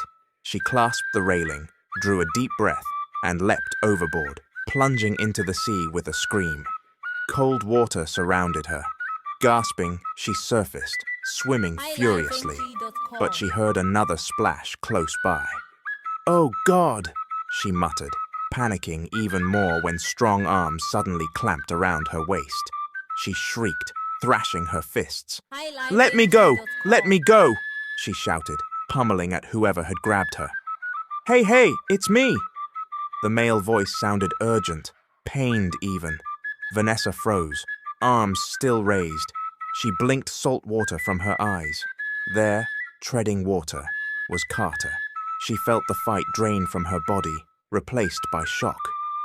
"Don't be scared," he whispered, pulling her against his chest. She couldn't speak, just let him guide her back to the yacht's ladder. Someone threw down a flotation device.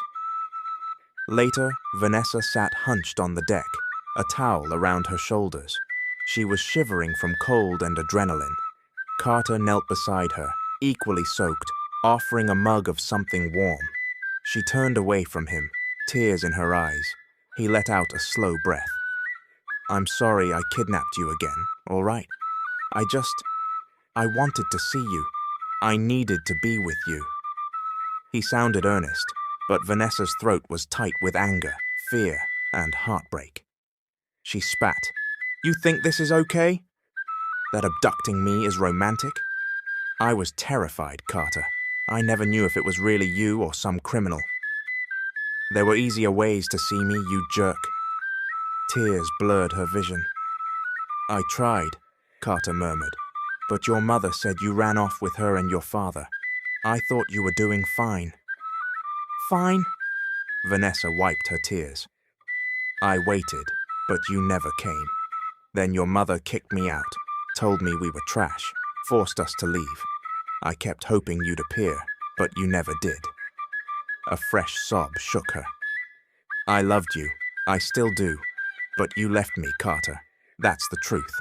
He gazed at her, rubbing at the salt water on his face. "No, Vanessa, I didn't leave you. I was searching. Some complicated stuff. I followed you from a distance. I saw you'd built a new life. You looked okay," he said, sounding embarrassed. "But I realized I couldn't just barge in. Your family." "My family's not your problem," she whispered, shaking. "You really let me believe you'd chosen them over me, or that you'd gone back to Faye." She paused. "What do you want now?" "I want to bring you back," he said quietly. "Or if you can't be in Cebu, I'll buy a place here. I don't care. I just want to be with you." He bowed his head, reaching for her trembling hands. "I love you, Vanessa."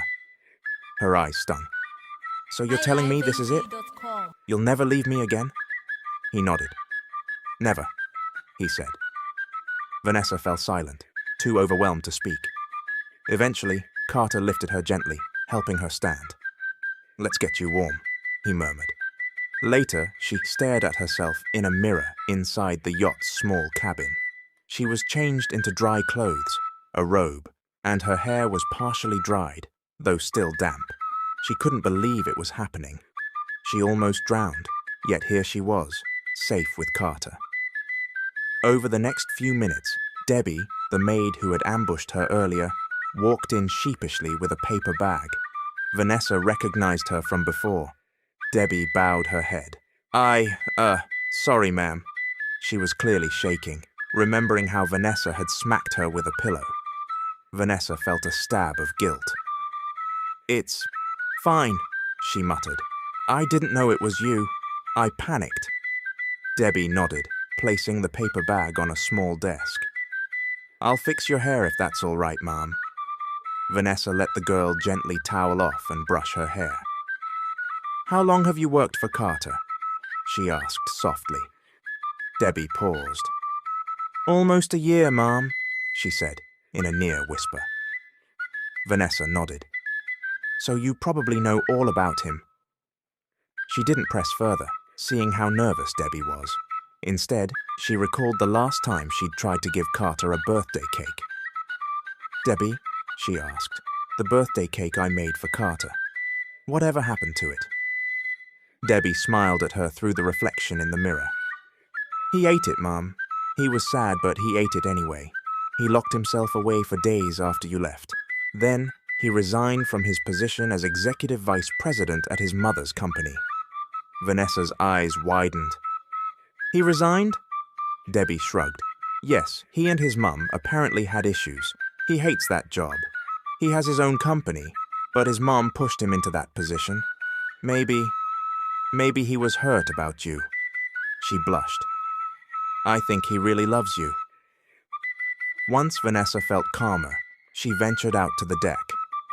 The sun had set, lights from distant shorelines gleaming. The yacht bobbed gently. She gripped the railing, remembering how she'd jumped. Please don't jump again, came Carter's voice behind her. She turned. I'm not going to, she said quietly. He approached in a robe, eyes fixed on her. Where's your ring? He asked, gaze shifting to her ring finger. She froze, unconsciously hiding her hand. I removed it, after everything, she confessed. I thought you'd changed your mind. He clenched his jaw. Fine, he said. I'll get you another one. He moved closer, sending her pulse racing. She noticed the moonlight highlighting his features, heartbreakingly handsome. Vanessa, I want to marry you again, he said bluntly. She gasped, pressing a hand to her mouth. Carter knelt. Pulling out a small box from his robe, he revealed a ring. Her breath caught. Carter? I don't want to drag this out, he said, voice low. I'm old enough to know who I want by my side forever. This billionaire is in love with you. Maybe I should thank the day you spilled coffee on me at that restaurant, because I met you, got to know you. His hand shook slightly. So, Vanessa Reyes, will you be my wife? Will you be a Monteverde for real? Yes or yes? She let out a watery laugh, tears slipping free. No other options? She wiped her cheeks, half sobbing, half laughing. He shook his head. Nope, I'm not letting you refuse. I won't take no for an answer. Vanessa's heart felt like it might burst. Carter, Yes, I'll marry you, she managed. He slid the ring on her finger and stood, scooping her into a fierce kiss. I love you, my wife, he whispered. Before she could reply, fireworks suddenly bloomed overhead, lighting the sky. Vanessa gasped, tears of wonder spilling. It's beautiful, she said, turning to him. You planned all this? He nodded, pressing a kiss to her cheek. I'm done letting you go, forever. The moment they got inside the yacht's cabin, Carter pinned Vanessa gently against a wall, kissing her with a pent-up need. She moaned into his mouth, arms wrapping around his shoulders. Both were starved for each other after so many months apart. As the heat built, His hand trailed down her waist to her upper thigh, hooking it around his hips. She gasped when his lips moved lower, leaving a trail of kisses along her neck and shoulder. "You ready to make love to me?" he rasped, breathing heavily. She couldn't speak, only nod, her eyes half-lidded with desire. "Because once you say yes, there's no backing out," he teased, nibbling her ear. She just pressed closer, letting their bodies do the talking. The next morning, Vanessa woke with a smile, body aching but heart overflowing with warmth. Carter lay asleep beside her, still out cold from their night together. Carefully, she tried to slip out of bed, but winced. Her lower body stung, reminding her of how large Carter was.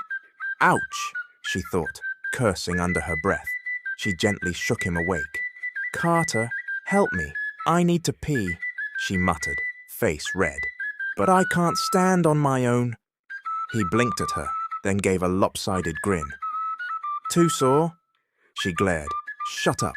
Just help me." He chuckled, sliding out of bed to pick her up bridal style. She yelped in embarrassment. "I can't stand. My legs," she whispered, burying her face against his neck. He dropped a kiss on her forehead. "Sorry, my greedy self took over last night." She lightly pinched him in retaliation, though she clung to his shoulders. A couple of days later, they left the yacht.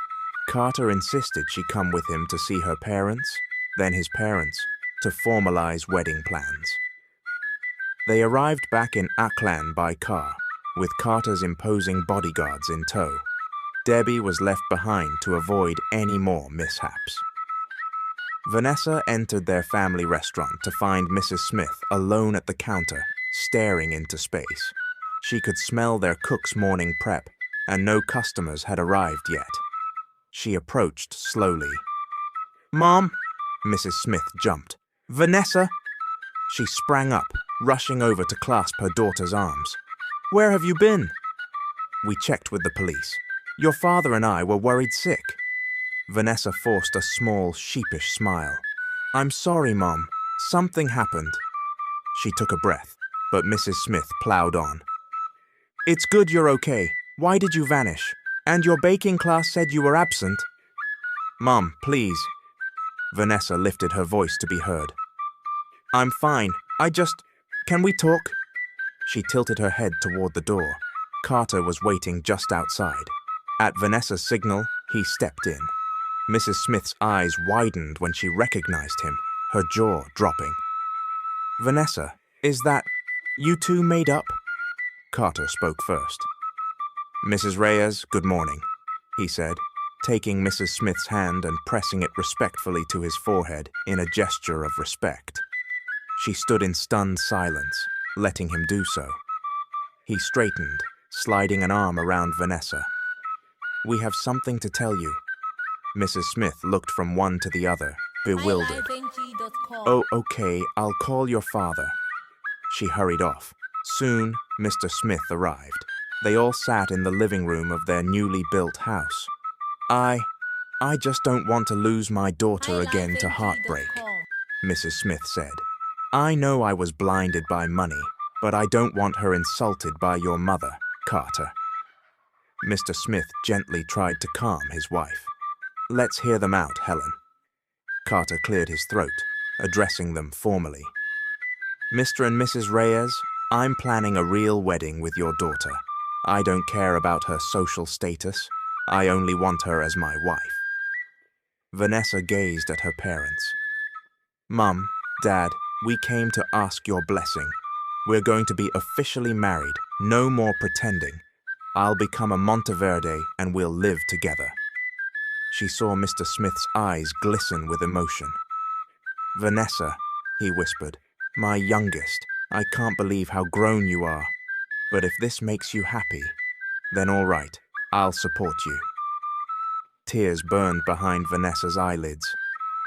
"Dad," he turned to Carter, "just promise you'll take good care of my daughter, love her as she deserves." "I promise," Carter said solemnly. After a quick lunch, they didn't linger, as Carter had more plans. They drove to a private airstrip instead of a regular airport, where a small plane waited, engines humming. Vanessa nearly gawked. "We're flying this. It's not a commercial airline plane," she observed, feeling Carter's arm around her waist. "It's my private plane," he said. "We need to get to Cebu or maybe to my family's estate. They're waiting for us, apparently." She swallowed hard, heart pounding. She'd never been in a private plane before, yet here she was, walking hand in hand with Carter, about to face the next big chapter of her life. And this time, she trusted that he wouldn't let her go.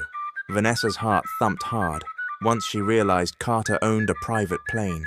She had only flown once before, and that experience wasn't the best. Now she felt queasy, imagining another flight.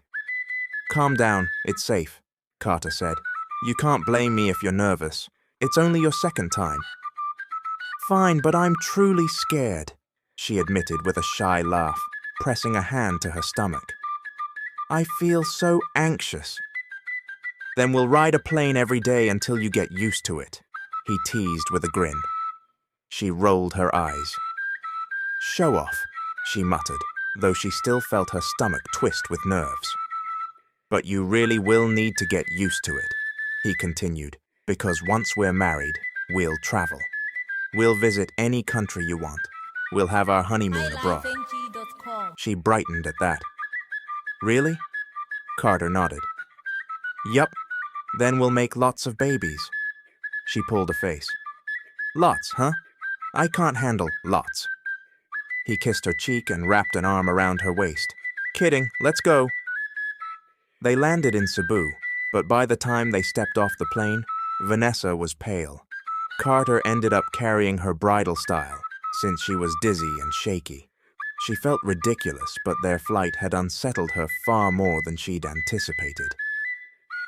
"We have about an hour before we need to leave for the next appointment," Carter told her, guiding her into the hotel suite. He'd booked their short stay in the presidential suite, which felt lavish for such a brief stop. "You can rest a bit, my wife." She lowered her gaze, still feeling woozy. "I'm sorry you have to deal with me. This plane travel thing is overwhelming." He shrugged. "No need to apologize. I'm happy to handle it," he said, taking her hand. "I'll be with you every time you need to fly. And believe me, we'll travel a lot," he teased. She sighed. "Don't you have work?" He flashed a smug smile. "Money works for me." She shook her head at his boldness. "So when a rich man dates a poor woman, everyone thinks we're just after their money." Carter's eyes narrowed. "Don't fret about that, Vanessa. I don't care if people call you a gold digger. We love each other. We don't need a loveless marriage like my parents." Vanessa glanced away. "I see." Despite her worry, they headed later to Carter's parents' estate. Upon arriving, Vanessa felt her jaw drop, seeing the massive mansion, even grander than Carter's own home. She clung to his arm as they passed through the halls. It looked practically like a palace, complete with uniformed staff. Her heart pounded at every step. "This house is gorgeous, Carter," she breathed. Her nerves were overshadowed by sheer awe. Carter snorted lightly. "Stop gawking. Let's get going. My whole family's waiting. Even Faye is here, though God knows why. She's not part of the family, but she keeps inserting herself.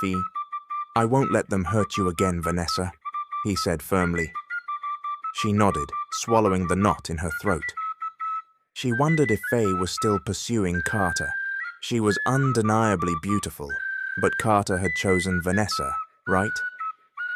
When they reached the massive dining room, Vanessa's pulse soared. The entire Monteverde clan was already seated at a long table, flower arrangements everywhere, with all sorts of unfamiliar fancy dishes. Faye stood as Carter and Vanessa entered, looking regal in a lovely dress. Vanessa tried not to stare. "She's gorgeous, but I'm prettier," she told herself, attempting to banish her insecurity. She locked eyes with Carter, who kept his chin high. "Carter, you're here," said a sweet-voiced, elegant woman who approached them. She air-kissed Carter's cheek. and Vanessa recalled Carter calling her Aunt Amore. "Yes, Aunt Amore," Carter replied. "It's been a while since we saw each other. Last time was with Ashton. Where is he?" "He's still in Latvia," Aunt Amore answered with a gentle smile. Then she turned to Vanessa. "Hello, dear." Vanessa shifted, biting her lip. "Oh, hi." Compared to Carter's mother, Aunt Amore seemed kinder, more welcoming. She radiated warmth. "I'm so happy to meet the woman my nephew loves," she said, offering Vanessa her hand. Vanessa hesitated, then took it, giving a shy smile. Throughout dinner, Vanessa learned that Carter was the oldest grandchild. Everyone seemed eager about his upcoming marriage. The table was huge, loaded with flowers and elaborate food. She overheard talk about business, expansions, and wealthy matters she didn't fully grasp. "I'm glad my son is finally back with us after months away," said a poised woman at the head of the table. Vanessa recognized her as Carter's mother. "I'm also delighted the rest of the Monteverde family is here." Vanessa noticed Carter's mother giving her the occasional cold glance, though. Carter's mother raised a wine glass.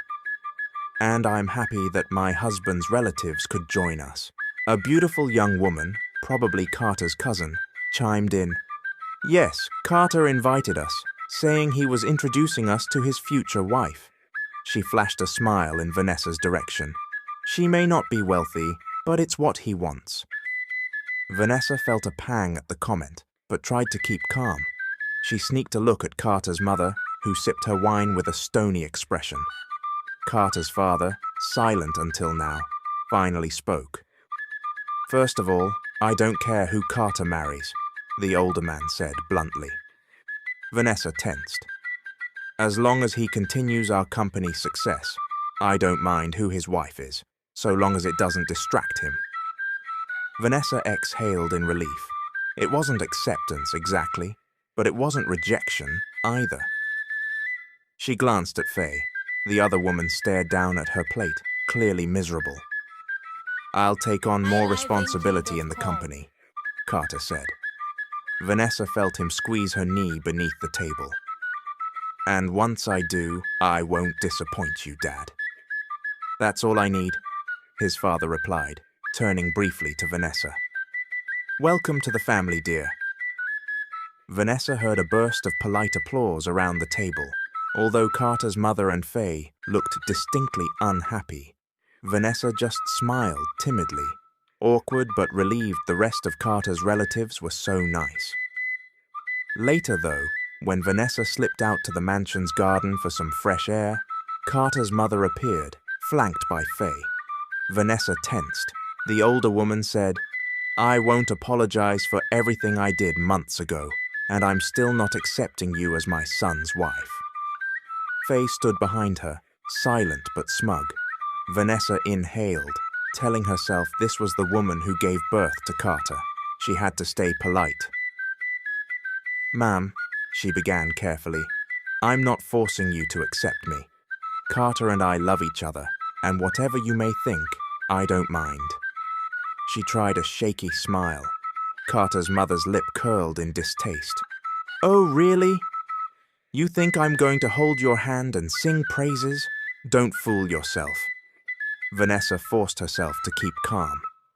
"Ma'am, I just want to say thank you for bringing Carter into this world," she said, voice gentle. "No matter what you feel about me, I'd like us to be civil, because I'm not leaving him, and you'll be seeing me." The older woman's nostrils flared. "You think I'd shake that disgusting hand?" Vanessa's forced smile wavered. "It's okay if you don't like me," she murmured. "I still invited you to the wedding. You too, Faye." At that, Faye clenched her jaw. "Tita, let's go. Let's not waste our time. One day, Carter will realize he's made a mistake." Faye sneered, guiding Carter's mother away. Vanessa exhaled, shoulders sagging. Even though the rest of the Monteverdes were fine, it hurt that Carter's own mother refused to budge. Suddenly, arms slipped around Vanessa from behind. She recognized Carter's warm presence, leaning into his shoulder. "Hey, are you okay?" She nodded. "I just spoke with your mum. Still doesn't like me, but—" She paused. "I don't care, Carter. I won't leave you again. She can hate me all she wants, but I want to stay." He pressed a kiss to her temple. "Don't worry, my wife. We're not living here. We can move somewhere far from her, if that's what you want. I can't stand seeing you tense." She let out a slow breath. "Thank you, and when's our wedding, anyway?" He grinned, leaning in close. "Next week, baby," he said, then kissed her on the lips. Carter stood inside the grand church, leaning forward anxiously. Beside him, Ashton tried to ease the tension, hinting that the bride could not possibly run away. Yet Carter still felt nerve-wracking excitement. Today was the wedding day, and the bride was late arriving. "Shut up, Ashton," Carter muttered softly. "This is the biggest moment of my life." Carter simply wanted to see Vanessa walking down the aisle, to place a ring on her finger and proclaim in front of everyone that she belonged with him forever. Word came that the bride was about to enter. Carter inhaled a deep breath, bracing himself. Music began to play. The wedding guests fell silent. Scenes flashed in Carter's mind of everything that happened before. The forced engagement talk with Faye, Carter's mother's manipulations, the accident that led him to meet Vanessa in deeper ways, and that letter that nearly broke his heart when Vanessa returned him to Faye. Faye's betrayal had hurt Carter in the past, yet his mother insisted on a future with Faye. Carter took a trip south and had the car accident. Vanessa, ironically, pretended to be his wife. Over time, Carter discovered her reasons. She too was avoiding an arranged marriage.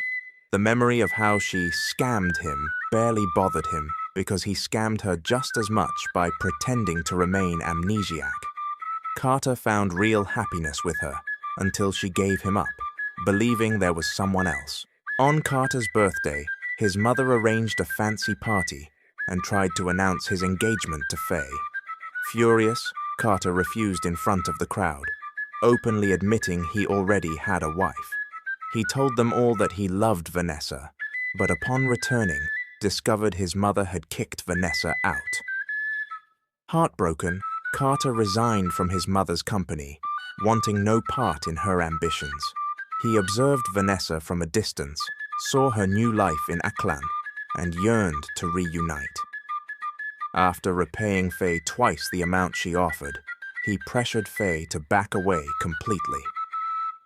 Then Carter kidnapped Vanessa again, but this time with a real proposal in mind.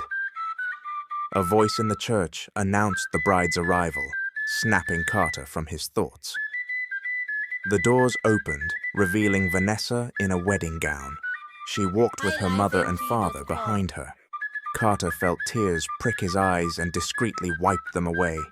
His father-in-law, Mr. Smith, guided Vanessa toward him, obviously torn between pride and sadness at giving away his youngest child. "Take good care of her," Mr. Smith whispered, voice shaking. After that, Mr. Smith kissed his daughter's hand and placed it in Carter's grasp. Vanessa looked up at Carter, her eyes glossy with emotion, her lips curving into a tender smile. Carter quietly murmured, "You're so beautiful." "Love you," gazing at her. She whispered that she loved him too, that she was ready to face the altar. The two turned, reciting vows under the gaze of their relatives and friends. They concluded with a shared, deeply felt first kiss as husband and wife. The end.